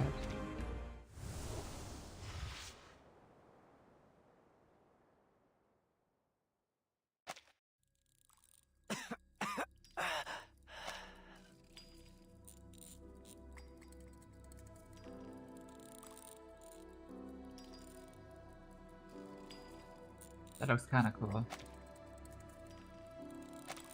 Countless Sherpas fall like raindrops, each playing a different I voice. have a son your age. Maybe you two can play together when you're feeling better.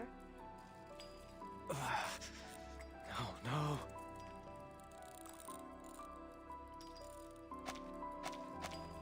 Maxime flares outwards, trying to catch the Sherpas as they fall, but each one passes through his fingers in vain. This is a fine gadget, don't you think? Maybe we should install it in our robot's head. We're so very grateful. Thank you. Thank you for not abandoning us. Thank you. No. No. One of the Sherpas reflects in the dark pools of his eyes. Papa? Mama? Vanya, has our country survived? Yes, Mama. People are even growing flowers again. I picked your favorites, but I couldn't bring them to your funeral. Are you taking good care of yourself? What is Well. life like now? Are the people happy? Well... Life is... I wish I could see all the latest technology. What can robots do now?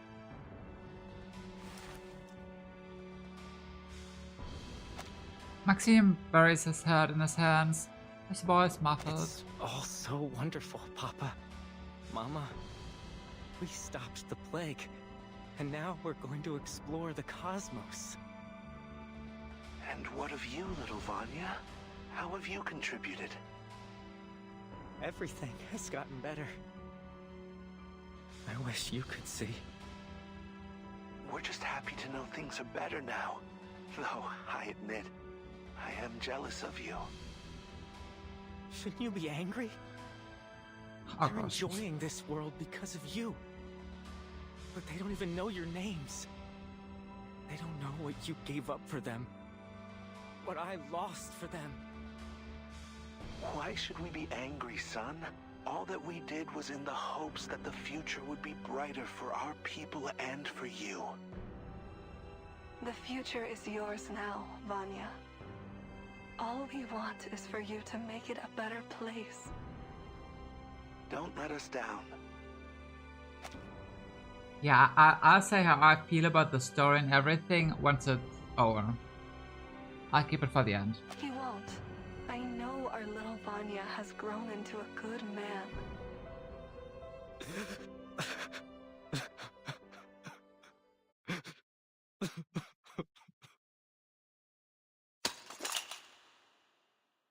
The Sherpa drops to the ground and disappears. No. Mama, Papa, don't go. They have to go, Maxim. That's just the way of things. But you can choose to let them inspire you instead of dragging you into despair. Don't push too hard, Vertin. He needs time to process things.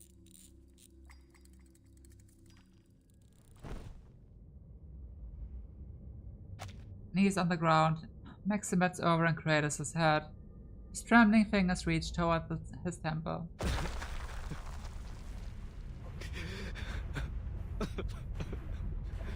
I want to go home. Warning, data overflow detected. This space may be compromised, comrade. She's right, Vertin. I'm reading a cortisol spike. You don't have much time before his brain activity shuts down. That's a lot of cracking.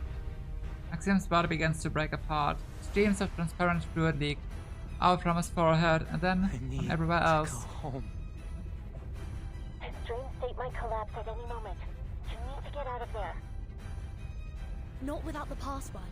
Is there anything else we can do? Oh my god. Girl. Absolutely not. Your safety is top priority. Find somewhere secure now. I'm dragging you out. Wait! That fluid must be polymer. It might still have an imprint of his memories. It's our last chance. They're crazy. I'm very much with Methma on this one.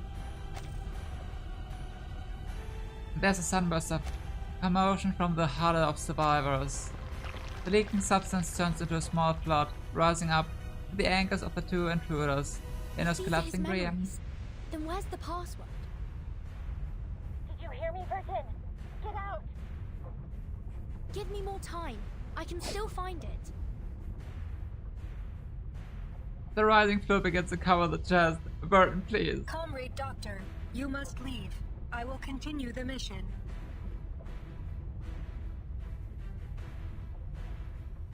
What do you mean? How? Wow. My sensors and processing ability are more efficient than yours, comrade. I will have a higher chance of retrieving the password in the time we have left. I like left. Left is great. She generates an egg-shaped barrier to create a safe zone around her companion, parting the vicious fluid like the Red Sea. She walks toward Maxim. The closer she gets, the higher the pressure on the barrier, causing its surface to crack. Confirming Vertin's status. Operable. Disconnect. Wait! Hold on! No! Yeah.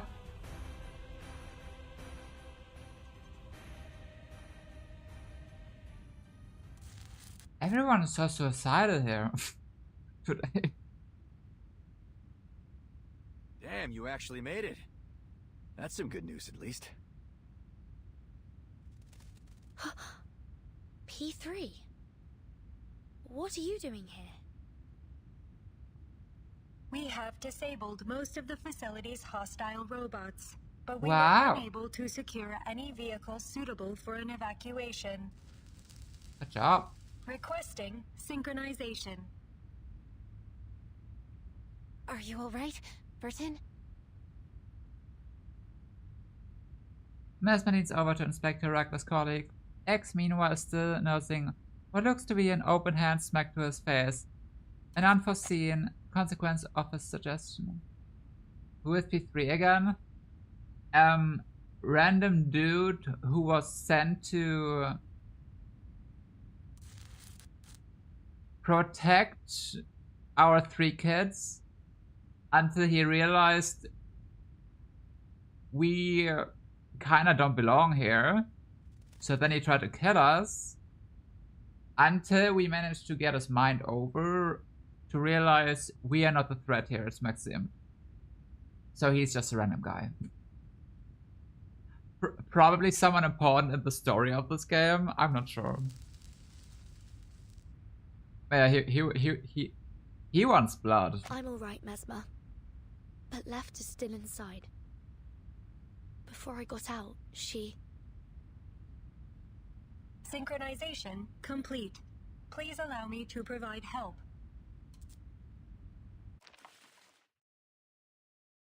Ra connects herself to the artificial somnambulist machine without hesitation.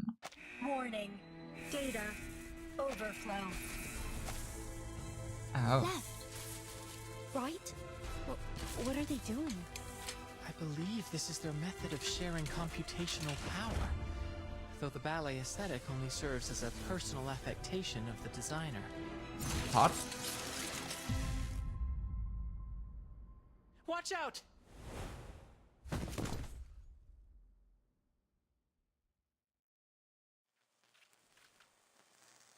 The twins lie on the ground in a disjointed heap. The bodies are charred. There's the sparks popping out of the interfaces along their spines. Password and antidote composition secured. Let's go! As Lev points at the control room's computer, the screen turns on and displays a message. Self-destruct sequence terminated. Yippee! Phew.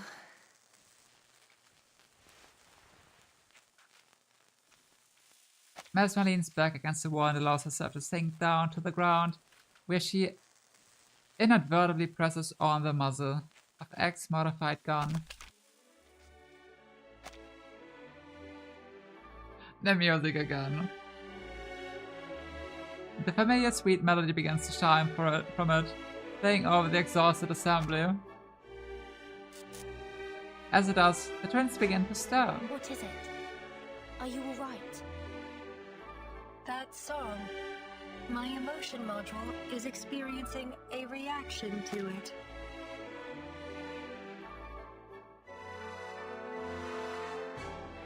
Wait. Didn't the old grandma say, something, this music reminds her of her daughter? However, I am unable to discern the programming that explains this reaction.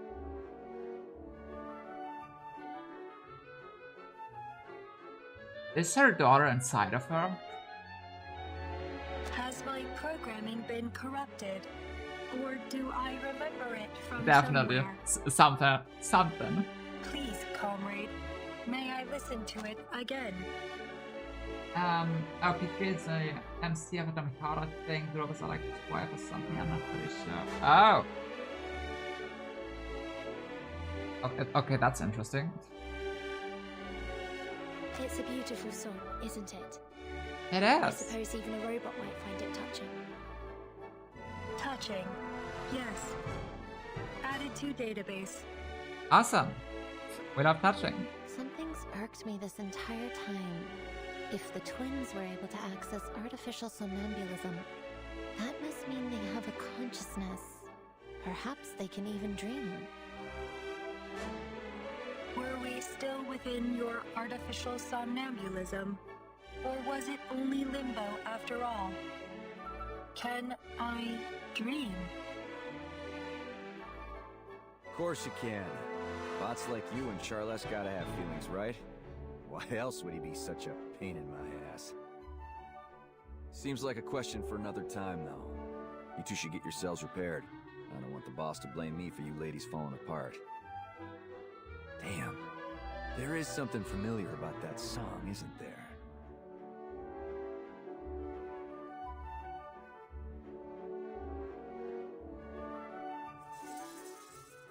I'm very sure it would have been a very big moment if I played the game, but I don't know the exact connections between these guys, so. But I'm sure it's good stuff. I'm sure. In Atomic Heart, P3's wife had got put in the robot. Okay. So P3's wife is then the daughter from the old granny. Yeah, that makes sense. That's kind of what I said, almost.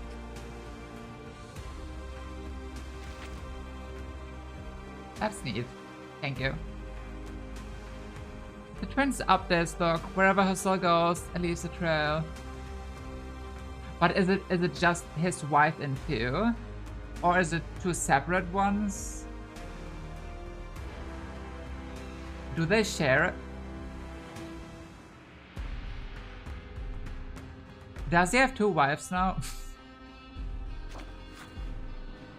The twins up there look. Import release a mixture of cis-3 hexna, words. And then for the spring. I'm not really sure about double action. I mean, they are one character, true, wait. Yeah, it makes sense that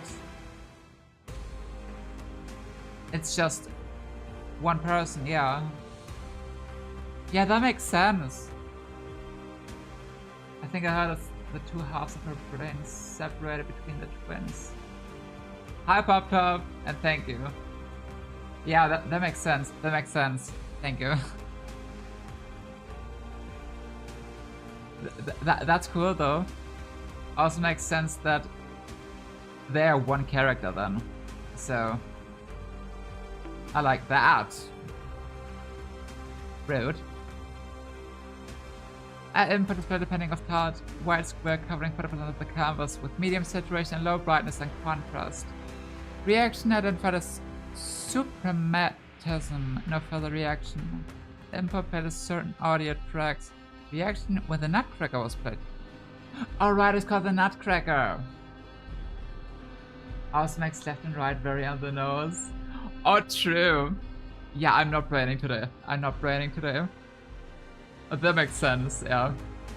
With the two brain halves. Yeah, okay. That's also why their vibe felt different, but they're kind of the same. Because the two halves of the brain are for different stuff, you know. Yeah, that makes sense. Had to lift the study before returning to original posture. I like that. Conclusion of abnormalities. Mental fluctuations within a standard range. Okay, like I said, I'll say my final words about this at the end of the story. But I think the beginning of the story was kinda a bit rough. Maybe even mid, like some people said. But it got better. People trash talk the story, but I think it was alright. I think it had very good moments. I liked it. But yeah, let's continue. Let's see how it goes. Goodbye, Shalmir. We must learn from those who have fallen or risk falling again. Yes, exactly.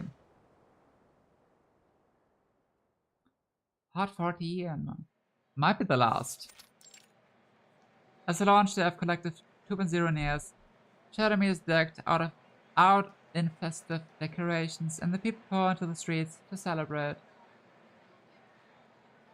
I thought the months with Mesmer and X finding the antidote were pretty good for them. Yeah, this part included was definitely one of the better parts of this story. Yeah, I just liked how it ended, kind of. like mid to the end was pretty good. So far. Let's see how it goes. Little X, yes. A little X. Such a cutie. The young visitors step out from the hospital after having been checked over and look out over the festivities. Have all the survivors recovered? I hope so. Yeah, seems like the government is still reeling from the diplomatic fracas, and they've locked down the exhibition hall. But the worst of it is over. Yippee!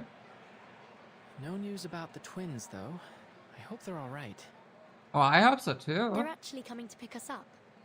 Seems like Dr. Sechenov has already installed them into brand new bodies. And what about Maxim? How do they deal with him? Is he still I alive? have no idea. Perhaps Dr. Sechenov will know. Maxim's still alive? Good. I have some questions for him too. What the hell?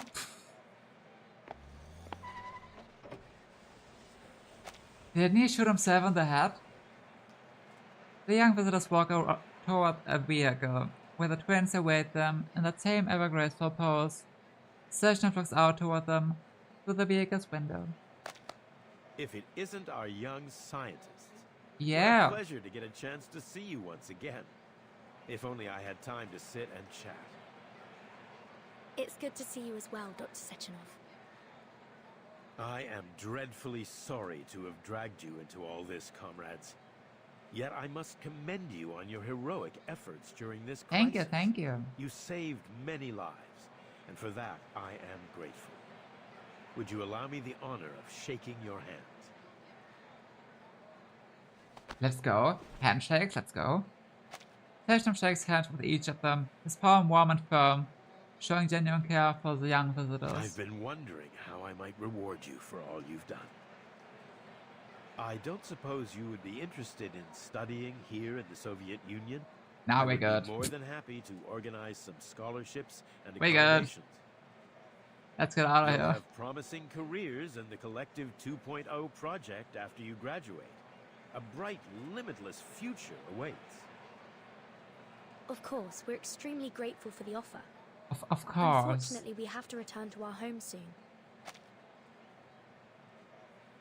Hi, Apples Pepper. Exactly. Exactly.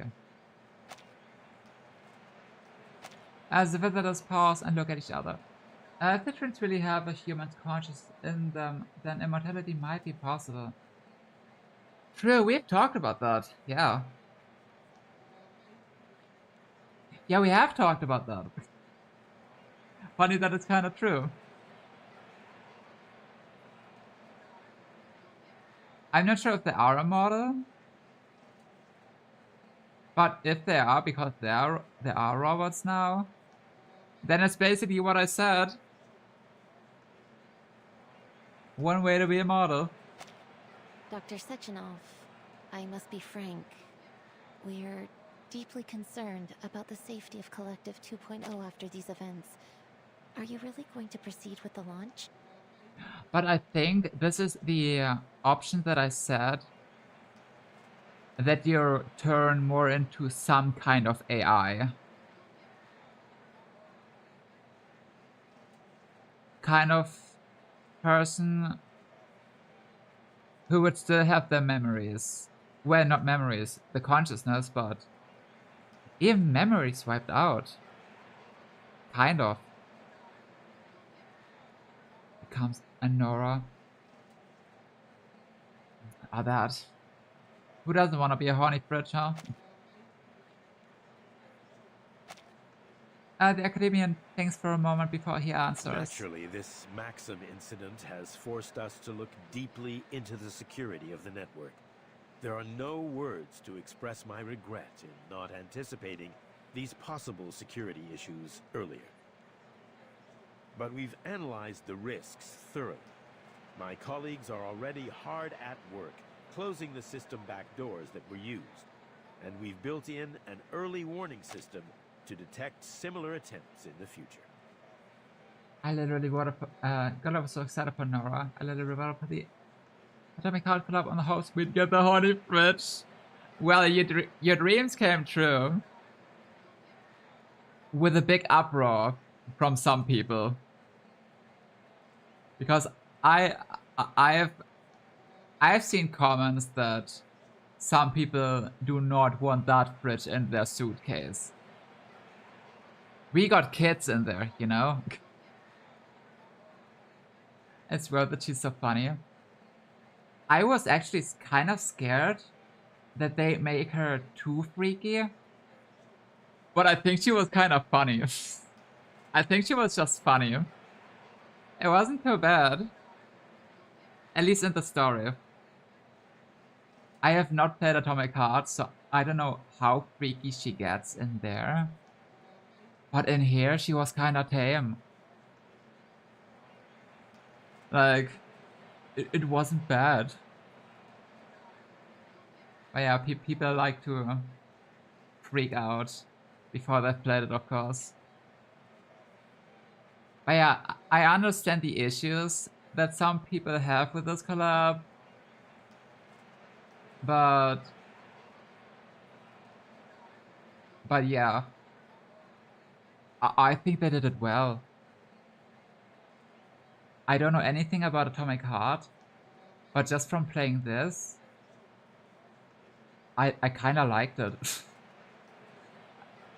I think it was good. The start was a bit weak, but it got better and better over time. I have not played Atomic Heart, but I think they did a decent job making her funny and a bit uncomfortable.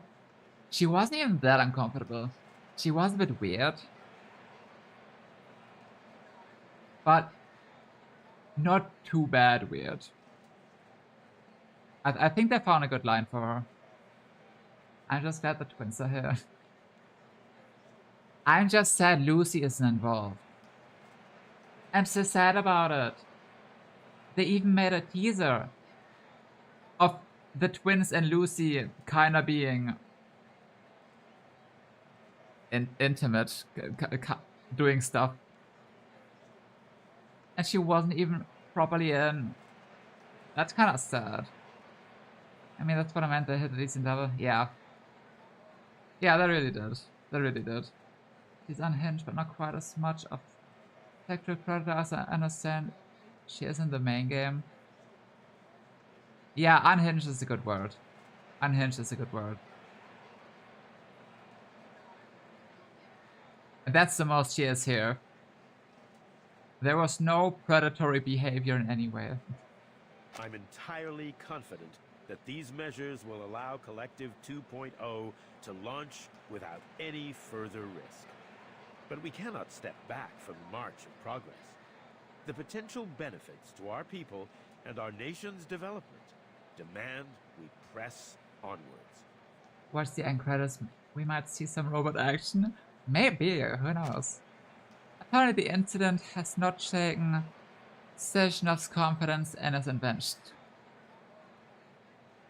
So it was all for nothing. Wow. The march of progress. I admit, it will be a revolutionary paradigm shift, if it works. If hangs in the air like a lit fuse, said with all of the confidence that one might change the Earth's rotation. Of course it will. We stand on the threshold of a perfect society. The goal of my life's work, and that of every Soviet scientist. I love us going up to Sezhnov and going, hey, this is mad dangerous. You want to delay this? And he's like, well, it probably won't happen twice. Does it happen twice? Wait, when does this play? When does the story even play? Is it mid-story of the events in Atomic Heart? Is it a prequel? Wait, is it a prequel? Does it happen again? I think I heard it's like an alternative prequel. Oh, that's funny then. That's funny. I like that. His answer makes it clear he has no intention of justifying himself further. The questions die unspoken. One more thing, Dr. Sechenov. It's about Maxim. Session of size. His body has been taken care of. As for the loose ends, we're still discussing the matter internally. I hope to find a resolution that satisfies everyone. The question remains how he accomplished this attack. Someone must have backed his play for their own purposes, and I suspect I know who. Molotov and I have always had differences. Who? Oh, my apologies. It's nothing to trouble you with. Please enjoy the celebration. Oh, I want to hear it. You must excuse me for not accompanying you further, but I'm sure you understand I have a busy schedule ahead. Hey, yeah, it's fine. We appreciate your hospitality. We got places to be. Goodbye, Dr. Sechenov. Goodbye, young scientists. I look forward to hearing about your future achievements.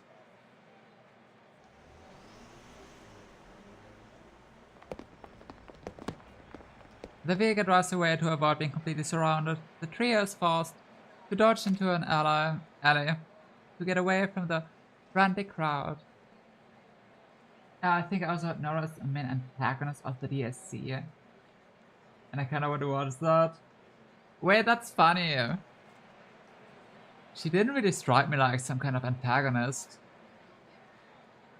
Also, I heard she was some kind of way to upgrade your stuff or something. So her being an antagonist is interesting. Interesting. I didn't even know the game had a DSC. Hey! Over here. Huh?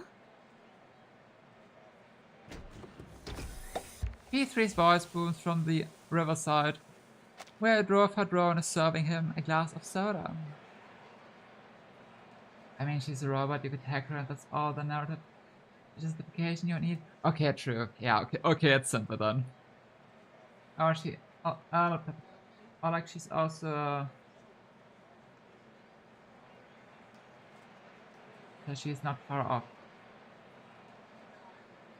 True. Let's not dig into that one further. Oh yeah, true. The celebration's not too shabby, honestly. Not too shabby. Have some fun before you head out. Crusty critters. A driver drone stops in front of the young visitors. 3 sodas, please. If I've got the memo right, the boss is gonna give a big speech before the launch. Also, I don't know who followed because my follow thing is kinda bugged. But I appreciate the follow. So thank you, whoever did. Yeah, sometimes Twitch is being a bit weird about it for me. And the one when your crazy stalker is afraid. As long as I can store food inside, I don't mind. Sodas existed in Burton's era. They should. Yeah. I'd be surprised if not. Yeah, sodas exist for very long.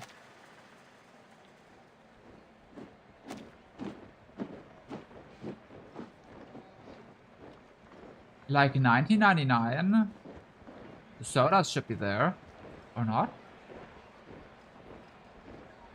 Another formation consisting of young people marches beneath them in unison, their faces serious. What's that formation? Let me see. The banner says, "Families of Fallen Heroes." Oh, okay. Here we go.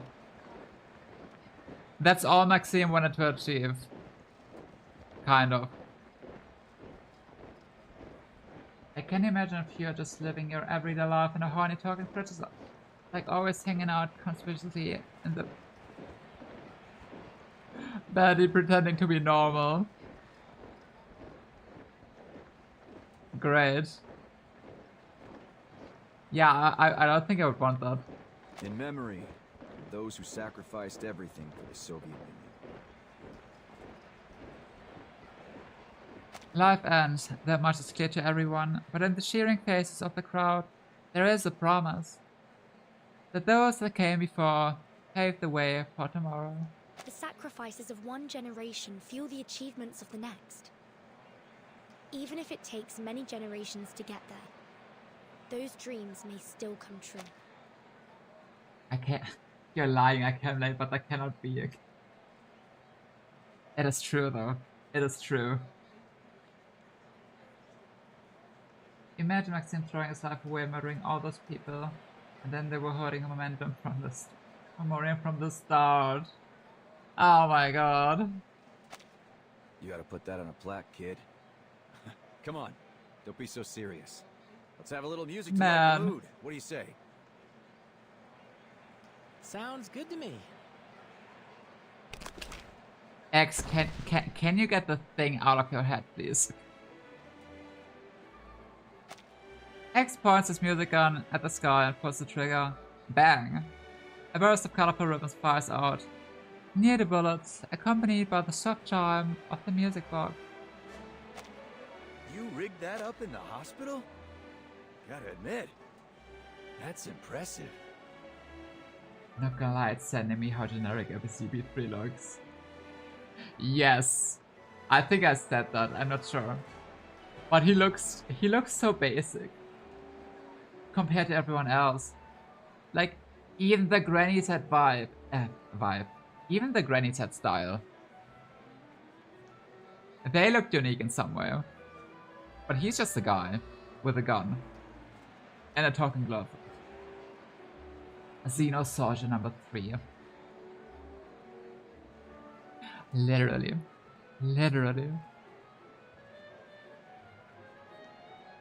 I like he's not super things in the first place, but god, I can feel how untextured this man is. I feel so bad for him.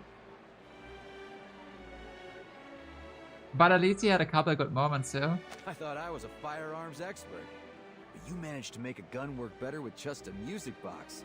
You gotta teach me your tricks. Well, it's kind of a patented technique. Oh, is it? Okay. P3 puts his arms around X's neck, jokingly attempting to make him surrender his patent. They seem to be getting along well. Surprisingly. Typical boys. Okay, typical boys, I guess. Yeah, that makes sense. I still find myself thinking about how Left reacted to this song. We know it. I wonder what it means to her. I guess we gotta find out in Atomic Heart. It's a real beauty. Kind of song you might play before you propose to a girl. Oh my god. Did he do that? Maybe he did. I heard that some of the ECM players were really upset he wasn't the character. Ironically, I didn't even consider the main character Atomic Heart a possibility, unlike right now before they revealed the units.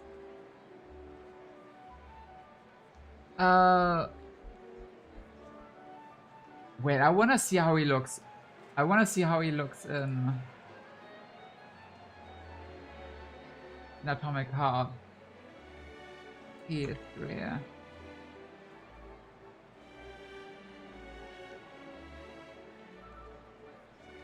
I mean,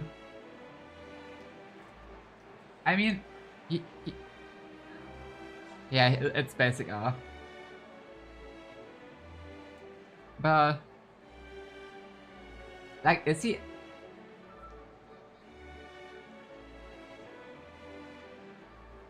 If he's the main character.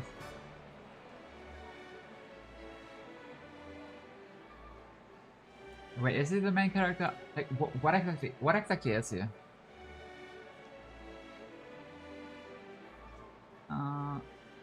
Protagonist.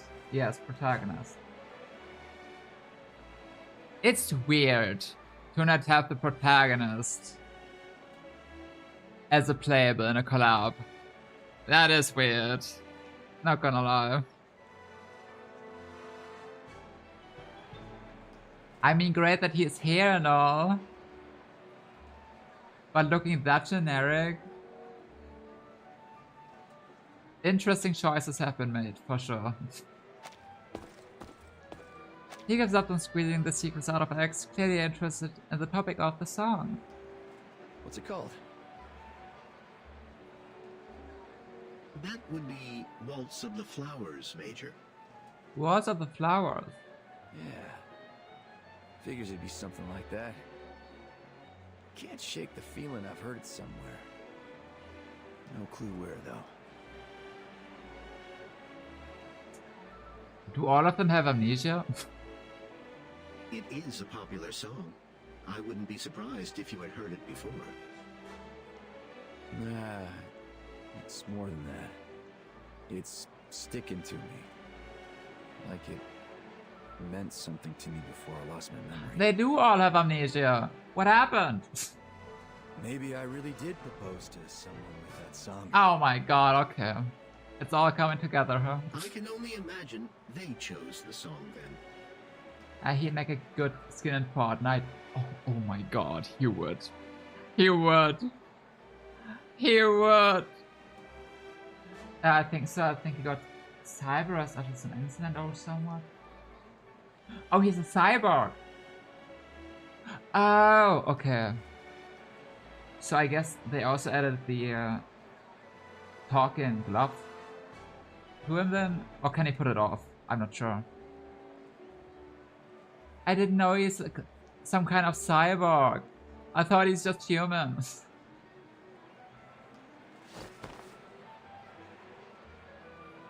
Oh, but the name. I could have guessed from the name. P3. Okay, makes sense. Wait. Thank you. We're braining today, guys. We're braining.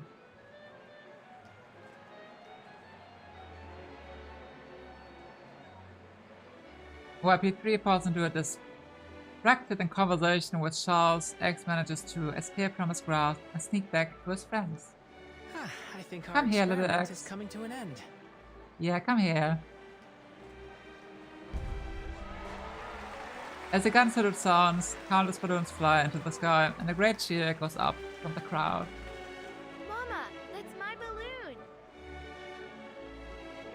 Which? Which? Which one?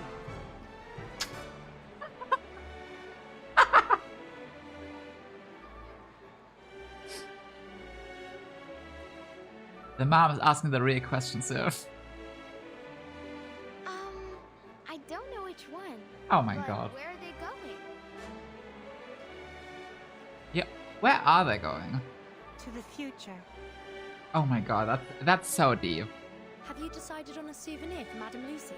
That's so deep. Well,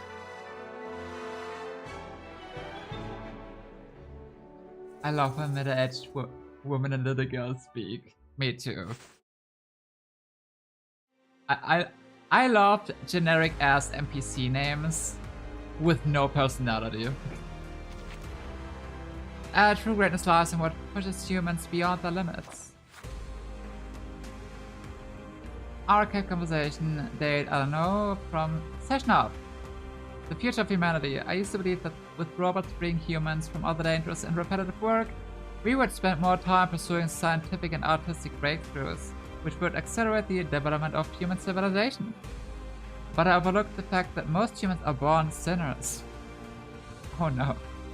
Their greed and sloth are magnified by technology, hindering our advantage to a better world. Therefore, we must start a new project to change this situation. Excise the negative aspects of human nature and bring true freedom to the world.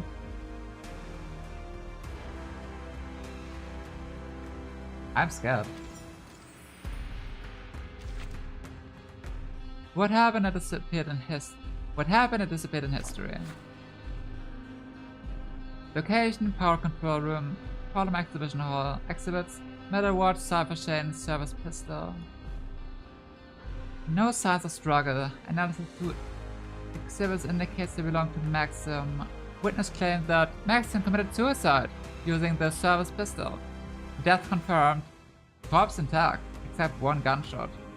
No signs of dismemberment or relocation. Okay, so he is dead. But they still try to talk to him.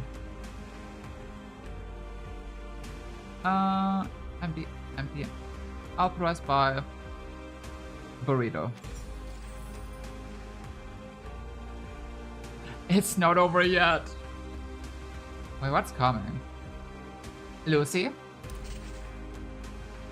The nature of... okay, epilogue. Okay, that's the last. The nature of being. The future lies ahead, but will it bring new advancements? Or devastation? Who knows? We shall find out. Her. That is unexpected. Oh yeah, welcome back, guys. As the trio returns on the stage, they notice that what they intended to bring has disappeared. And in its stead is a Sherpa. Is this the hydrogen cell that you mentioned?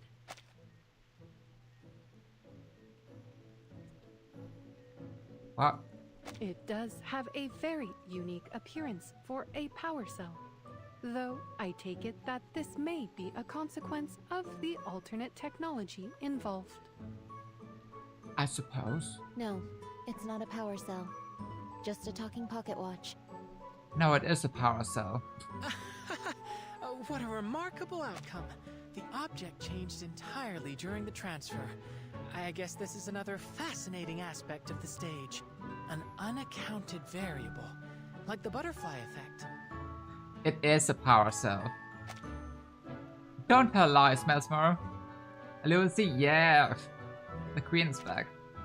A hydrogen cell turned into a chirper.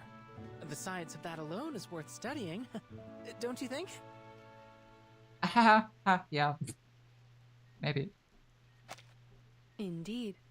I am immediately curious what effect the stage might have on my own body if I attempted to travel through it. Would my robotic shell change to fit the local culture and technology of the destination just as it did Verton's outfit? I wonder. Why not give it a try and find out? I can activate it again anytime. It's about time you took a vacation, Madam Lucy. She took a vacation long enough. Should you intend to visit again, Oh my I will gosh. be certain to register you as legal visitors. How did they get here? How did they get here? Yeah, Lucy skin. I'm just glad that they didn't make the twins a Lucy skin.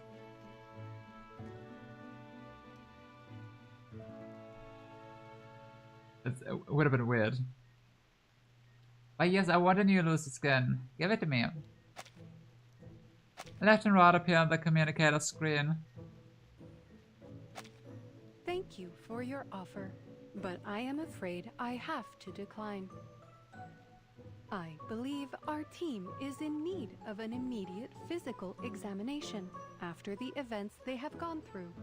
In particular, to determine the effects of a certain injection.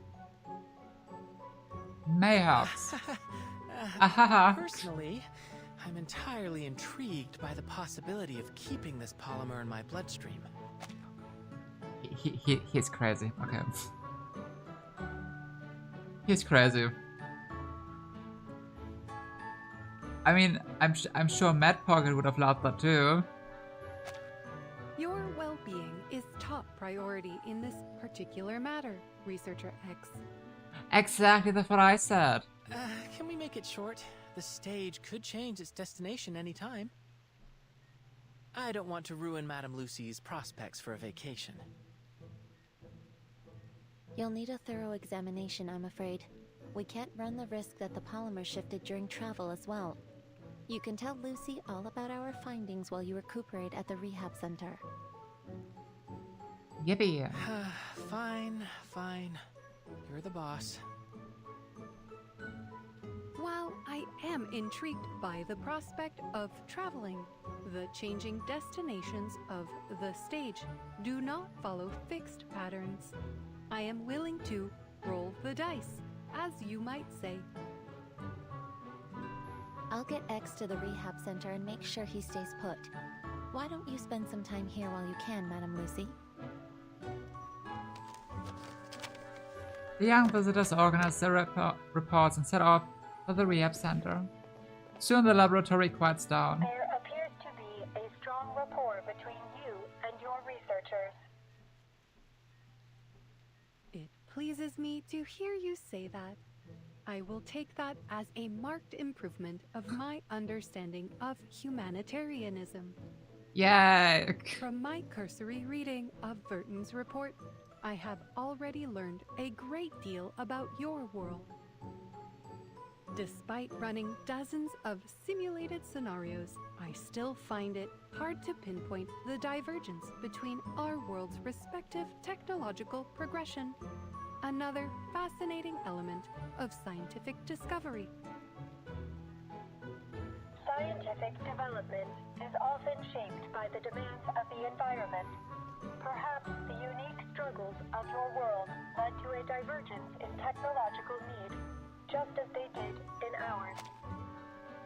I'm impressed that we can communicate, even though we're not there anymore. Or did they get the pager? Did we get them the pager? It's like putting two AI to talk. Literally, yeah.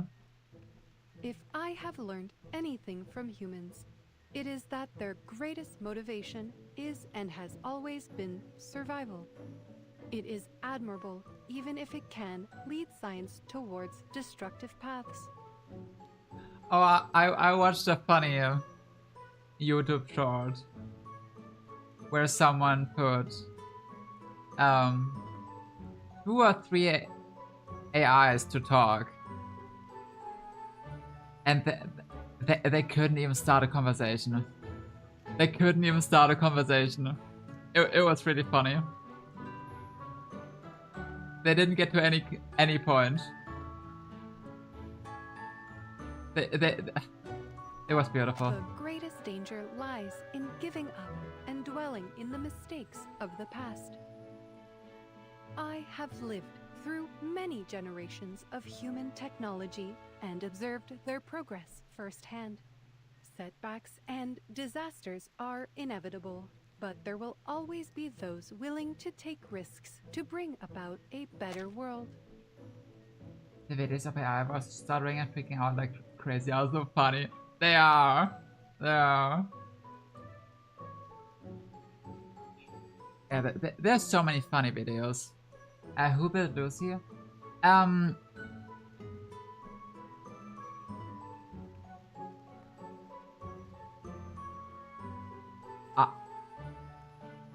Lucy was... Lucy became an awakened as a little metal thing. I forgot what it's called. But over the years, she was put into different kinds of bodies. She even was a dog at some point. She even was a dog at some point. But I think she, at one point, to be more efficient, wanted to have a real, well, a human kind of body. I'm not sure if she built it herself somehow, or if someone helped. But Lucy's a very smart awakened, so I forgot the exact details. But yeah, Lucy had many different visual appearances over the generations. I think there might have been outside forces who helped her. Probably. I mean, she had people who... yeah, I mean, she had people. And has always been helpful, so... people helping her to get a human-like body makes sense. Innovation is a process that feels in many ways like laying track before a speeding train. Too often, we only see the hazards ahead when it is too late to change course. Whatever Lucy says, she's always right. So whatever you say, girl, we always believe you. As long as humanity survives, They will learn from those harsh lessons and overcome.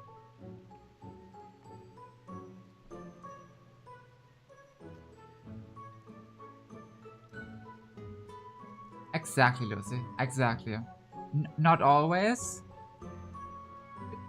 Some people have to go back to mistakes, but oh yeah, we overcome a lot as humanity. Exactly. The chat was very necessary. Yeah. Yeah.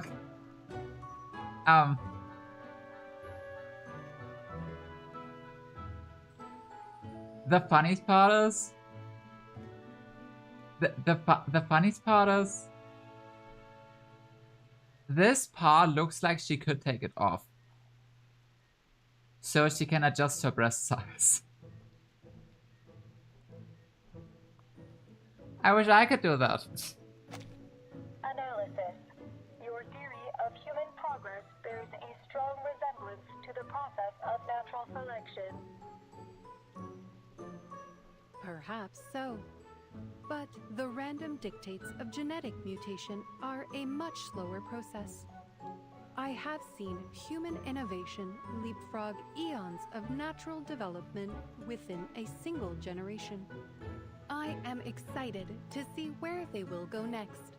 Yeah. Lucy removes her human mask, revealing her expressionless, metallic face beneath.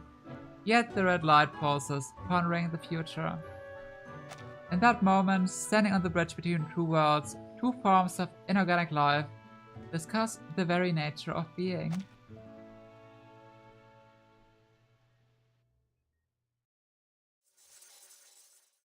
The end. Do we have a text at the end? No, okay. Well, that was not bad. Okay, like I said, I understand the issue that some people have with this collab. I also think it's a weird pick. But I think they pulled the best out of it what they could. I think they pulled the best out of it what they could. The start was a bit slow and fast at the same time. But at around here, when the background changes, it got really good. It was so enjoyable. It was really good. Music also good. I like the music part. I'm still not sure if I'll pull for the twins. I like that I have more information about them now and everything. Yeah, I think that was a good collab, somehow. Despite people screaming about it, it was good. Like, not perfect, of course. But for what it is. Good stuff. Good stuff. Wait, what's this?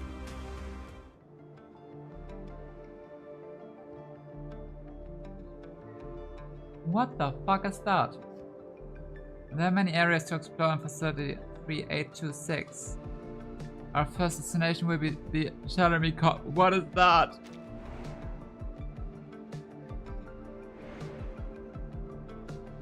There are multiple encounters in every facility. Some of them increase exploration progress upon completion. Oh, it's similar to what Assassin's Creed had. It's similar to what Assassin's Creed had. The alarm level influences better difficulties. Some encounters will change the alarm level upon completion. Keep it low. You can reach a certain number of encounters in each stage until the next one. Once you complete the set of some encounters also grant near polymer upon completion. Okay. Reward. Oh, that's why we get the skin for this theory. What's this? Oh, it's a Psycube upgrade. Psycube and upgrade. Okay, true. Yeah, that's gonna be a thing for off stream though. Probably. Do you think the Assassin's Creed collab was better? I never played the story. As someone who has not played any Assassin's Creed and has not played any Atomic Heart,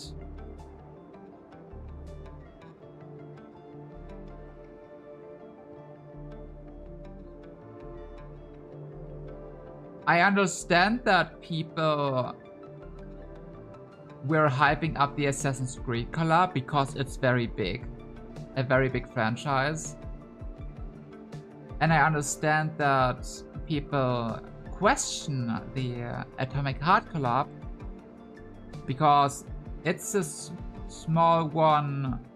It's a smaller franchise, and regarding how everything is in there, also with the freakiness and the kind of sexualized robot ladies, I understand the issues. Also the entire Russian stuff that people screamed about, something. I don't know the details anymore. But if we put that aside,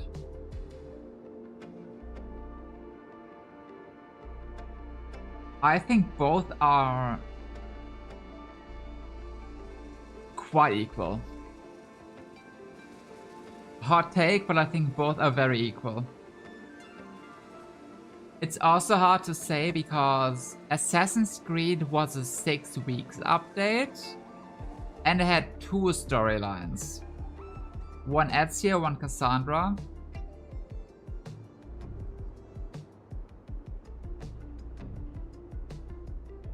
I think it's very equal.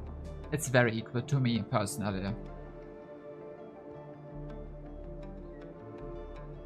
Like, some people kind of killed the hype for me regarding this collab here, but after playing it, I liked it. It was good. Assassin's Creed was also good on the story. It was missing Lucy though. Here. It can be considered false advertisement.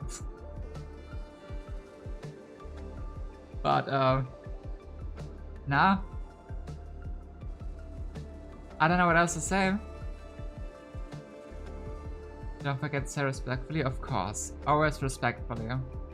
There's a lot of question marks, it is. I thought it was cute. Definitely a shame we didn't get more of Lucy interacting with twins. Yes. That's probably the biggest downside. That's the biggest downside for sure.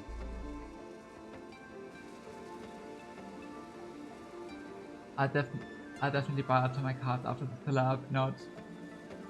You haven't even watched it. You're busy eating in a restaurant. How dare you? And not inviting us. Rude. But yeah, like I said, I think it was good. I still gotta play this. I'm at the hotel. Oh, nice. Nice. I'm glad you arrived safely. I am glad. I still gotta check this out. And then I can properly judge. But just from the story, they're very equal. For me.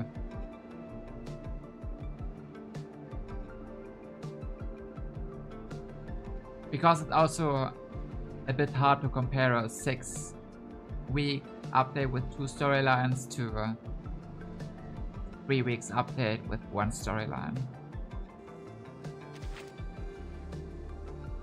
Losing control to think about the connection between the life poems, the emotions, and memories, and ethics after the talk with the twins. Ah, here we have it. Interaction, let's go. She decides to start the further investigation into facility 3826. With the twins' help, she successfully creates the virtual world of the stage in the rain. Okay, what kind of gaming is this though? Considering the goal of this trip, I should bring a research team. Considering the danger of this trip, I should bring a security team. We don't care about security. For companions in this trip, Lucy has picked Flutter, Page, Annalie, and Brimley. That's not researchers, dude. As they demonstrate great adaptabilities to the stage among all the applicants.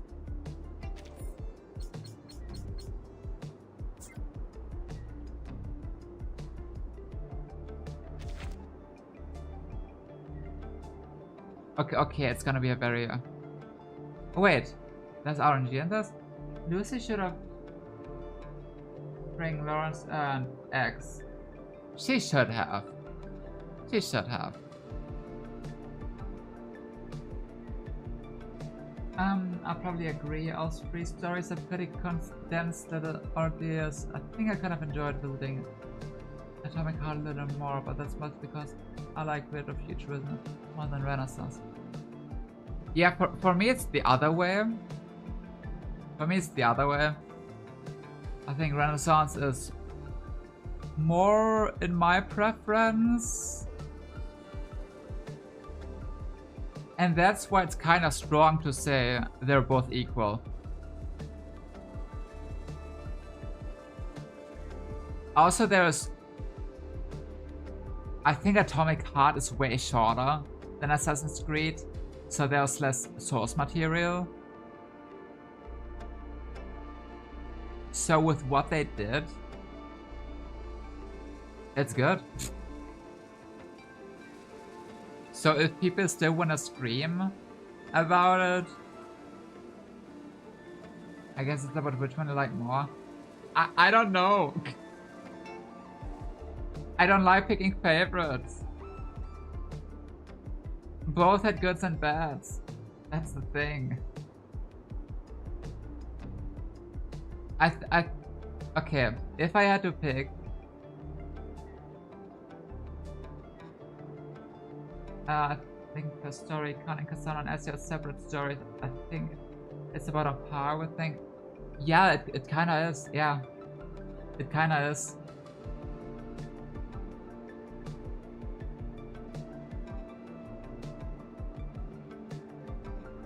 I really don't know which I would put higher. And the problem is, I have not played any of their games. So, as someone who has not played any of the games, I think they are just good and enjoyable. Very good reads, good stuff. I do not know about Easter eggs or anything. I don't know how much they went into detail with everything. So, yeah. I played the start of Assassin's Creed 2 and that's about as far as I got. Didn't like it or just didn't have time to continue? I'm excited about future collabs though? Me too, me too. Oh, I can tell you what I want. I can tell you what I want. There's a lot of stuff I'm fine with. I do not remember everything that happened, everything that was on the list, where you could... The survey. I don't remember all, but the survey. And that's just me. I love Octopath Traveler and Xenoblade Chronicles. I love these games a lot. So if either Octopath or Xenoblade get into this, I would pop off. Everything else, I'm fine with, but I won't pop off, but I will enjoy it. As long as it's as well made as Assassin's Creed and Atomic Heart Collab. I just think there are some collabs that would be weird. I think they also listed some animes which have like zero connections to anything. So picking one of these would be weird. Like, even Octopath Traveler, I do not see the connection. I do not know how they would implement it because it's so far off. Xenoblade Chronicles, on the other hand, without spoiling too much, time stands still. I'll just say... Nah, not really. Not really. I'm not trying to spoil anything. I'll just say time stands still.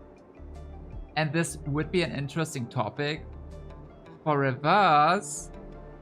A game where time kind of goes backwards in eras, you know? So there is a connection there. So as long as they make it work somehow with any game, any anime that has somewhat of a connection, I'm in. I'm fine. Imagine if they did an Attack on Titan collab. Yeah, that's the thing. I don't see the connection. That's one of these examples. I don't see it. Yeah, I think both properties were excellent picks thematically for the series though, which I think is the most important for me. Yeah, that's exactly what I said. I didn't read your comment before, sorry. That's basically what I said.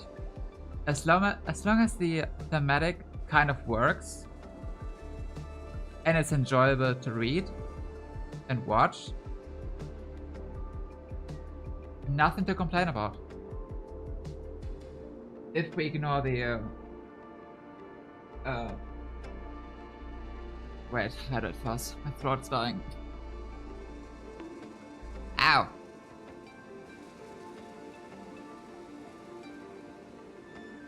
And my water bottle does not want to open. Now, give me the water. Now, open. Okay, thank you.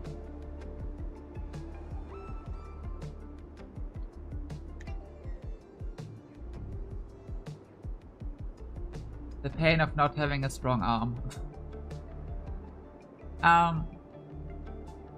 What did I want to say?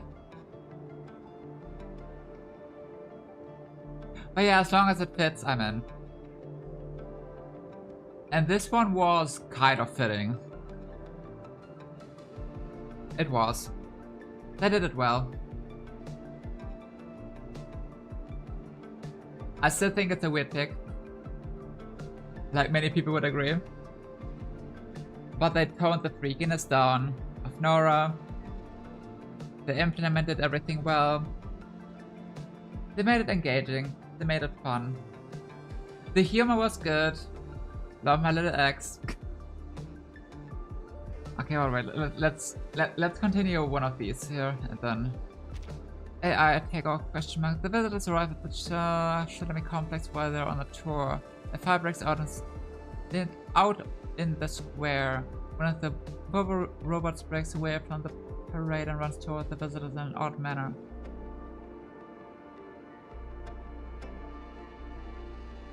Insufficient intelligence. I suggest retreating. Let's see.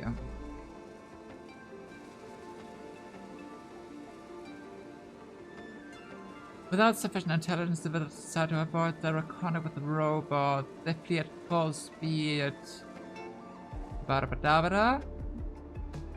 To solve the problem once for all, Lucy decides to engage. She jumps to confront the robot by activating the polymer glove made by X. Visitors are ready for battle. Okay.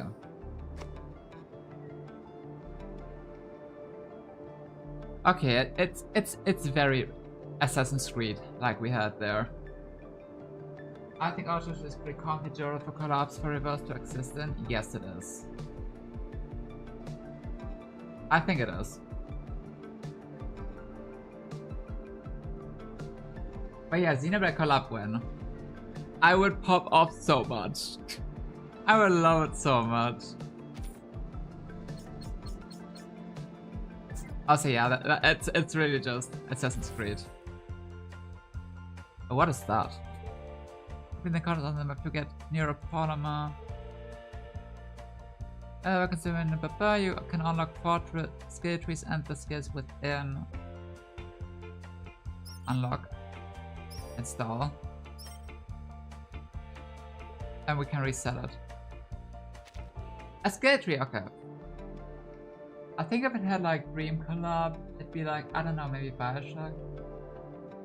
I might go a little fairer for that.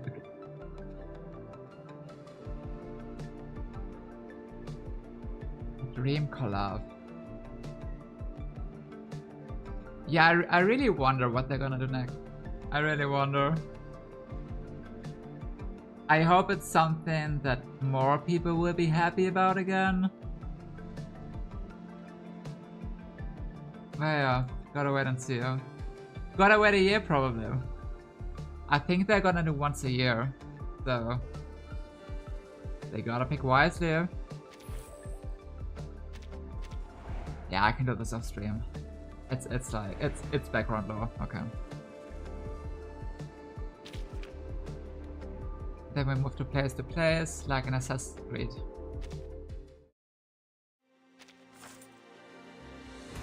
Okay, I'll get this.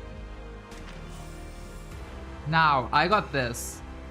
You know what happens now? Now, they will think I love them. So I'll do 3 singers and get them. Look at that. God damn it. I keep getting 5 stars here. Good to see you again, mate. See this outfit here? It memorializes a great adventure. I thought it fitting as I'm headed on a new journey. Okay, but what if? What if it happens now? Did they make the spinning wheel smoother? I swear it's smoother. Hi, I'm here. It's so I'm smooth. Alien T, a peace-loving visitor. It's so smooth. I don't know what they did.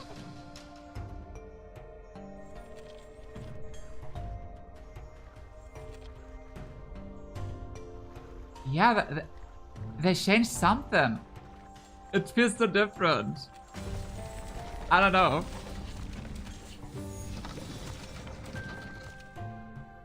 Okay.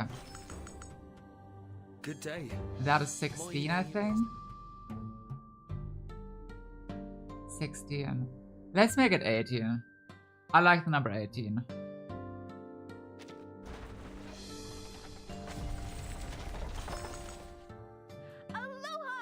Oh, come on.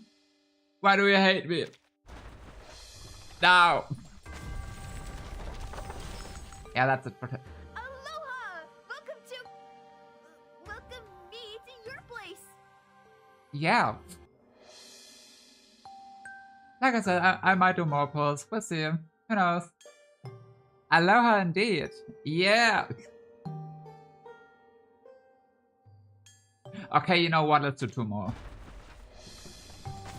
Gambling addiction, let's go. This place is quite different from where I used to live.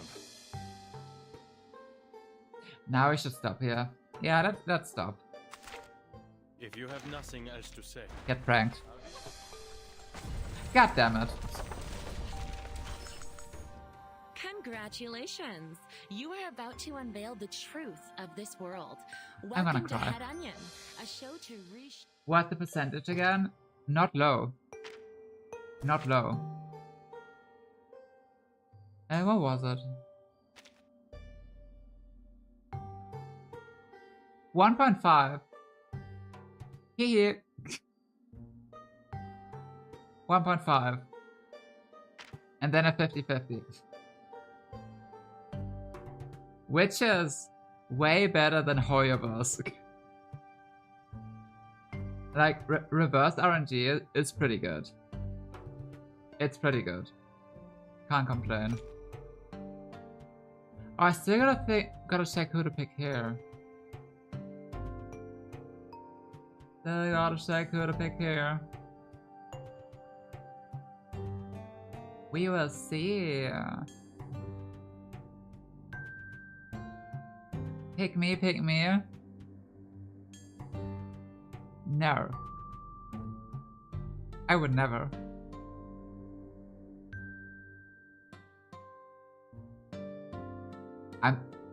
I'm still so sad about Lopera's Euphoria. It's such a sad euphoria.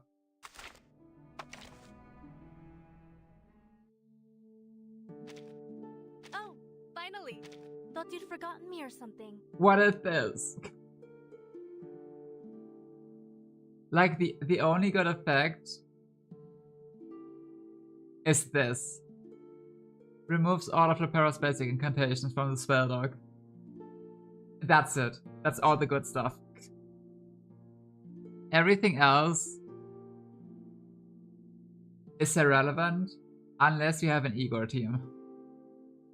I mean that's also good, but like it's minor.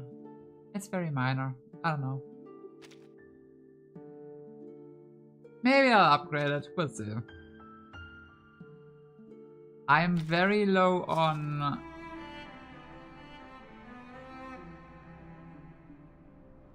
Oh, I have 4. I can upgrade 4. I have 4 euphorias to upgrade. Okay, that I can upgrade. And I still got this. But I'll keep that for later. This one's a bit weird. But yeah.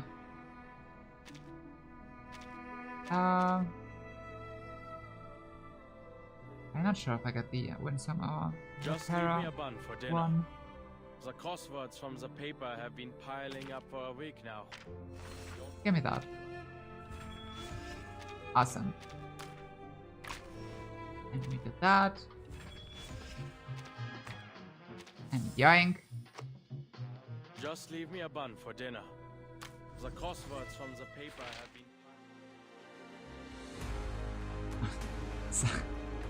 The crosswords, exactly. My funny German guy.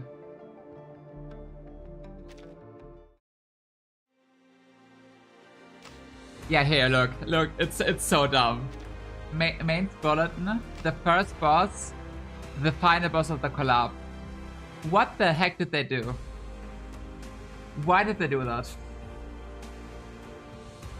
Like, make it the 3rd. I don't care. Make it the 3rd. Who comes in 12 days. But the 1st? That's a spoiler! What do you mean? That's so dumb! Good evening, how's the collab? Hi Sage! Pretty good. Actually pretty good. I liked it. We're done though. We are done though. We are very much done. Oh, also, if someone didn't know, they have lowered the requirement for this. The 10k one to 5k. The 10 million one to 5 million and the 31 to 10 million. So you can get additional rewards here now to upgrade this higher. Just saying, in case one didn't know. For all of these. So getting above 10 million does nothing. Hee. Okay, anything else? Focus flashback. I still gotta do what I also did off stream. Whenever I find the time for it. Oh, this one was so funny though. The middle one, the second. Everyone near death. Everyone almost dead. And then Liang Yu, bam, bam! Crash the last 25% health in one go. Who's your favorite character? Good question. You might see it. You might see it. Okay. I can give it an order. When I started this game, I really loved Burton. And I still do. Burton is my favorite baby. I love Burton a lot. But she's not playable. So she doesn't count. Then Regulus. Fancy a safe ride through the air? I'm just a Regulus enjoyer. Much safer for them riding on a broom. She's but nothing without a chaos. safety belt. She's absolute chaos. Which is funny because I'm not too much chaos. But she's the kind of chaos I appreciate and like a lot. And she's British. I like British accent. So my top 3 would be regulars. I also love Marcus a lot. She's my baby. I've adopted her. Now that Greta's gone. Please watch your step. Look at her. Books are everywhere. She's so sweet. Step on them. I can't. That hurts me. She's just baby. So yeah, Regulus and Marcus, among my absolute favorites. But Vila? Miss Burton, That's my wife. We spend more time together like this to share That's more my wife. ideas and philosophy. That's my wife, and I'm not even gay. But that's my wife. I love her. She's my fish. I like fish, by the way. And her scales and everything, the way she speaks, her personality, it's just such a good package. I mean, look at her. How could you not fall in love? I like my fish wife. Yeah, Vila's among my absolute favorites. And this skin is so good. It's so pretty. I haven't played in ages, the skin is so cute. It is. Please watch your step. Books are everywhere. Like, even base Marcus, she looks so squishy. She looks so squishy. She's just baby. I'm not a fan of this one, gonna be honest. But then they dropped this. In the Assassin's Creed collab. Peak. That's a banger skin. It's so freaking good. But also, I love Samwise. Welcome. You appear to have come in a hurry. So there I must be an emergency. I love Samwise a Am I lot. right? I loved her story, her roguelike mode.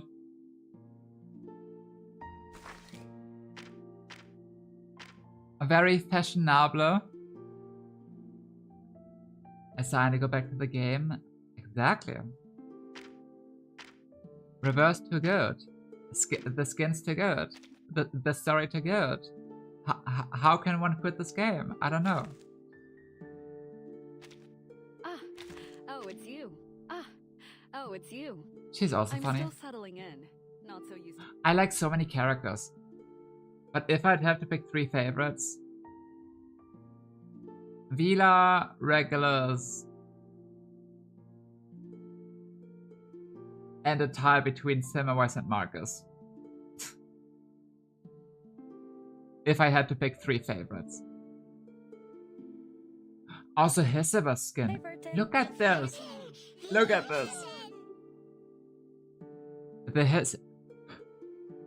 The Heseba skin situation is so funny. Because this skin is also from the Assassin's Creed collab. Majestic. It's really good. But at that point, I did not have Heseba. I bought a skin without having her. And she's so silly. I like her a lot as well. This game has too many good characters. Enigma's also great. But no touching of the files. Actually, go back to this one. For now. I like when he looks depressed.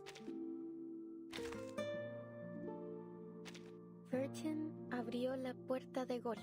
Recoleta also absolute Llevaba cutie. una expresión que sugería que I se like her a había lot. desconectado de la Sally, I realidad don't play en la her que as much, estábamos. but Oh, I like her hey vibe. there. Is there something you need? Very back then, I like Jessica a lot, I'm so glad we meet again.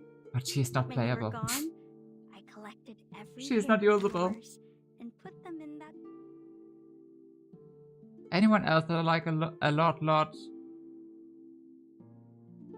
Not a lot, I think. I mean, Yenisei. I like Yenisei. Yenisei. My favorite 5-star. Well, if I had to pick 3 favorite 5-stars, I mean, I like Baby Blue back then. But I started to like Loggerhead a lot. I like Loggerhead. I don't know why. I don't know. As Sonetto and Matilda don't count, they're very relevant, so we don't count them. But Loggerhead, Yenisei, and Beacon, I guess, I would call my favorite 5-stars. And the rest I don't care right now. My throat is dying. I need to stop. Barry and Lucy are the best for me. Yeah, they're great. Barry I like her vibe. Oh god, I'm getting tired. I like her vibe as well. Of course, Lucy. Lucy is so good. Lucy. I want more Lucy. Like I said in the story already. She had such a big impact. She had such a big impact.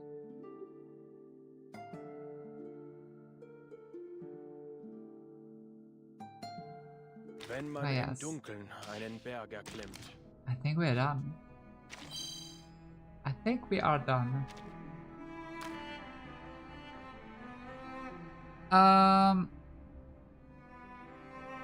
That means the next update would be... wait.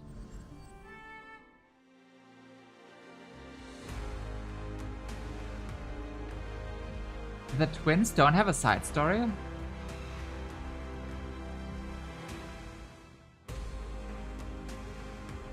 Did Ezio and Cassandra have a side story?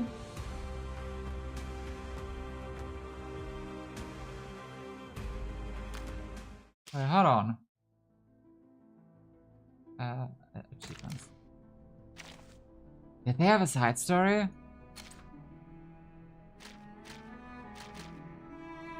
Main event.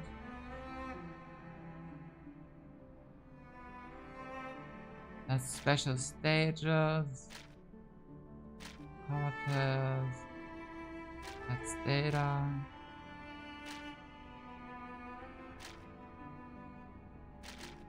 They didn't. Oh, okay. They did not have a side story.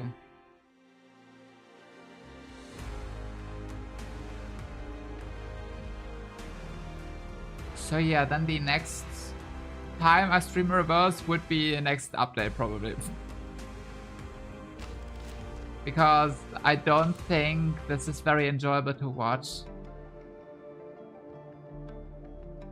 This feels like a thing I do when I'm in a voice chat with a friend and just do it by the side, you know? Just a bunch of reading and everything. Not too much going on. Main I also don't think is worth streaming, gonna be honest. Especially with these not up yet. And this one I have already started, so it's not good now. Enjoyed the playthrough, it was nice to sit and watch the story even though I was late. Yeah, I'm glad you enjoyed it. I've enjoyed it as well. And I'm very excited to see what the next collab is gonna be and how the next update is gonna turn out. Because the next update is the end of the 3rd arc. I know what it's about. I've seen the trailer. And that was a very big hype trailer. Even though it had major spoilers. Ow! Thank you.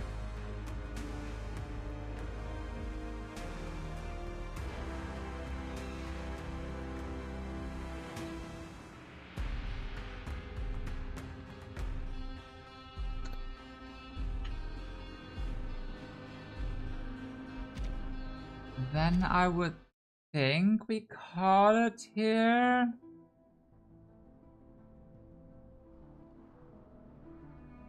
I think so, yeah. Ow! Of course, a final bonk, it had to be. There had to be a final bonk.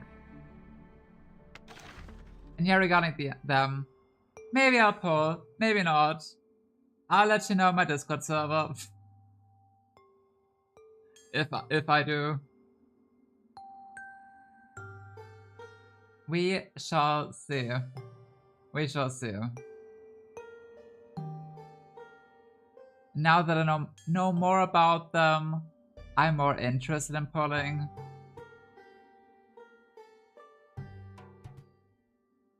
But I don't know yet. Wait. We did 22? I thought it was 20. I thought I did 20, not 22. Huh.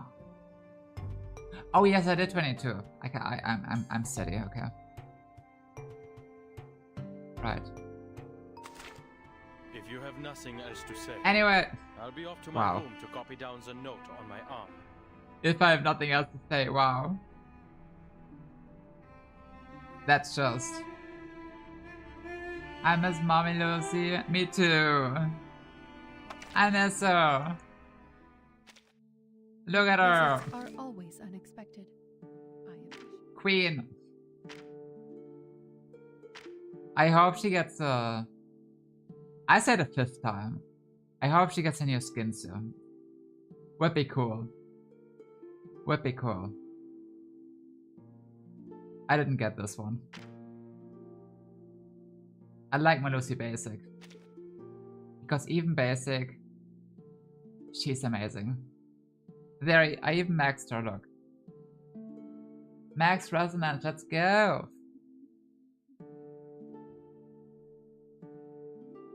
It's gonna be in a Transformer collab. Ooh. You know, I feel like Reverse always collabs with games I don't know shit about. So maybe it is gonna be a Transformer collab. Who knows? Who knows? Possible. But yeah, we end it here. We will end it here. Let me see one thing.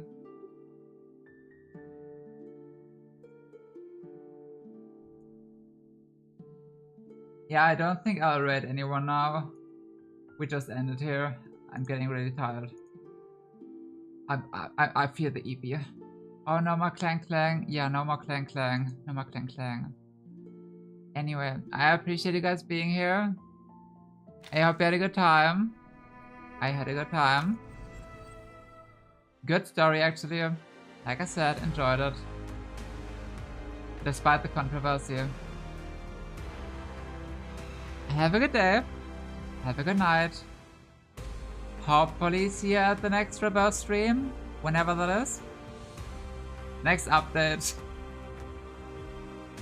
In 3 weeks, I guess. I didn't know Enigma's playable. Yeah, he became playable last update. He became playable last update. Finally. After all this time. And the fact he's a sustain is so cute.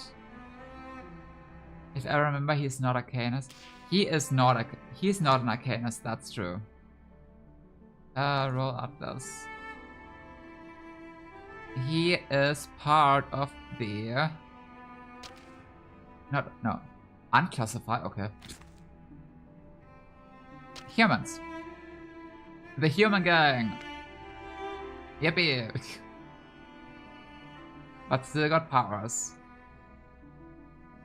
And that power is to brighten my heart. That sounded weird. But I like this guy. Anyway, greater playable one. Have a good day. Not. Okay. But now we end it for real. Like for real. Hopefully see you next time. Have a good day, have a good night. Rest well. Stay hydrated. Eat something. And goodbye.